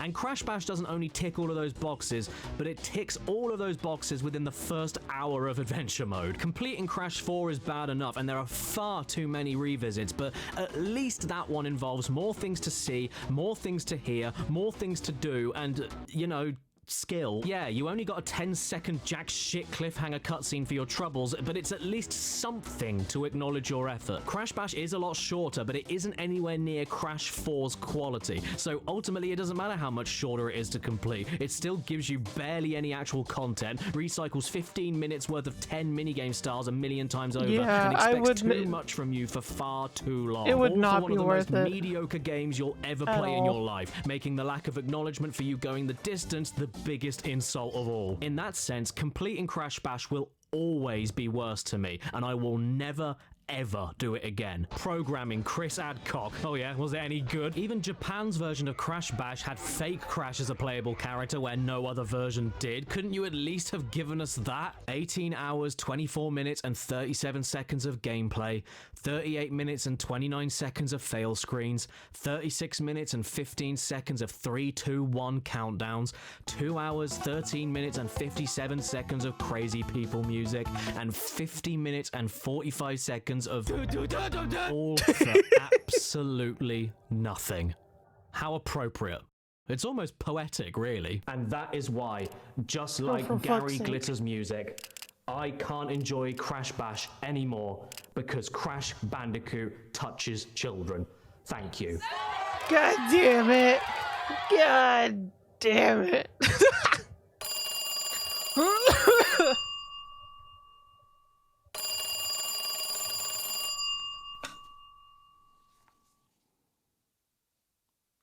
Yes. What do you mean you don't even need the Crash Bash game to basically play all of it? All you need is any demo version of Crash Bash, either from the magazine discs or from the secret code on Spyro 3's main menu. And then once the demo starts, you just need to enter one more code, and then basically the whole game is available to you immediately without ever needing to buy the full thing.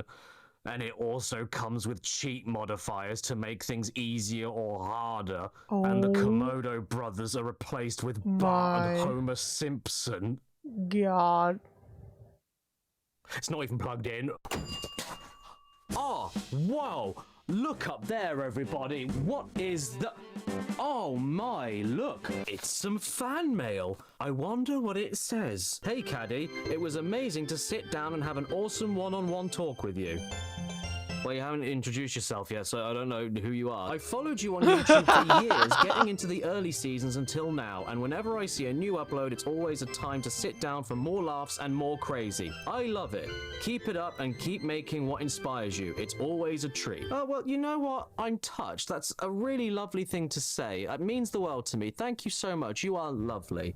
So packed in here is my copy of Crash Bash. Oh, well, now I take that back. You're horrible. I know how much you love it, so I thought, why not let me know how much you love this game by having free reign over it? You can do whatever you want to it, just don't break it or cook it or make it unplayable, because God forbid I might want to play it again one day, only to remember how bad it is. So I hope you have fun doing such horribly wonderful things to it, and I can't wait to see all the things that you do. I can't wait to see everything, so when I look at such a bad game, I know that mine is special and will always put a smile on my face. Thanks, dude. Hope the family and you have a wonderful time. Wish you all the best, Royce. Oh. So is that how it is, Royce? So I can do whatever I want to your copy of Crash Bash. What? And bits of fluff. But I can only do whatever I want to it within your specific parameters and conditions. Very specific. Sounds like a challenge, actually.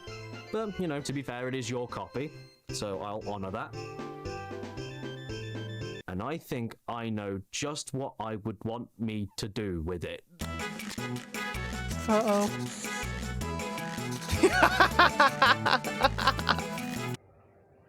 No!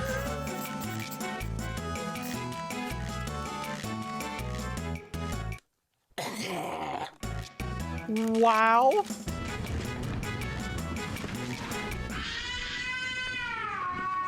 Same, kid, same. It's a CD case. It's got a CD in it, like an old PlayStation game. Fair enough. Oh, yeah, sure. Thank you so much. Cheers. Have a nice day.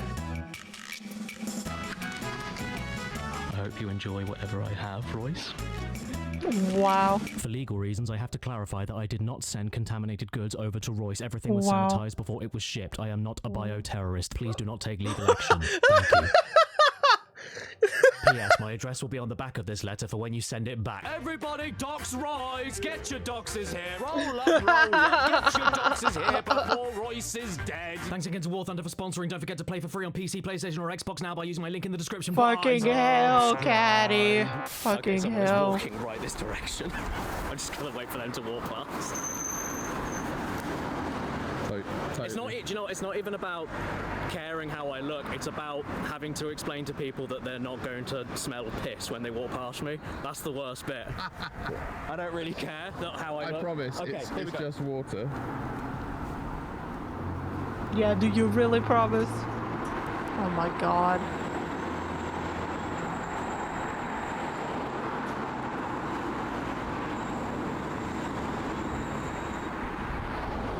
Caddy, we can't take you nowhere.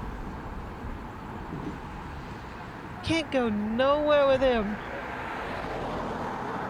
Can't go nowhere. Cool. Dan?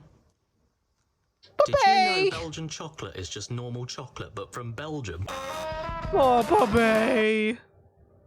Oh, it's your puppy. We missed the puppy. Well, that was, another good Caddy video.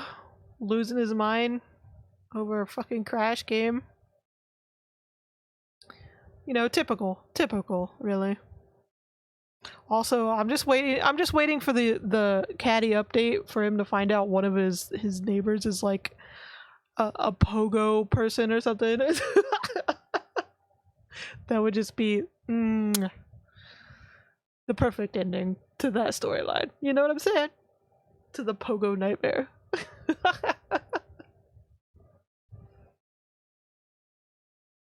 Oh, welcome back, Hugo. You're literally just in time for the ending of the Caddy video. Ugh.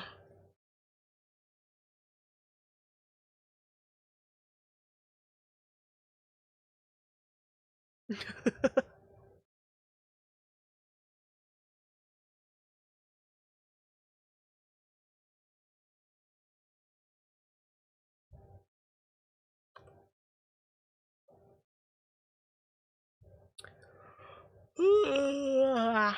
about to take my break, yeah.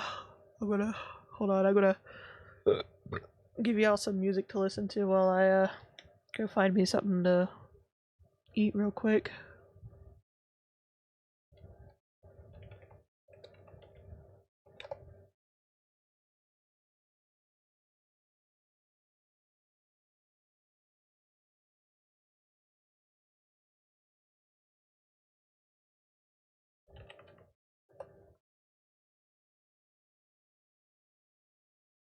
If YouTube will load. I don't know what. I don't know. I think it might be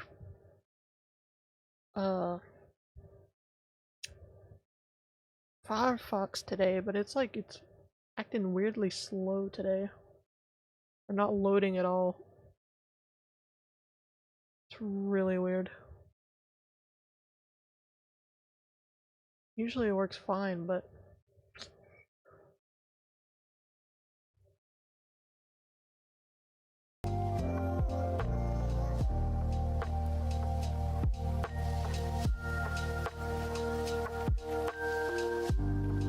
come on.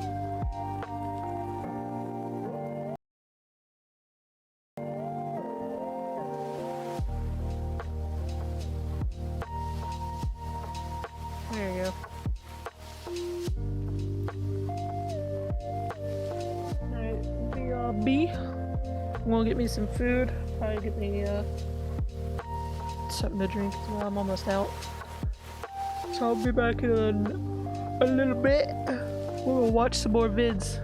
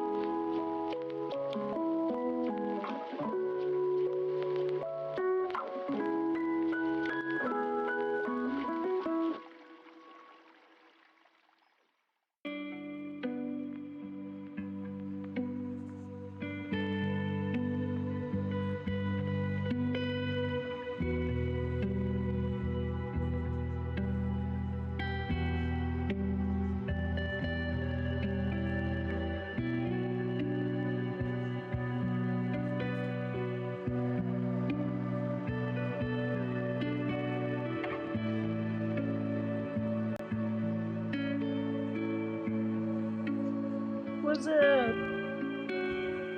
I'm back too.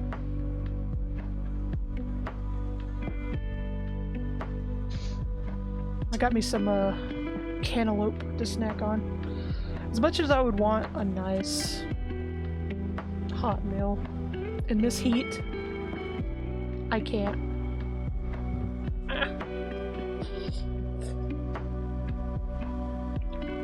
Yuko?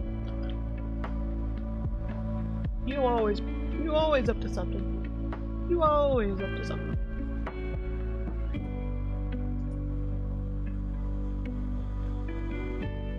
Alright, Yomi.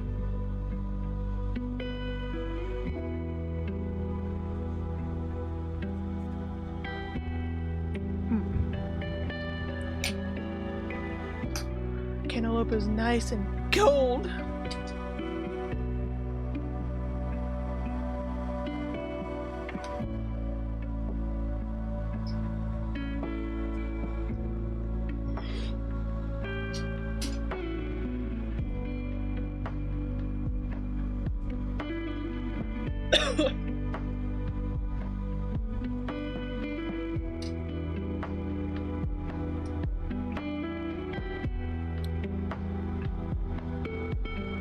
Yeah, I'm gonna snack on this and then we're gonna watch some more videos.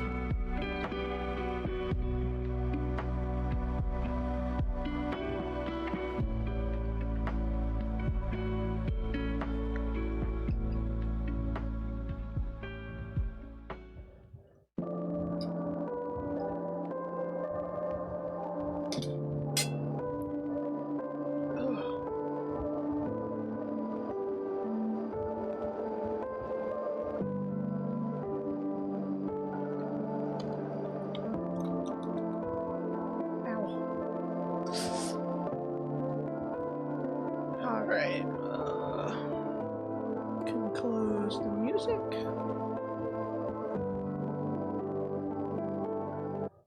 That was weird. Music kept playing even though the video, I closed out of the video. Weird. So weird.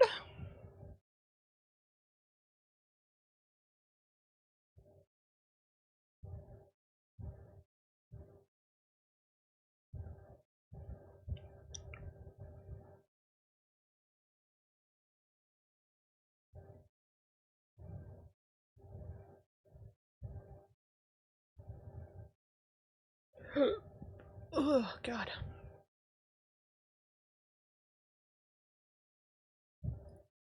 Alright, the next video we're gonna watch is Fallout 4 Explained Start by Story Mode. Only 3 weeks late. So let's just get into this. It's a little late. I'm sorry. I'm sorry. And this brand new cup. Stop drinking out of your hands. They got a cup for that now.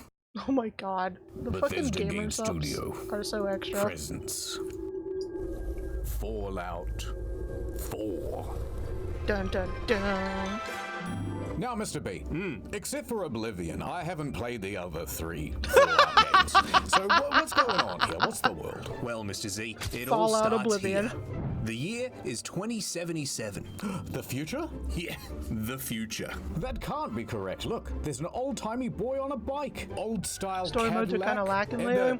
Uh-oh. I'm always hopeful for That's not how I remember the past. October story Essentially, in the modes. Fallout world, everyone focused on nuclear-powered tech instead of silly little computers or whatever. Smart. You can't feed your family with microchips.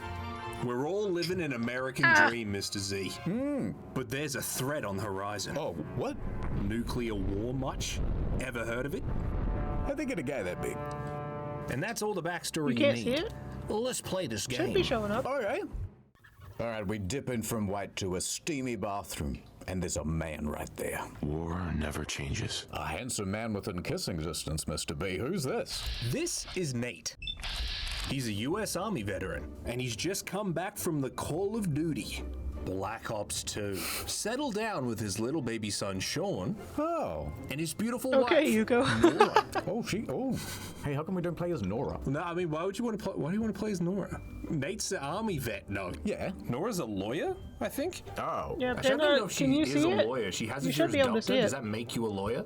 I don't think so. You'd be like going to the wasteland with Nora, and she's like, "Hey guys, It's illegal. Anyway, so we're standing in front of the mirror, and Nate is getting ready because he's actually giving a speech tonight at the Veterans Hall. Because he's a war hero. War never changes. You're gonna knock him dead at the Veterans Hall tonight, hun.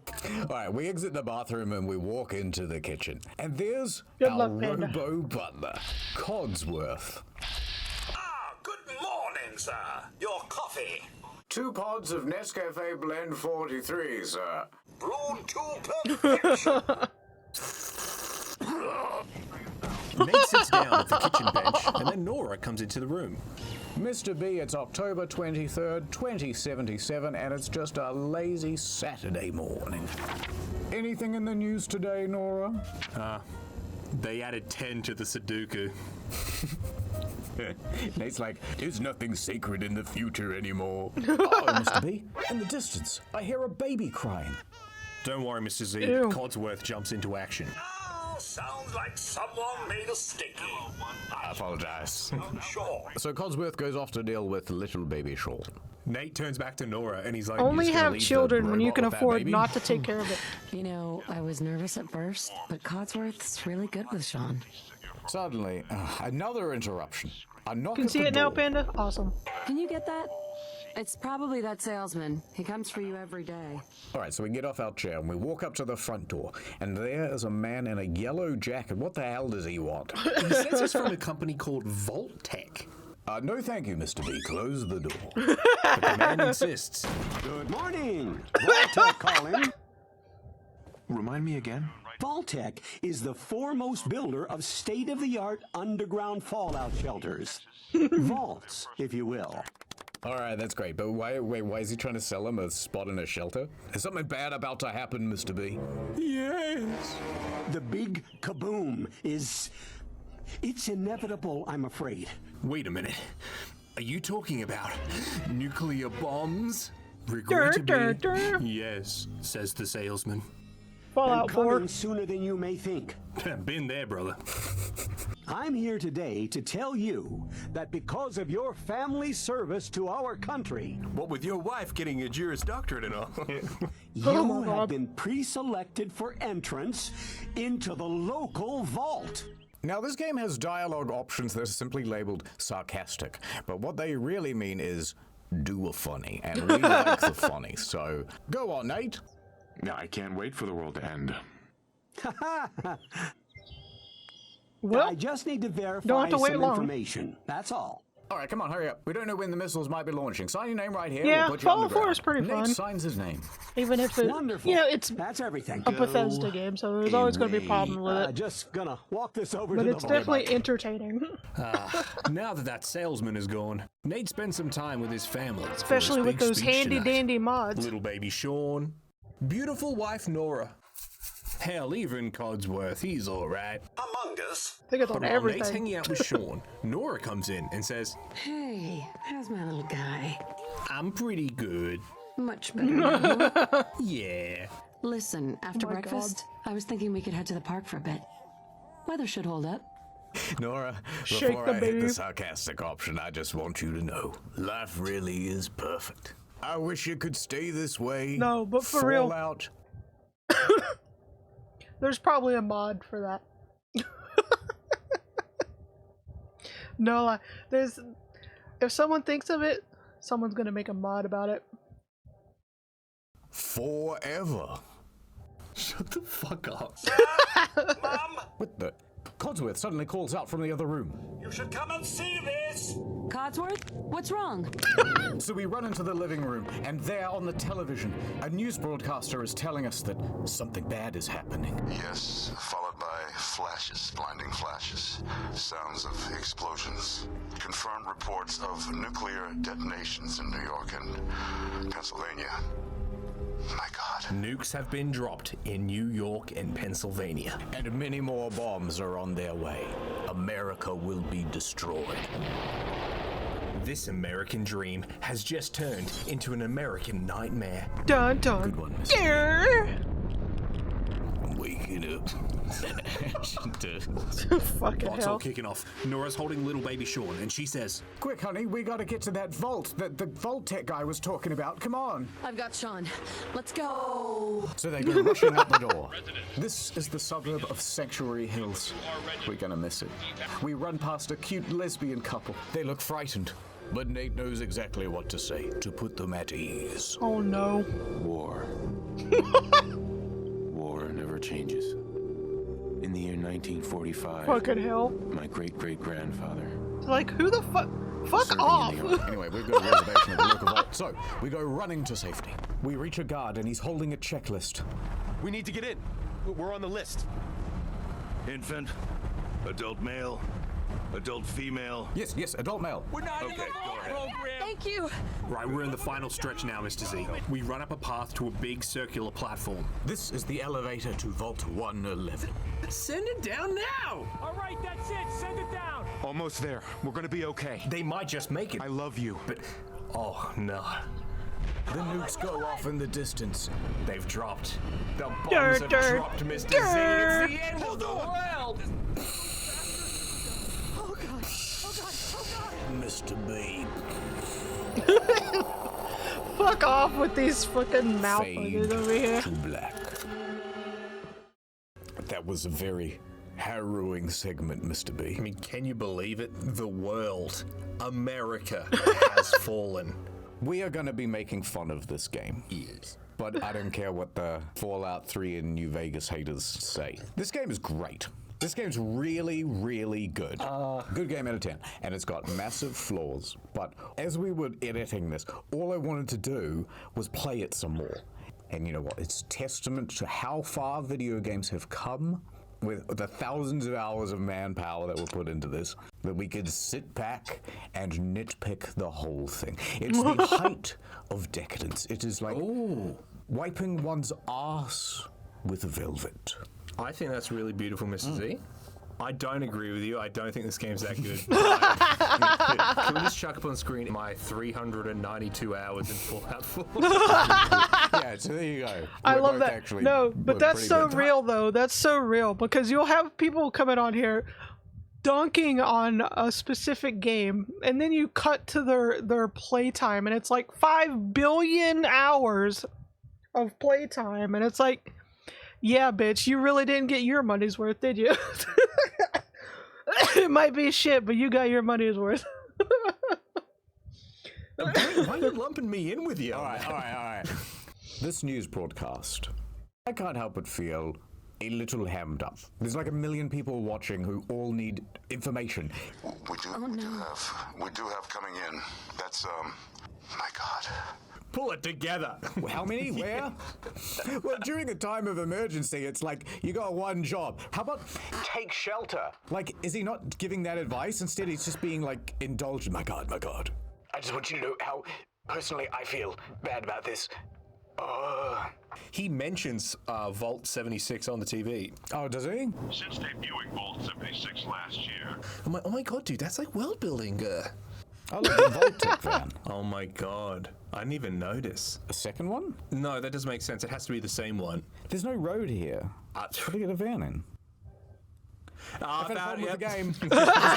With the game. I tell you what, this is nothing like Fallout 1. What's Nate supposed to do about his big speech tonight? You're gonna knock him dead at the Veterans Hall tonight, hun. He's been practicing. They're definitely dead now. Because of the bombs, it's probably been postponed. Oh no, he had that whole war never changes thing going on. He thought that's great. Has he got the rest of the speech somewhere? Yeah, no, the speech is the intro. That's his speech. Oh. Why didn't they make that more obvious? The thing is, I think they did. I think you just weren't paying attention when you played the game. So I that's think Nate you were looking just at being photo a of little Nora. oblivious. And then that is not Nora, that's Nate's great-grandma. and the little kid is meant to be Nate's granddad or something. God, why go there? Well, Yuko, good news for you. I hate that you make With the power of mods, you can do anything. You just don't listen. This game sucks. I hate it. I take back everything I said. We descend the elevator down to our new life in the vault. We did it. Oh my God, Mr. B, we made it. We made it. The gate to the elevator opens. And a man on the other side addresses us. Everyone please step off the elevator and proceed up the stairs in an orderly fashion. No need to worry, folks. Mr. Russell walks first. Stairs. I can't believe it. So Nate slowly walks up to the vault facility. We see all sorts of, we push in front of Mr. Russell. We see all sorts of crazy new things. A terribly haircutted man holding a clipboard. A security guard line dancing in slow motion. A vault guy More gives us some accurate, instructions. more accurate. Step over to the table, take a suit. And a woman holding some Vault 111 merch. I'll take like 40, says Nate, very solemnly. Thanks. What Nice. now? Just follow the doctor here. He'll show you where to go. All right, you three. Follow me. The doctor in the lab coat then leads us further into the vault. Mr. Z, you see that little interesting contraption on his arm? Yeah. What do you reckon that is? I think he's fisted a fleshlight. Oh, you're gonna love it here. This is one Shut of up. the most Oh my advanced facilities. god. As we walk down the hall, we pass some of our old neighbors from Sanctuary Hills. It's gone. Our home. Everything we had. Sir? Just the way they stand off to the side. Our home, everything is gone. Yes, Mr. Exposition, you have my condolences.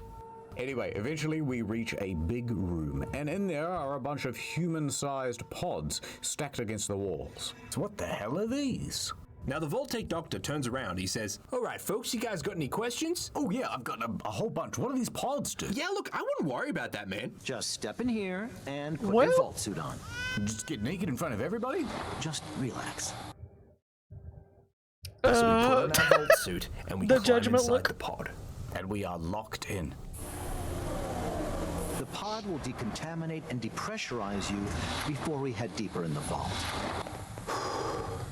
Well, this seems great, Mr. B. Yeah, I'm just glad Mr. Russell's safe. Time for a whole new life. And Nora, she waves to us from across the room. Clingy! Wow.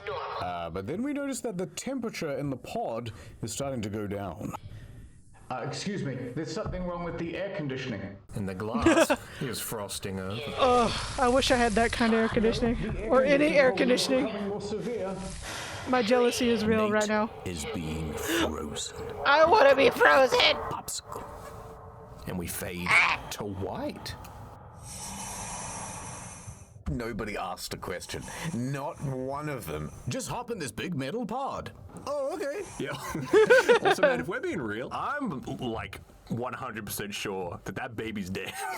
Like, there is no way that you put a mother and a baby in the same pod. You're like, yep, spin that thing down to 0. So it's staying warm. It's got a little beanie. We gotta put a jacket It's on. fine. It's fine. Nothing to worry about. So we've been frozen for God knows how long. Well, But then come back, kill strangely, me. Nate hears the voice of the Vault computer. Manual override initiated. Cryogenic stasis suspended. What? Cryogenic stasis? Wait a minute. When are we going What a underground, guys? surprise! Okay, so what's happening? We've suddenly unfrozen. Cryosleep has been Taking a overridden nice manually. cold nap. Must be time to greet the new world. Hey, hold your horses, Mr. Z. We see two figures walk into view. A woman in a full hazmat suit and a bald man in a leather jacket. They seem to be very interested in our wife's pod. Open it. Nora's pod opens. She and Sean are awake.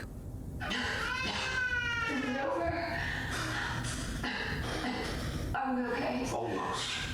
The scientist-looking lady reaches forward and tries to grab Sean, yoinking it from Nora. but Nora isn't having it. She fights back. No, I've got him. Okay, hold on. Is my sound you put me in okay? a cryopod. Done. I feel like my And then mic's you suddenly picking something woke up me I can't And you hear. were wearing that outfit. Oh, this whole thing? Yeah. And you said, I need your baby. I go, oh, okay. You look like a scientist. Like, why would I say no? So Nora is fighting with the scientist. No, you cannot have my baby. Oh yeah, give me one of those cryopods for my bed. And then the mysterious I'll just bald sleep in man one of holds those. up his gun.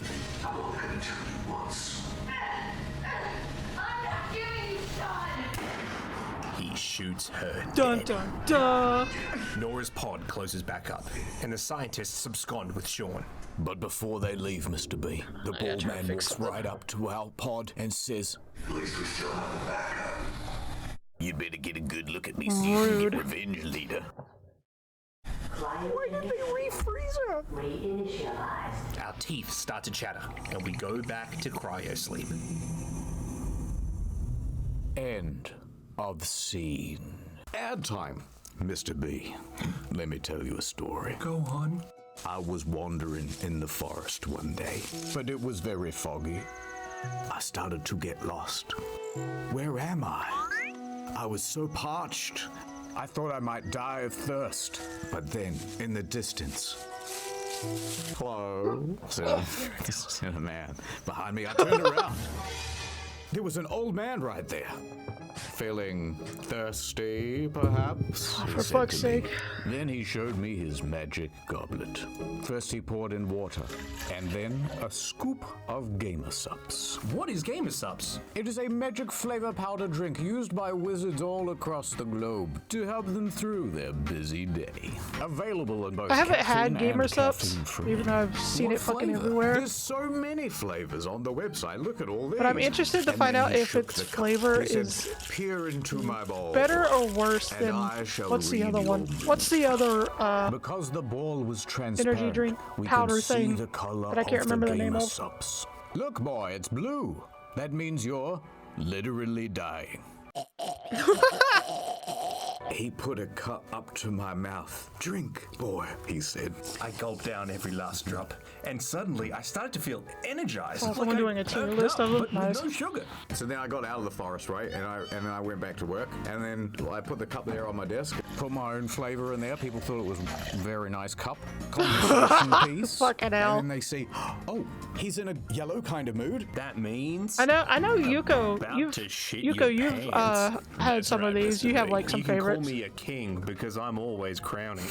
Anyway, so that's the cup. I hope you like it. Oh, but Mr. Wow. Z, I've only got 90% of the cost of one of those cups. I've got good news for you, Mr. B. GameStop right now is doing 10% off. It's the whole store, 10% off the entire store. It's an unbelievable deal. But only if you use the magical incantation. Historian at checkout. It's a spell. And over. More time passes. Sunrise. Sunset. My eyes. Sunrise. Oh, once again, we have returned from the frozen world. Once It again, sounds like I'm the cryo envious system's of failed, taking and that it's cold throwing us nap. out.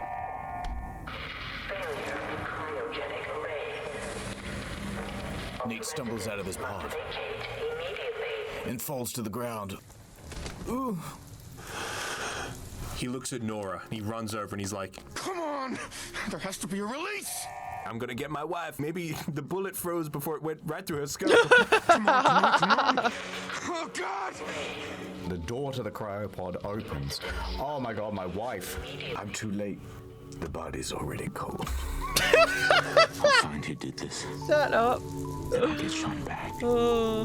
We loot the wedding ring. It's been a hell of a day, Mr. B. The world ended, Nate's wife is dead, and his baby Sean has been stolen. What is there to do? How will he rebuild his life?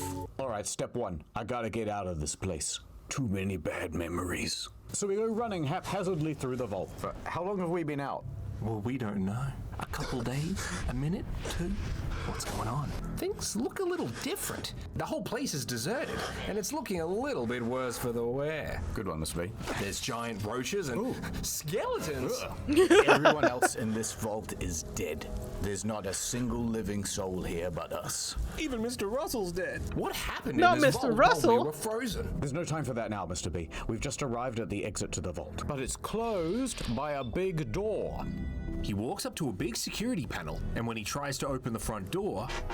Pip-Boy interface required. Ah, no, Mr. B, you need a Pip-Boy to open the door. Oh, look at that. There's a Pip-Boy on this skeleton's wrist.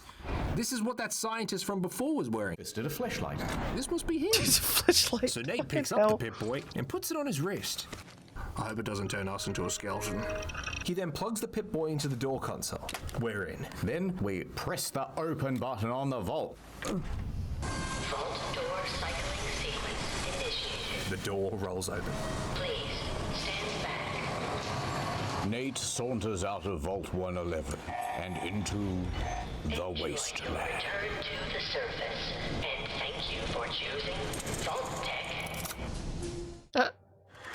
The elevator doors open. Sunlight beams through. They've still got that in the future?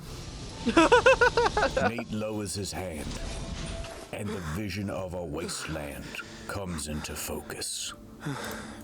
Oh my god. What happened? Remember the nuclear explosion? That reminds me, shocked in Spanish. Just mere moments you ago. know? Wrong, Mr. B. This was many moons ago. Not knowing quite what to do, Nate decides to head back home. So Nate makes the haunting walk back to Sanctuary Hills. Not those fucking sounds. Hold on. I'm trying to see if we can get better video quality here. Things are looking a little bit different. This is a lot of environmental storytelling right now. We look at an old destroyed billboard. Reminds me of the long, long ago. We walk a little further and, oh, there's a skeleton on the ground. Something must have happened here. You know. It's a mystery. War. Yeah, what? What about it? I mean, it may never change. What? Yeah. But it certainly does. No, war does change. Yeah. War has changed. Yeah. War's changed Boston. But how much? Into a wasteland. Can we get this in black and white? We go. So war, right? But what it does change the Boston into the Commonwealth. You have given me a lot to think about. Anyway, Nate returns to Sanctuary Hills and walks through the devastated houses until... Look, Mr. B, there's our house. Oh, and in front of it, there's Codsworth, and he's still alive. Codsworth? It's really you? Nate asks a very Codsworth has important question. been through it. What? I'm afraid I don't know anything, sir. The bombs came and all of you left in such a hurry. 2 centuries with no one to talk to, no one to serve. 200 years? How many years? That's insane. A bit over 210, actually, sir. Nate's like, that ain't right. And he quickly looks down at his Pip-Boy to check the date. Uh-oh. The year is 2287. He was frozen for 200 years! Codsworth hits us with the sarcastic option. That means you're 2 centuries late for dinner. What? Actually, while we're on the topic, why does it look like shit? Why haven't you been cleaning? He has like one function. It's to clean. I saw him trimming the hedges before. Don't get me started about the futility of dusting a collapsed house. 10 years trying to keep the floors waxed. Speaking of waxing. Where is your better half, by the by? Wow. She's dead, Codsworth. Someone shot her right in the head with a 45 cal, and her head exploded like a glass jar filled with goo hidden in a concrete Yeah, I usually step. stuck with dog meat. Then they kidnapped Sean. Companion. Codsworth salts the wound. Sir, I have been thinking. It's been ages since we've had a proper family activity. Checkers, or perhaps charades. Damn it. Nate has had enough. I'm dying. Doesn't even give handies. Fucking. All right, time to find my son. Fucking hell, There's you no real guys. clue of where to go or what to do. Nate heads off into the wasteland. He goes running for many miles along the road. It's literally just like that Cormac McCarthy novel. It's literally like 30 Blood seconds movie. away. Until he comes across an old petrol station? Whoa! And there he meets a new hairy four-legged friend. Oh, I've only got 2 legs, Mr. B. No, Mr. Z, this is a dog called Dogmeat, and he's gonna be our new friend. Nate asks if he's seen Sean at all. Give me Sean! Now! Alas, this shepherd hound only speaks German. Ihr Sohn ist 60 Jahre Oh alt und my leitet das God. Institut. Okay then, let's stick together.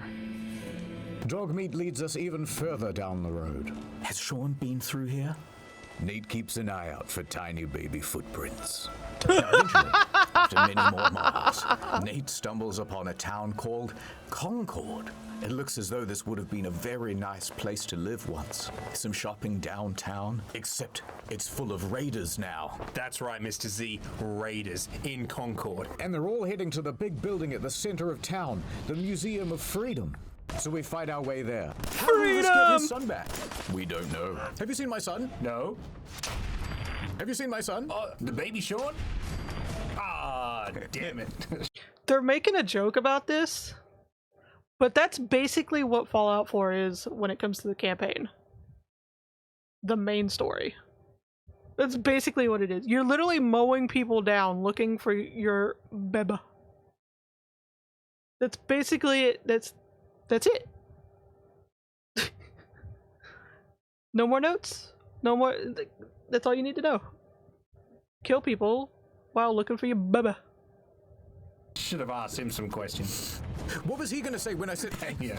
As we get closer to the building, suddenly we hear a man on a balcony calling out for help. Hey, up here, on the balcony. I've got a group of settlers inside. The raiders are almost through the door. Help us, please. So Nate reloads and heads inside the Museum of Freedom.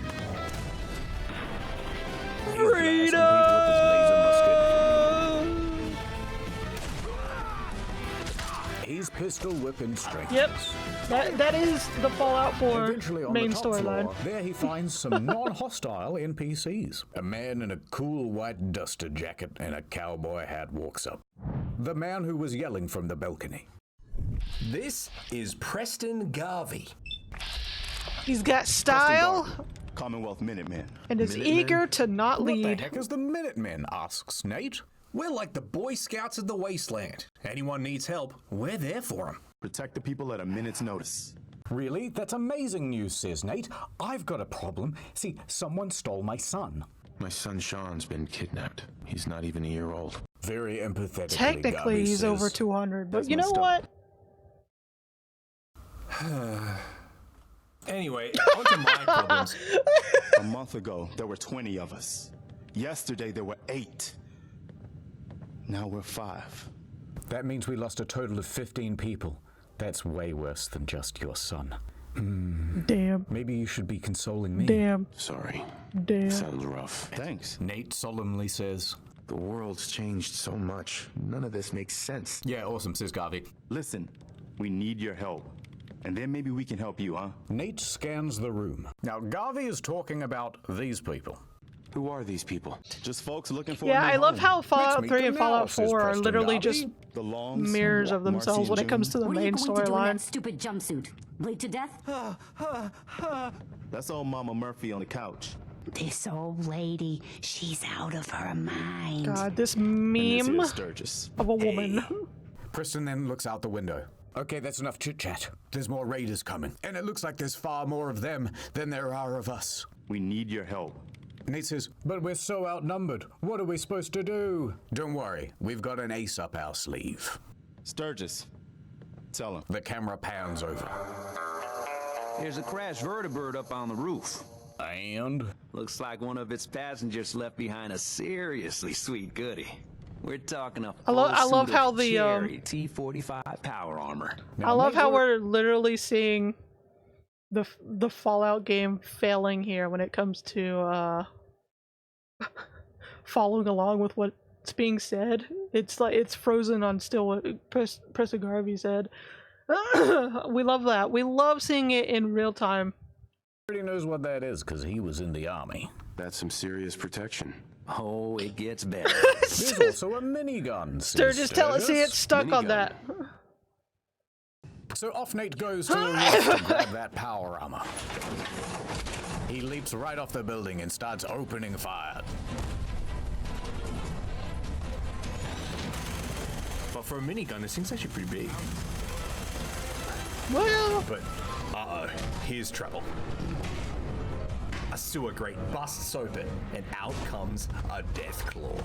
And it's got a skull next to its name. That's the most fierce monster in the whole game. And we're fighting it right at the start? This is a little bit different to the Fallout I know.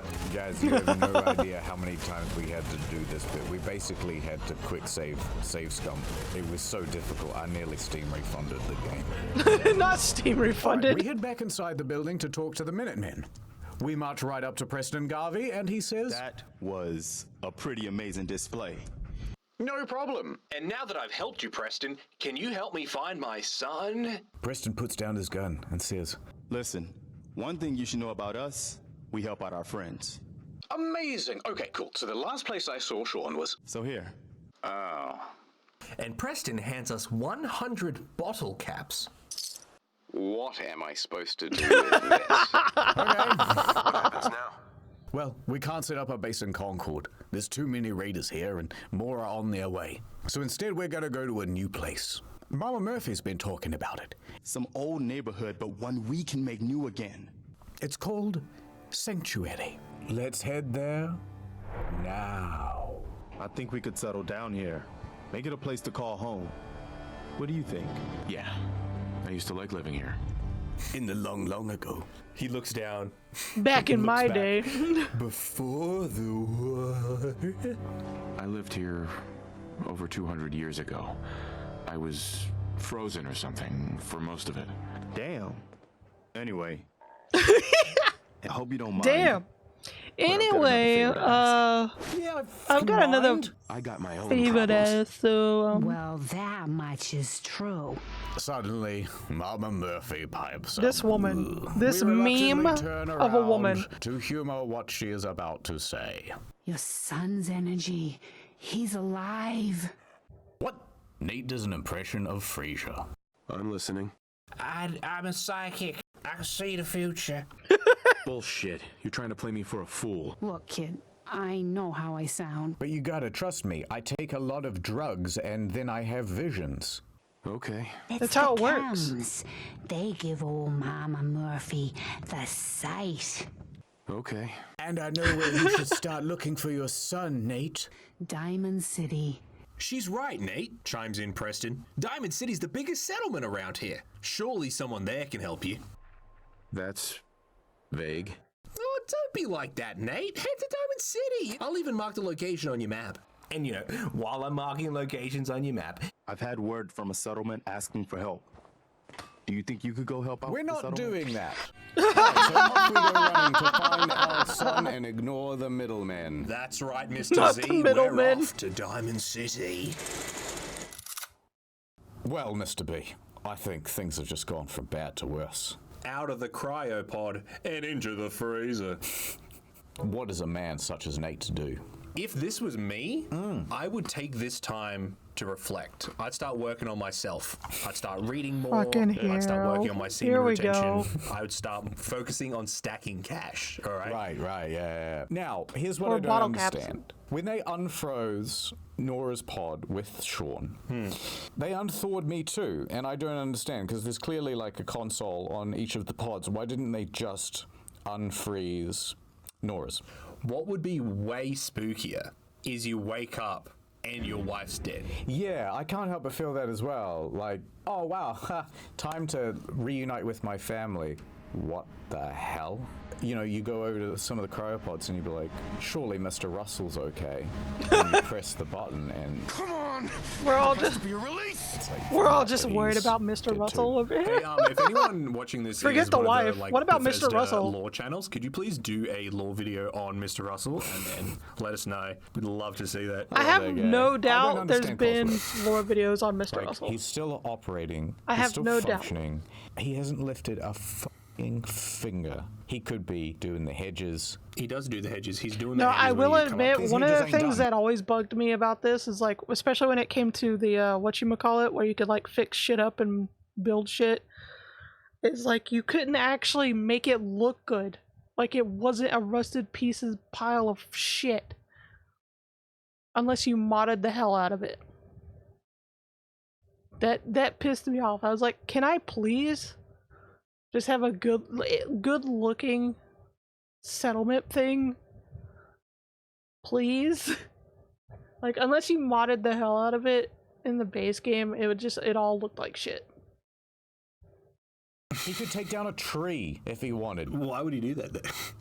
Also, the laser musket really annoys me. Yeah, go on. You take a laser rifle, which is this like culmination of amazing pre-war technology, right? But what the Minutemen do, Mr. Z, is they take this laser rifle, they strip all the important parts off it, and then sticky tape those parts to a wooden stock, thereby creating a worse laser rifle, and then say, yep, that's our new gun. It's insane, is what it is. It'd be like taking an AK-47 and chucking it on a broom and being like, oh yes, it's a Kalashna broom.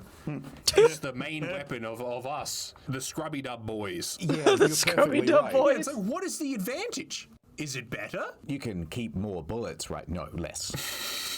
Much less, like a lot less. Is Mama Murphy blind? No, she has the sight, dude. Mr. B, is Mama Murphy actually psychic, or is she just kind of like wacky? Within Fallout, psychers, what they're called, exist. What, like in Warhammer? Yeah, it's an actual thing. Well then. It's an It's actual a thing. thing. Can you stop fighting me on this? Trust me. Okay? Trust me, bro. Like Trust Preston Garvey me. a lot more than I like Sturgis. You don't like Sturgis? A full set of cherries to power up. I hate that. Well, off we go into the wasteland. We're going to go to Diamond City, and we're going to find our son, goddammit. We got to make that speech. Nate runs all the way from Sanctuary to Diamond City. There it is, the big sticky. Isn't this Fenway Park, the baseball stadium? From Boston? Yeah, they've taken the old stadium and turned it into a settlement. As Nate approaches the front gate, he sees a lady in a red leather coat. Oh, and who's this beautiful creature? That's Piper.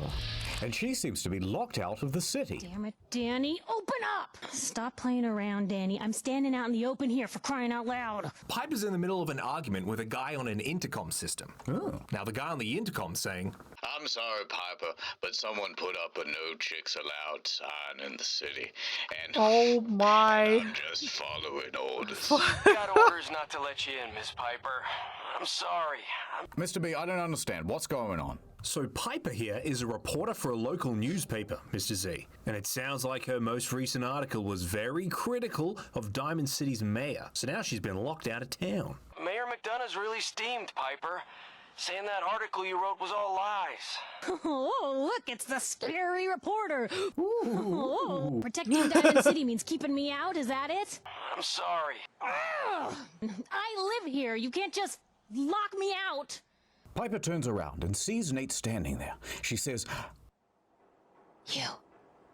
You want into Diamond City, right?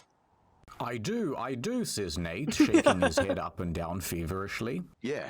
And so Piper comes up with a clever ruse. Shh. Play along. What's that? You said you're a traitor up from Quincy? Play along with what? What are you talking? I'm not from Quincy. Have you seen my son? You have enough supplies to keep the general store stocked for a whole month? And you've got Gamer Subs in both caffeine and caffeine-free?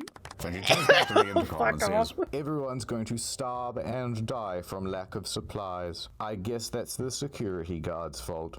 Jeez, all right. All right, hold on, I'll let you in. Just shut up. Give me a minute. Better head inside quick before old Danny catches on to the bluff. The big green gate to the city opens up. It worked. We're in. The idea that they don't have monitors to see out the door? Like, what's the point of this big fuck-off door if a raider can come along and go, ow, I'm an injured little kid. Open the door. Let's go. Nate follows Piper into the stadium. True enough. True enough. Oh, who's that there? It's the mayor. And he's still powerful mad about that article that Piper wrote. You devious, rabble-rousing slanderer. The level of dishonesty in that paper of yours. I'll have that printer scrapped for parts. Ooh, that a statement, Mr. McDonough?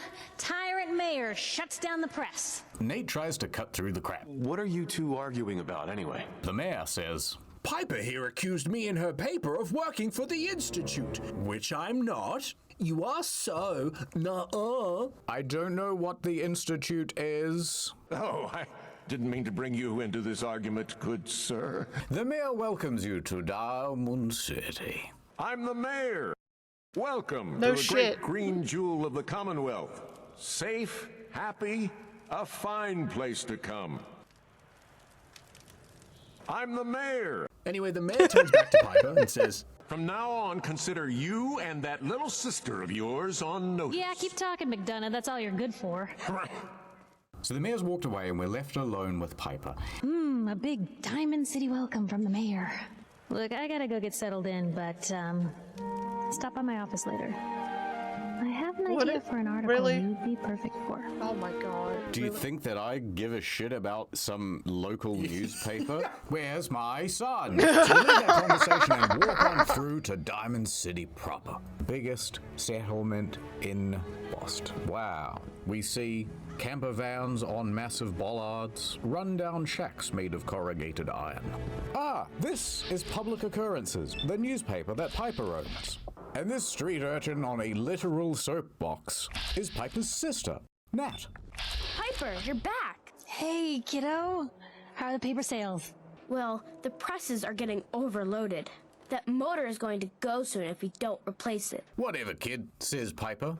I gotta head into the office. Piper walks away. Nat then turns to us and says, Free paper to newcomers. A free paper? Nate takes some time to be sarcastic at this kid. A free paper? Sounds like quality.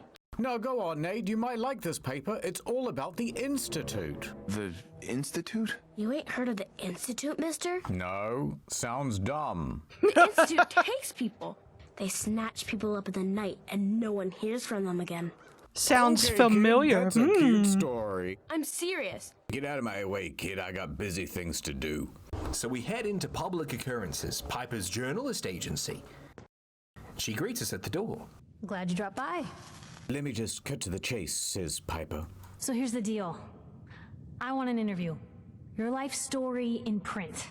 Nate says, yeah, maybe. What will you do for me? Do this big exclusive interview and... I'll tell you what. I'll come with you. I'll become an optional follower and companion. Nate agrees. All right, Piper. I'm in. Good. And we pick the sarcastic option for every question of the interview. Let's get down to business. Nice. So, I know you're from a vault. How would you describe your time on the inside? Why would they put a sarcastic option if they didn't want us to be? All right. It was just me and 1,000 guinea pigs. They turned carnivorous. They had these. I took a frozen nap Reddit gold whenever we made a funny. and watched my wife get murdered. I guess we're gonna have to go with the satirical approach. And oh yeah, So, babies you've seen missing. the Commonwealth, Diamond City. How does it compare to your old life? You're all living in rusty shacks, killing each other. Oh my god, the smell. Okay. Now the big question. Why come to Diamond City? I'm sorry you're having problems, Yuko. You're looking for someone, are you? Yeah, Yomi needs to stop sending I am the looking for cursed someone. internet your way. Who are That's so they? rude. My son! Oh, a missing person? What do they look like? Well, he's about yay high. And then he squats like all the way down the ground. Bald. Wearing a beanie, I guess. Very young. Blue eyes, just like useless stuff. But like never specifies that he's a baby. Has trouble walking, but he's not in a wheelchair. Piper then drops one bombshell of a question. Do you suspect the Institute's involved? The Institute? Who were they? Piper takes a deep breath. That, Blue, is the biggest mystery in the Commonwealth. No one knows nothing about the Institute. They're pretty much the Robo-Illuminati. No one really knows who or where they are, but their handiwork is all over. Okay. It sounds crazy, I know, Nate, but they really do exist. Okay. No, wait, I can prove it, Nate. They're basically cloning people and replacing people with... Okay. Synths. Synthetic people. They make synthetic people? That's right.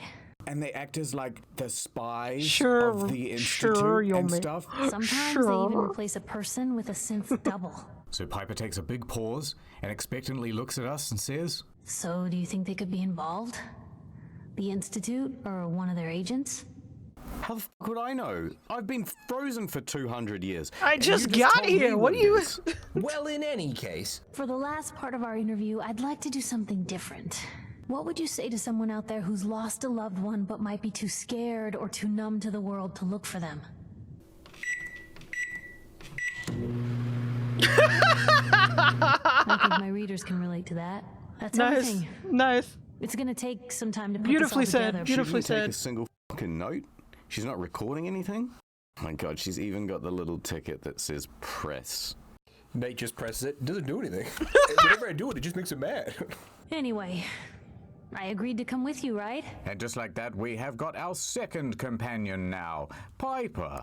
All right, well, what do I do next, says Nate. Let's go to Nick Valentine. He's a private detective, and he's very good at finding people. Also, he's got an office here in Diamond City. Let's go. Just say the word when you're ready. I can't wait to see where the story goes next. Piper then goes over to her couch and sits down. Well, Piper, I hate to say this after you just sat down, but... Hey, Piper. Heading my way? Sure, let's go. Will do.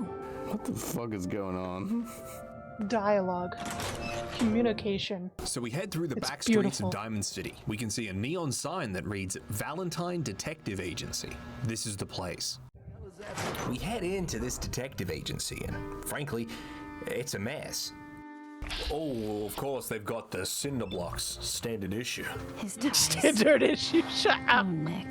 Why are they bothering to put things in cabinets and then leaving papers on the floor and then walking on the papers?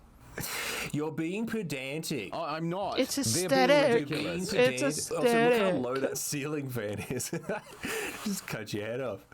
Across the room is a young lady, rummaging through a filing cabinet. So Nate approaches and asks, Something wrong? Dude, it's Tone. Something wrong? What's going on there, sweetheart? I don't want to see you cry. Another What's stray up, coming in for the Buttercup? rain. The lady spins around and she says, Afraid you're too late. Office is closed. Look, stranger, the office is closed right now. And Nate replies, Wait, who are you? You the detective? Me? No, I'm Nick's secretary. Handle his appointments, his papers, that sort of thing. well, that's great. I need to see Valentine pronto. Yesterday. I need him to detect where my son is. He's been taken, and my wife's dead. No can do, stranger. You see, Mr. Valentine's gone missing. He disappeared working a case. Skinny Malone's gang had kidnapped a young woman, and he tracked them down to their hideout in Park Street Station. Oh no, says Piper. Nikki's missing. What has he gotten himself into this time?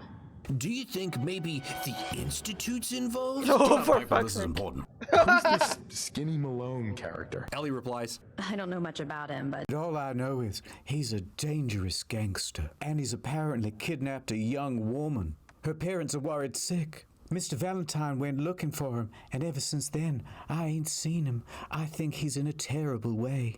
Nate says, well, I need Valentine's help, lady. Do you have any idea how I could find him? Well, word's going round that he... tracked them down to their hideout in Park Street Station. Scooch over here and I'll mark it on your map. There's an old vault down there they use as a base. I told Nick he was walking into a trap, but he just smiled and walked out the door like he always does. Right, so you're saying that if I find Valentine, he'll help me find my son.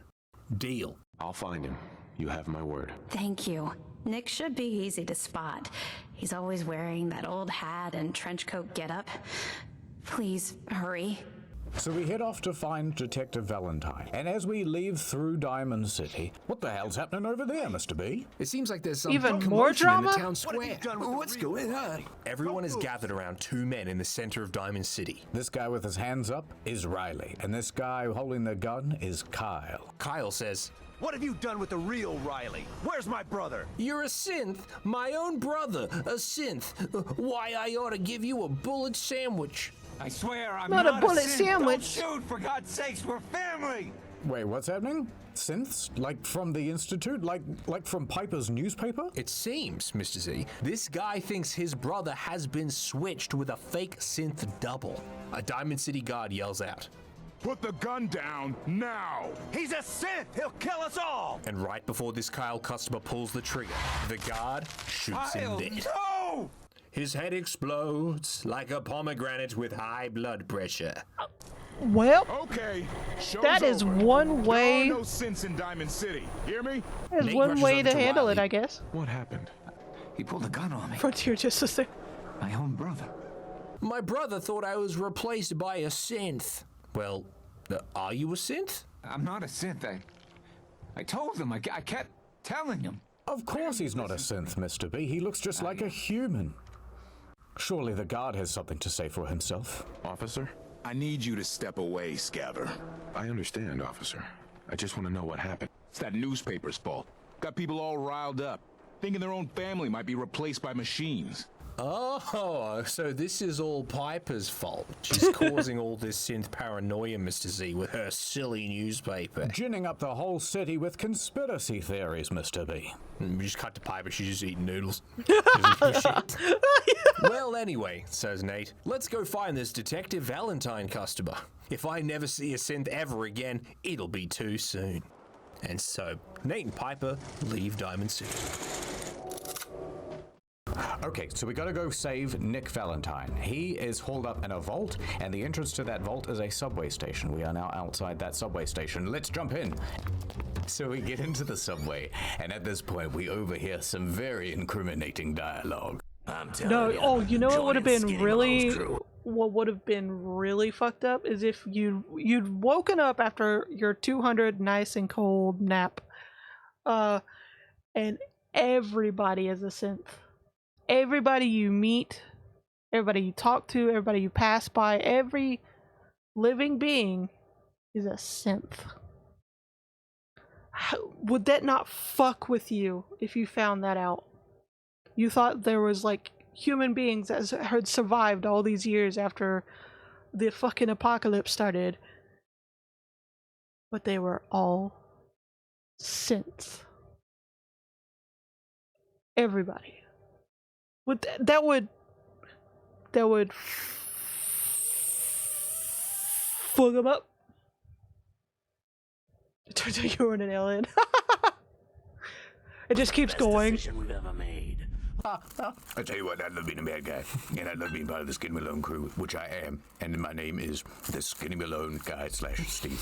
The exposition boys go on to say, I still say Malone's weak. We caught that detective snooping around, and what does he do? Locks him up. These guys speaking, by the way, are the Trigger Men. Hear about the main character most likely being a synth? I think I might have heard that theory. Laughers.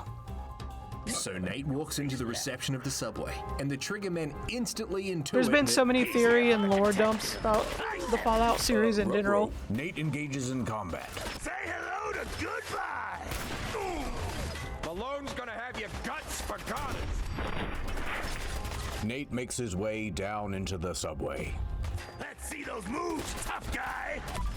You wise guy! I love how he's just headshotting everybody. Get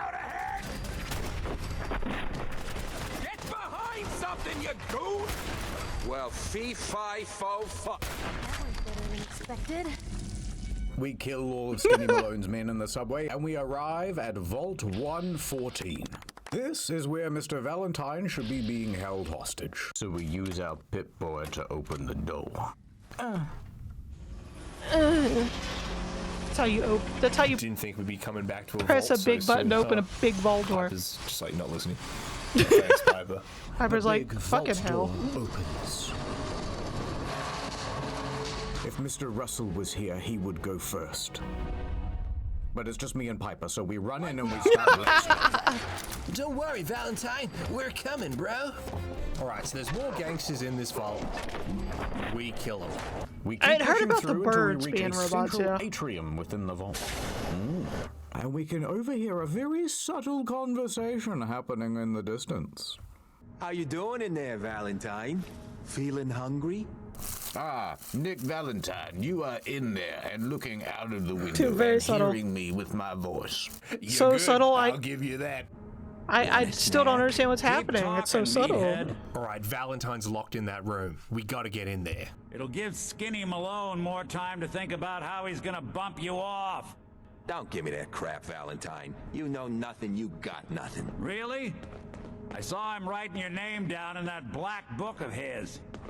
Valentine seems to be playing mind games with this guy. He must be one cool customer. Lousy, cheating card shark, I think were his exact words. Then he struck the name across 3 times. 3 strikes? In the black book? But I never... Oh, no. I gotta smooth this over, fast. Now, Oh, if we sneak no. real quiet like, we might be able to close the distance across the room while the gangster is distracted. Fuck off. Are you drinking right now? No. Alright, we snuck across the room. So the bad guy comes running out the door as we're climbing the stairs and he says, Who's that? No, leave me alone. Right, so we walk up to this big round glass window and we can see the silhouette of a man inside. Nate's like, hello? Hello, are you Nick Valentine? Is that you? I need your help, please. I have a son-related problem. But Valentine cuts him off. I don't know who you are, but we got 3 minutes before they realize muscles for brains ain't coming back. Uh-oh, we gotta hurry. Get this door open. Nate's like, hey, how do I get this door open? You gotta hack that terminal to open up this door. Nate heads over and hacks the terminal that opens the door. Yes. The door opens. Ah, finally, we see the elusive Detective Valentine. Ah, my knight in shining armor. But Nate's like, whoa. Because have you noticed something a little bit interesting about old Valentine? No, what? Has he got a new haircut? Not quite. He looks Is that a new little hat? bit, well, synthetic, yeah. Whoa, what are you? I'm a detective. You know what I meant. All right, kid, you twisted my arm. I'm a synth. A delicious synth. Wait, I thought synths were meant to look like people. Actually, says Piper, there are lots of different types of synths. So Piper barges in and she goes, okay, so there are 3 different types of synths, right? So there's the first generation, which looks like this. They look like robo-skeletons. Then there's the next version, and they look a little more human, but they're not quite human. And then there's generation 3. Now that's the one that look indistinguishable from people. Then what is Valentine? The discarded prototype. I'm a prototype 2.5 version. Wow, okay, cool. Look, I know the skin and the metal parts ain't comforting, but it's not important right now. What matters is, why are you here to save me? What do you want, Nate? My son, Sean, is missing. Glad to help. But now ain't the time. Let's blow this joint. Then we'll talk. So Nate and the fellas creep, all stealthy-like, back to the entrance of the vault. Stealthy indeed. What was that? Not making a peep. Every attack more stealthy than the last. This is how I do in stealth games. Finally, they reach the last room before the entrance. But on the other side of this door, who's waiting for them? None other than Skinny Malone himself. What are you doing? You come into my house, shoot up my guys? You have any idea how much this is gonna set me back? Valentine, we may go way back, but killing my friends and dismantling my mafia operation, well, that's 3 strikes in the black book. Oh, come on, Skinny. Not the black book. I wouldn't be here if it weren't for your 2-timing dame, Skinny. By 2-timing dame, Valentine means this lady, Darla. The camera cuts to a lady in a fancy sequin dress, and she's holding a baseball bat. You ought to tell her to write home more often. The reason why Valentine is here is because he was trying to rescue Darla and bring her back to her parents. Then he got caught and kidnapped. I can't leave here, Darla, without taking you back home to your family. However, Darla does not want to go home. Oh, I'll just run back home to Daddy. Shall I? Just because you came and told me to? You're not my dad. I don't have to listen to you. They can't control my life anymore. So Valentine, Skinny Malone, and this Darla girl are all just at each other's throats. And Nate's just standing there in the back like, oh my god, just help me find my son. Shut up, Darla, says Nate, walking into the shot. Then what's this guy doing here, huh? I'm here to persuade you to go home. I ain't leaving Skinny Malone. I love him. So Nate selects a medium-level difficulty speech check and says, Darla, listen to me. Have you considered? You have a home to go back to. You don't want to throw your life away with these thugs. You're right. You're right. Oh my. Though in Darla's And that's how you defense, talk someone I down. did console command myself to have 10 charisma, so she is up against Not the a Riz. brick wall of personality. Not the Riz. What am I doing? I've gotten all mixed up. You make So a with good one line of point, random dialogue from a stranger. the missing girl Darla has been convinced to go home. Darla, where are you going? Home, Skinny, where I should have been all this time. This is goodbye for us. And then it just, like, I'm leaving this minute. See you later. Zooming. Skinny is Zooming out of heartbroken there. and furious. Oh, come on, Nikki. You cost me my men. Now you and your friend cost me my girl? Yeah. Valentine quips back. You always did have bad taste in women. Get out of here! Nate barges in with another charismatic move. That temper of yours, as he weapon selects the mini nuke. Well, so much for Skinny Malone. Nate, Valentine, and Piper book it out of Nice. this vault. We better get out of That's here. extra hard mode stealth right there.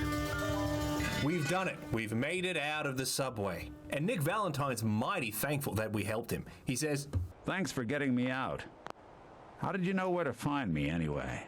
Your secretary, Ellie. She sent me. She did? I should give her a raise. Good one, Valentine.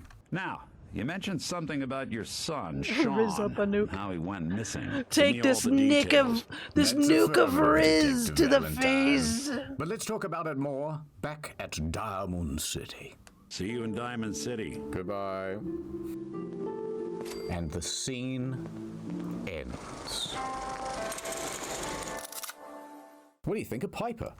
she's what I would refer to as bait. Everything about her seems to be like sculpted to make you fall in love with her. Stop by my office later. I have an idea for an article you'd be perfect for. It's a sex article. I Shut found up. her to be annoying right off the bat.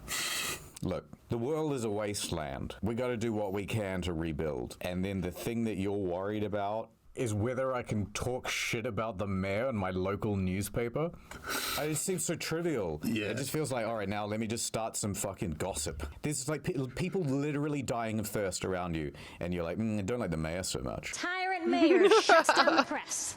What's the point of having press there? Because it's not like a raider's going to go, hold on, fellas, she's here to report and observe.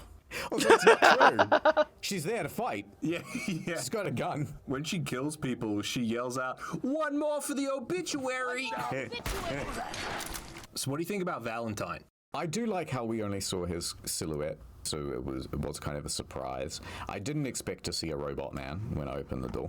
I like Valentine. I think his shtick sort of runs out. Yeah. Because I think they just didn't have enough to do with it. Let's blow this joint.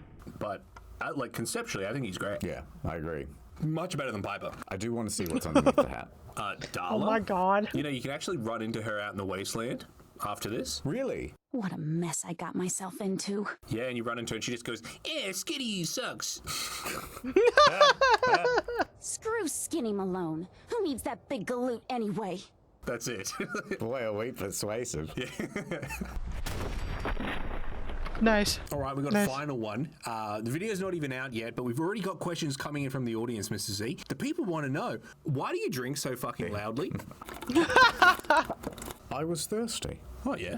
I mean, I have to imagine you're not going to finish this recording while still parched, so I have to imagine you did something to quench that thirst, Mr. Z. What was it? You might have overheard me drinking a game of subs. Oh, is that what it was? 'Cause Yeah, it sounded like you I really knew where enjoyed this it. was I tell you going. what, I knew though, there. It I was knew it. the fact that I was drinking it out of one of these cups. It's one of the.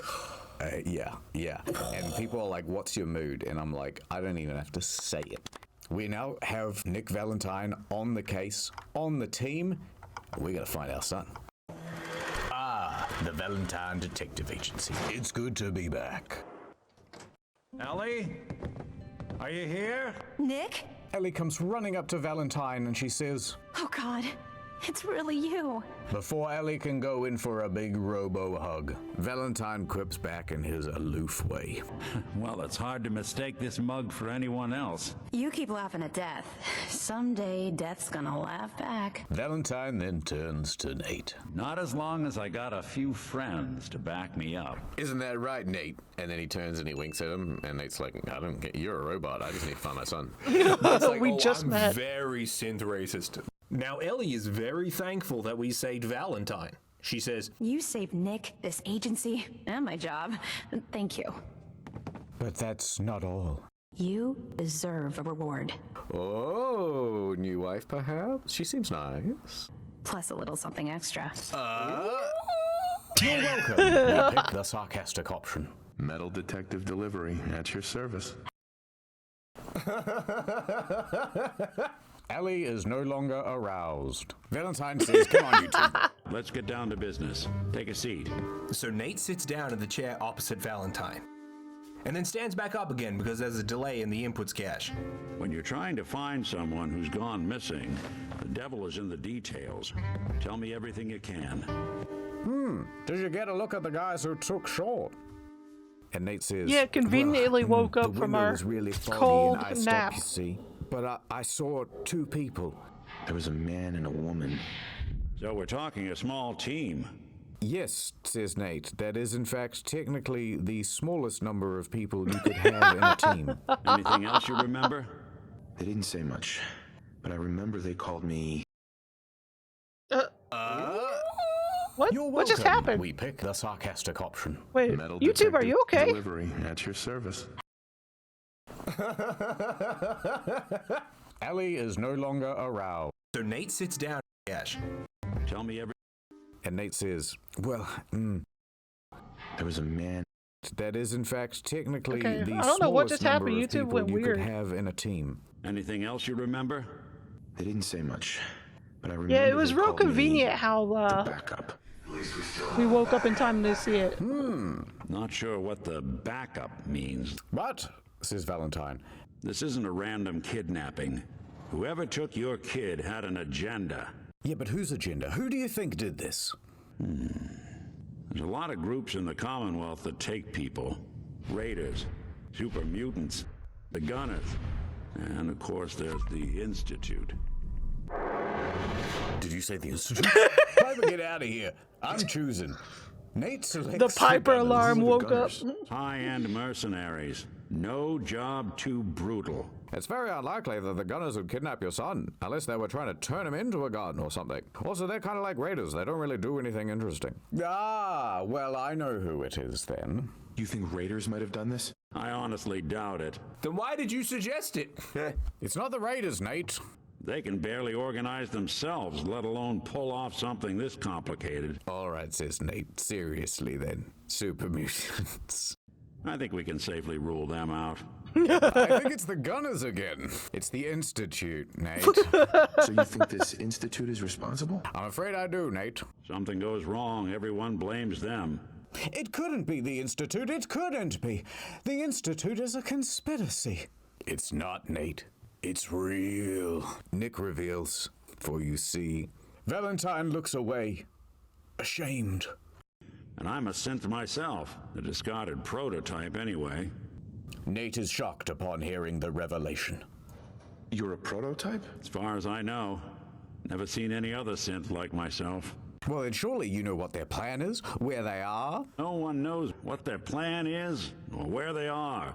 You don't know anything about them? Really? Although I am a robot from the Institute, they wiped my brain memories. I remember nothing. Really? Some kind of security setting Really? strips or blocks out those memories. Look, I don't care about any of this, says Nate. Let's get back on track. I need to find Sean. Let's focus on what you saw.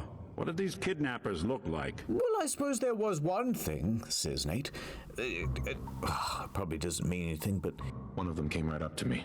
Pressed his face up against the glass so I could get a real good look at him. And I could see that he had... bald head. Scar across his left eye. What, says Valentine, while looking at the camera aghast. It couldn't be.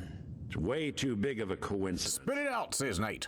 You didn't hear the name Kellogg at all, did you? Press the sarcastic button, Mr. B. Oh, yeah.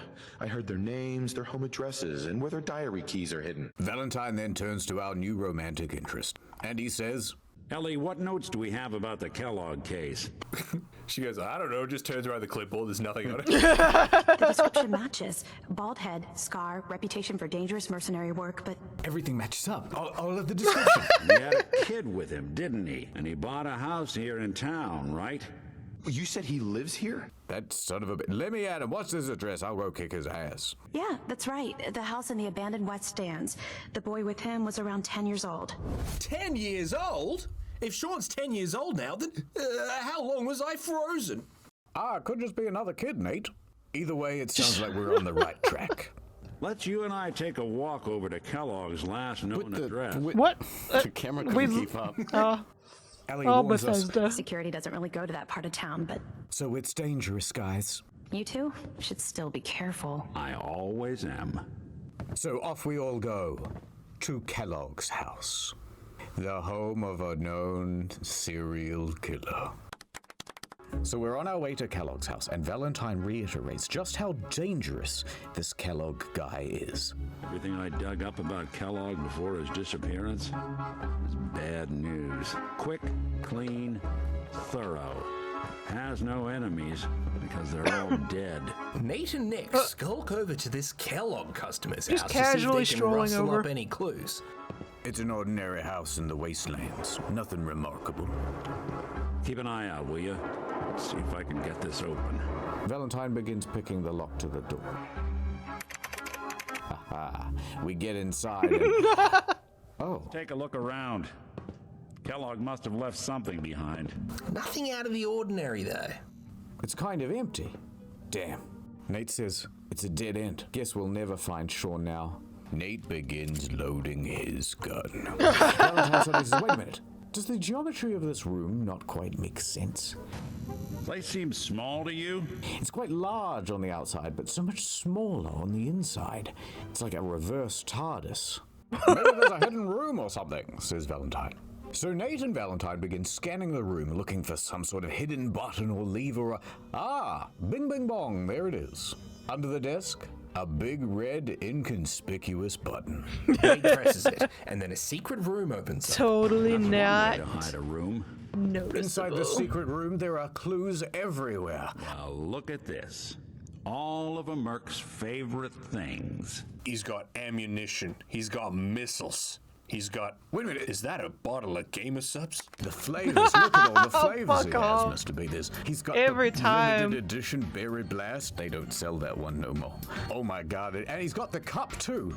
My God, he's got everything. That Kellogg may be a son of a bitch, but he's got good taste. Come on, Nate, let's keep hunting for clues. So Nate and Valentine keep looking around the safe room. But alas, still no baby Sean. Says Nate, as he returns to his weapons inventory. Wait, says Valentine. What about these cigars here, sitting in this ashtray? Interesting brand. Cigars.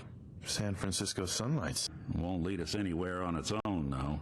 If Kellogg likes to smoke these a lot, then perhaps he's been traveling the wastelands smoking these. And if we had, if we had something that like detected scents, you know, we might be able to follow a sort of trail of these cigar stubs all across the wasteland, Nate. Oh, yeah, but nobody can smell that good.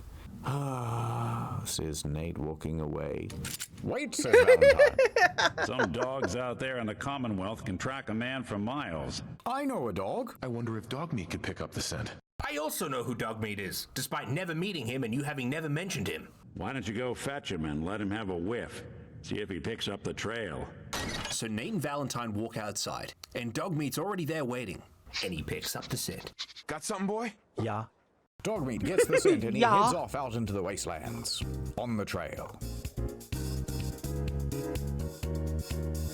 Alright, so Dogmeat leads us to another small cigar stub. It's down by a small... Dogmeat, the hero we dock? don't deserve. Jetty, a pier But perhaps. need. San Francisco Sunlights. Kellogg's preferred brand, all right. Dogmeat latches onto the next part of the trail. Hier entlang. Not the fucking German shit. And then he finds an Can't. old campsite that it looks like Kellogg's used recently. It was booby-trapped. A decoy, huh? Clever. That's some good disarming there, Nate. No, let's just rewind. You'll notice it said clue because it doesn't let you activate the mine. You know what I would have done? I probably would have done like a wicked sick backflip or something, and then I wouldn't have been caught in the blast. But I wish I did that. So we follow Nice, Dogmeat nice. and his amazing heckin' Puppo nose all the way to Fort Hagen. This is some old military fort where it seems that Kellogg's scent goes dry. Maybe he's holed up here. Is this the place? Is he in here, boy? Ja, das ist ein Heidi-Hole. That's doggo for yes. Well then, let us go into there. We head into Fort Hagen. And it looks like we're in some sort of admin office level. And worse, looks like it's full of synths. The old skeleton scary ones, so... Can't be. Synths is a conspiracy. This definitely has Institute written all over it. Does that It's mean Kellogg's totally running the not Institute real. these days? If he's even here. Can't be. The Institute is a conspiracy. Oh my fucking god. That can't be a synth. It can't be. They're not real. Oh, I mean, we never said synths weren't real. We fight our way through the building, and we reach an elevator. We go down into the belly of the building. And there we hear the echoed din of an all too familiar voice. Yeah, if it isn't my old friend, the frozen TV dinner. Rude. That's Kellogg's voice. Last time we met, you were cozying up to the peas and apple cobbler. What? He's saying that we're a frozen TV dinner, which... Oh, that's rude. ...is predicated on the fact of him knowing what a frozen TV dinner is. He killed our wife. He stole our son. Now he's making fun of us for having been frozen. We can't let this stand. So we try Honestly, to get it should be Kellogg, jealous, but every 'cause time we try, I'm he's jealous there of the thwarting frozen us nap. with, like tricks and traps and stuff. Instead of disarming them, Mr. I want a B bed just where I runs can right lower the through it temperature. and uses a stim pack. After waking up 200 years in the future, nothing can shock me anymore, Kellogg. Shut up. All the while, Kellogg is on the loudspeaker intercom, taunting Nate. Sorry, your house has been a wreck for 200 years, but I don't need a roommate. Leave. He says some more stuff to make us feel unwelcome. Gave you 50-50 odds of making it to Diamond City. After that, figured the Commonwealth would chew you up like jerky. I figured the Commonwealth would chew you up and spit you out and chew you up again and then spit you all around the room and then spit you into the peach cobbler and here's the thing. So much spit. Too much. Now Oh, Kellogg can see God. that we're not turning around. We're still marching forward. So Kellogg starts monologuing even harder. You got guts and determination. It's admirable. He's just like sitting there with, at a mic, presumably saying all this stuff. Here's another thing, actually. And now a word from our sponsors. Anyhow, Yellow by Coldplay. We're getting so close to Kellogg now, and he's starting to shift from cocky to kind of negotiating. It's not too late. Stop. Turn around and leave. You have that option. That doesn't work either. Listen, Nate, really, listen though. You've got no idea what you're working with. You are in over your head in ways you can't possibly comprehend. But we kept marching forward right till the final door. Kellogg is mere meters away. Okay. So Kellogg gives us one last plea. I'm just up ahead. My sins are standing down. Let's talk. The security door opens up and we walk through. We are heading for the denouement, the climax of the story, as we are about to get our vengeance. That was really fun running all across the wasteland, right? Takes 20 minutes. I liked the bit where we got to the dock. Was it a dock? I'm pretty sure it was a pier, wasn't it? A pontoon, if you will. Something that's always bothered me about Kellogg's house is we're running the tech where we've got secret doors and secret compartments to make the house have a secret little safe room. Yeah. No one at any point picked up a broom. Yep. Television on the floor for no reason, scattered papers. I have to imagine It's it's an because they turned all the aesthetic. brooms into How can you tell if you're yeah, in the cinder blocks. apocalypse? Just leave them on the mezzanine, please. If you don't have Like, the shit on the button's not floor secret randomly either, for it's no like this reason. big red button. I like the idea that it's like slightly buzzing as well. It's got that electrical. It's got that like zzz going. Yeah, like it drives me mad. Like none of it makes any sense. And it's like, the world building. Really? Where's he getting the like specialized cigars? Is he San Francisco? Is he going to San Francisco? Can we just chuck that up on the map? See how far San Fran is to Boston? Oh yeah, just a quick It is little so far away. quick Oh my little God. jog over. It's so far away. What if the speakers just weren't working? Nate's walking in, and Kellogg's there. He's like, I'm gonna hit him with. Just comes out like. Nate's like, well, this place must be haunted. That's scary. But anyway, Mr. Z, Kellogg, he has our son. And so we're about to head in and hopefully avenge our wife and get back our son. I know he's probably like in that room. We're just gonna scoop him up and go, come on, No, and feed him straight from our bosom. No, All right, what? well, let's see how it unfolds. What? So here we are. We enter a big open room. It's dark. It's poorly lit. But suddenly, a bunch of lights all pop on in order. And behind a computer console walks Kellogg. The man who ruined our life. We walk right up to Kellogg, briskly, so that he knows we're serious. So, here we are. Funny, huh? You murdering, kidnapping psychopath. Where's Sean? Tell me, Give me my son! Sean! Give me Sean! Now! Right to it then, huh? Grr. Okay. Fine. Nick Valentine is like, ooh, he's at the edge of his seat. Piper's there, and dog meat, and we're all paying close attention. And then we hard cut to Codsworth dead in a dumpster somewhere. Pal, I'm just a puppet like you. The stage is a little bigger, that's all. Now, Kellogg decides not to tell us very much at all. He's going to be very cryptic about the whole thing. He's going to be the riddle master. Where is my son? Where is Sean? Sean's a good kid. Bit older than you expected, am I right? Yes, I suspect he is 10 now, because people said they saw you walking around with a 10-year-old boy. But he's doing great. Only, he's not here. If you're hoping for a happy reunion, ain't gonna happen, pal. Oh. Your boy's not here. Oh. So where is he? Sean's in a good place. Where he's safe and comfortable and loved. Where he's safe and comfortable. Oh God, he's dead. He's in heaven, isn't he? That's the cliche. So close, but yet so far away. He talks so cryptically for no reason. He is everywhere, but he is nowhere. Fiddle-dee-dee. God damn it, you mercenary motherfucker. Where is my son? Sean's safe. At home.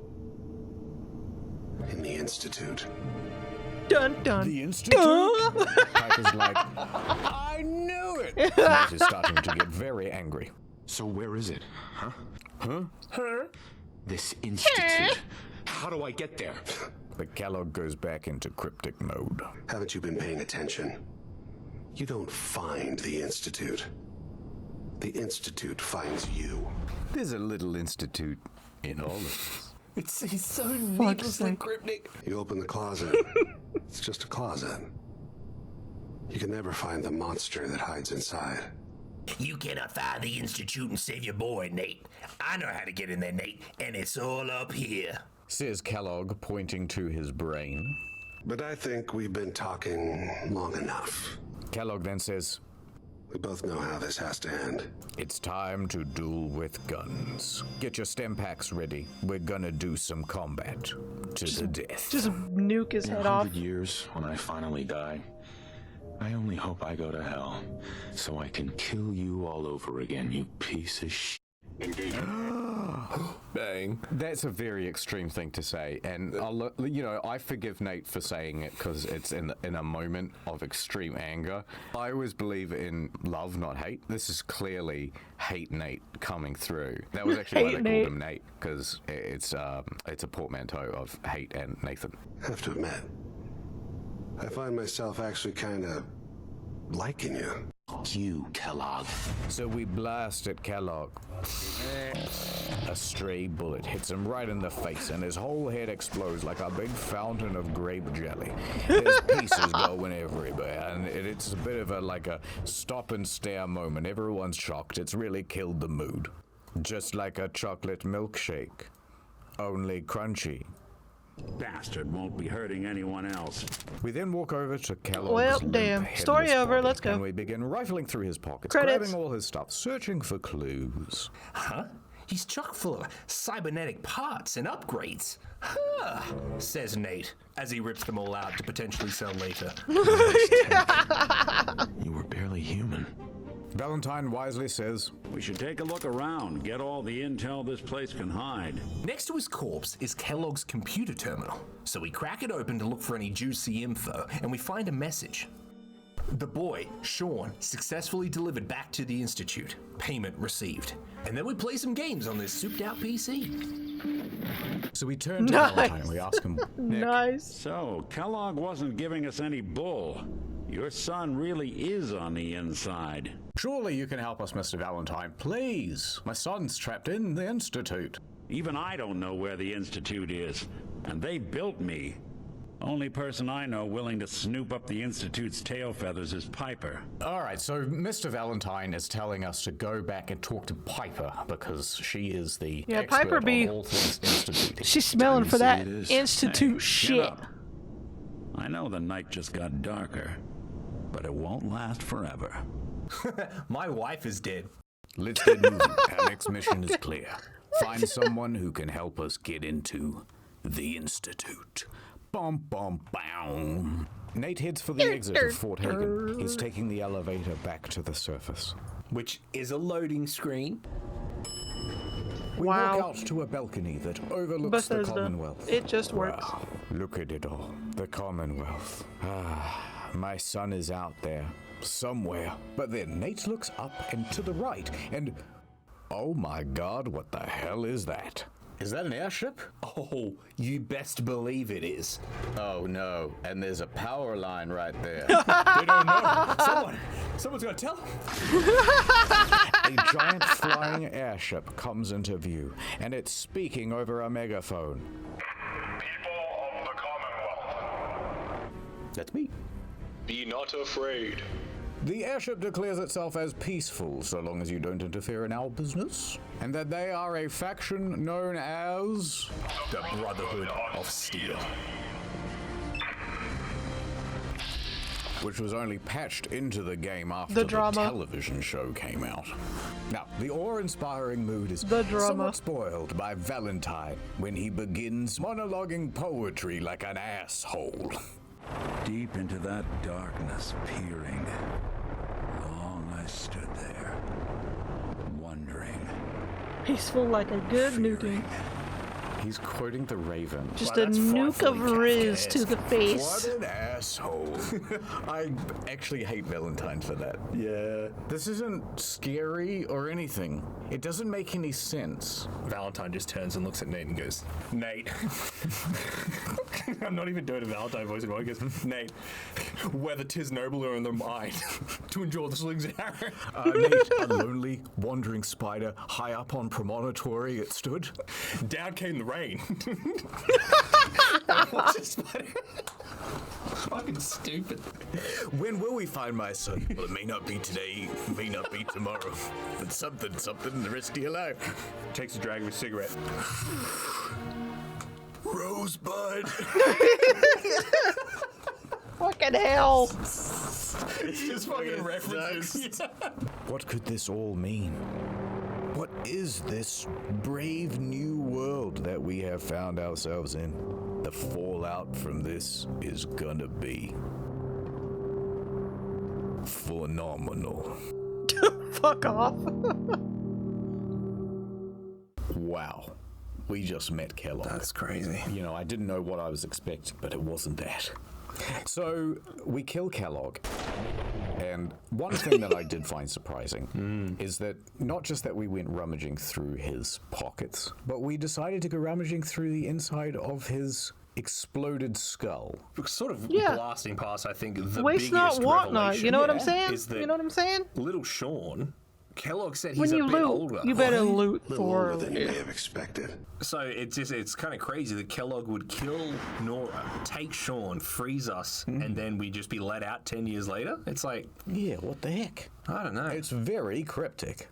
We thought that's all the revelation we're going to get here.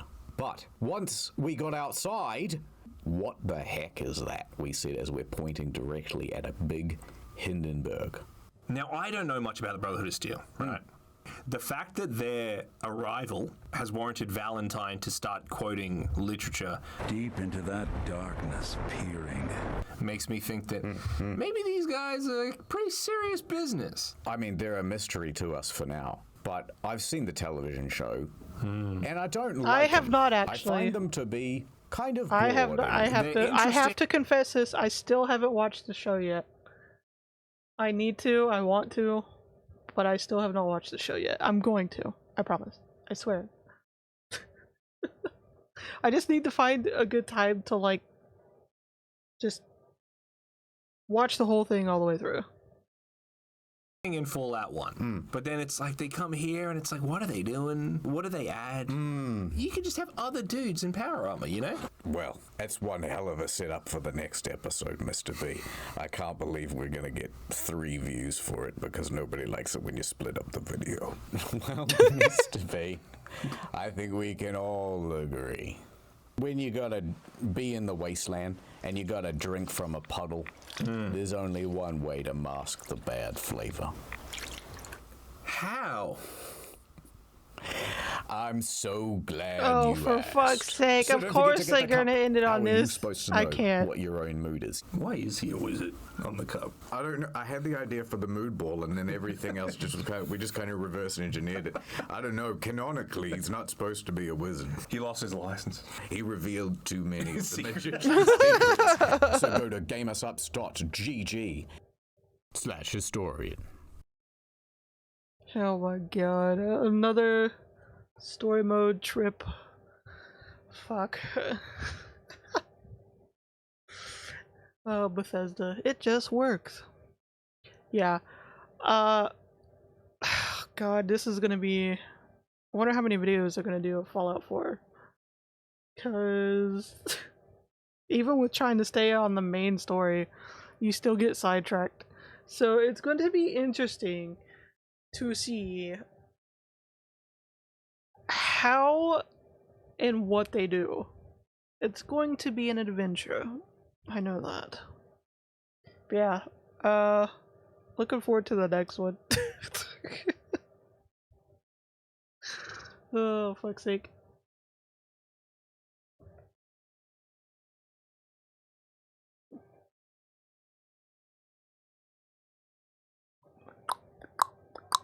God, it's so fucking hot, you guys. Like, I don't know. I can't live without air conditioning. Constantly living on the verge of heat stroke is... it's too much. It's too much.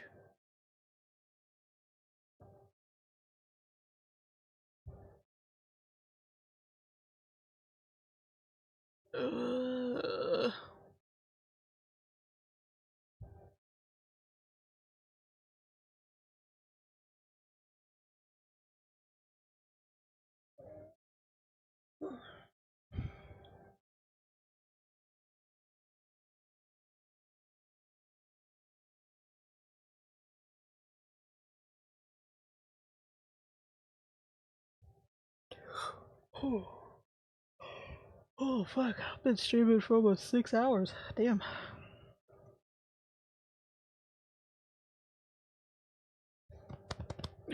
Might have to call it here, because I'm burning up. Ah, fuck. There's more videos I want to watch, because I've missed a lot, and there's some suggestions I had, and all that. But I'm gonna continue streaming. I'm not gonna take that long a break again unless I'm literally put in the hospital because of this fucking heat or something. Oh man.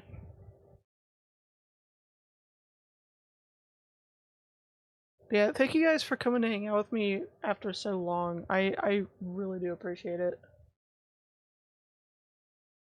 And the subs and bits and the follows and the chats and the raid, and it's a good welcome back. I'm glad you guys are sticking around with my antisocial ass. You'll hunt me down? Okay, count on it, Yuko. You count on it. Get one of your hentai goddesses to track me down for you or something nice.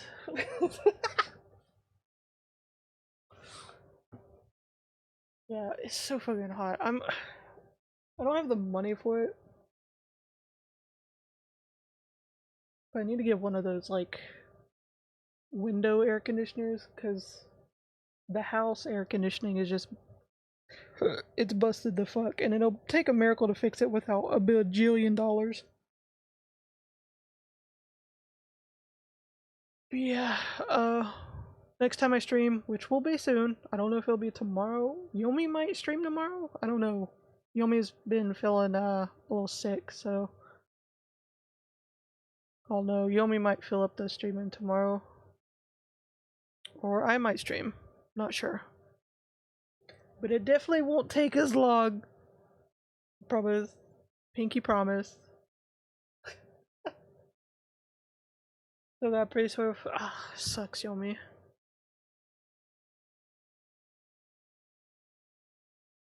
I have so many fans. I have a fancy one, a cheap one, a big ass box fan. I have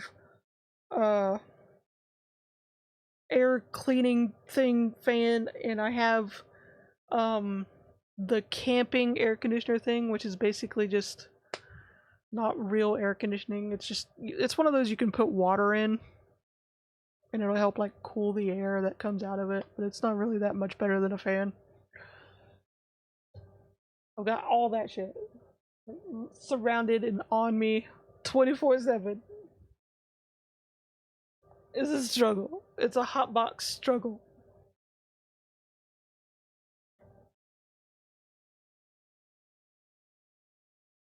So yeah, depending on what's going on tomorrow, I might stream tomorrow. Because I really want to catch up on some of these videos I'm late to reacting to. And I also want to start gaming again. There's like old and new games I want to play on here with you guys.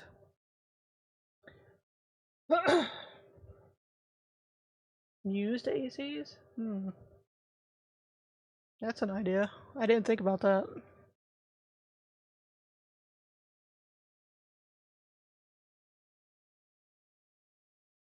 Yes, thank you for reminding me, Yuko. I still have that downloaded and ready to go, so it's not I didn't completely forget.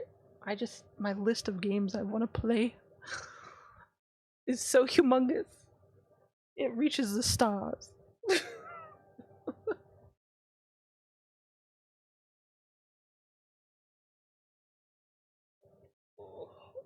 Oh god.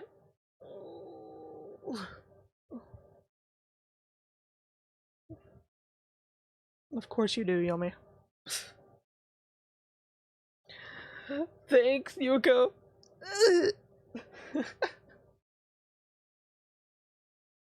Yeah, I know. I feel so close yet so far away from getting one of the PCs I've been eyeballing that have the affordable payment plan on it, where it doesn't have like an extra added to it. There's like no interest, but I have to save up a little for it, so I'm comfortable enough making the payments because they're higher than the ones filled with interest. But yeah, so close yet so far away. I'm hopeful within the next couple of months I'll have a new PC. Cross your fingers, send good vibes. Send a nuke of Riz my way. But yeah, thank you guys for coming to hang out with me. I'm going to start streaming regularly again. Knock on wood. Yuko, hope your internet stops fucking up. Even if it is Yomi's fault. Yeah. Much love, you guys. I will see you laters? Soon. Laters.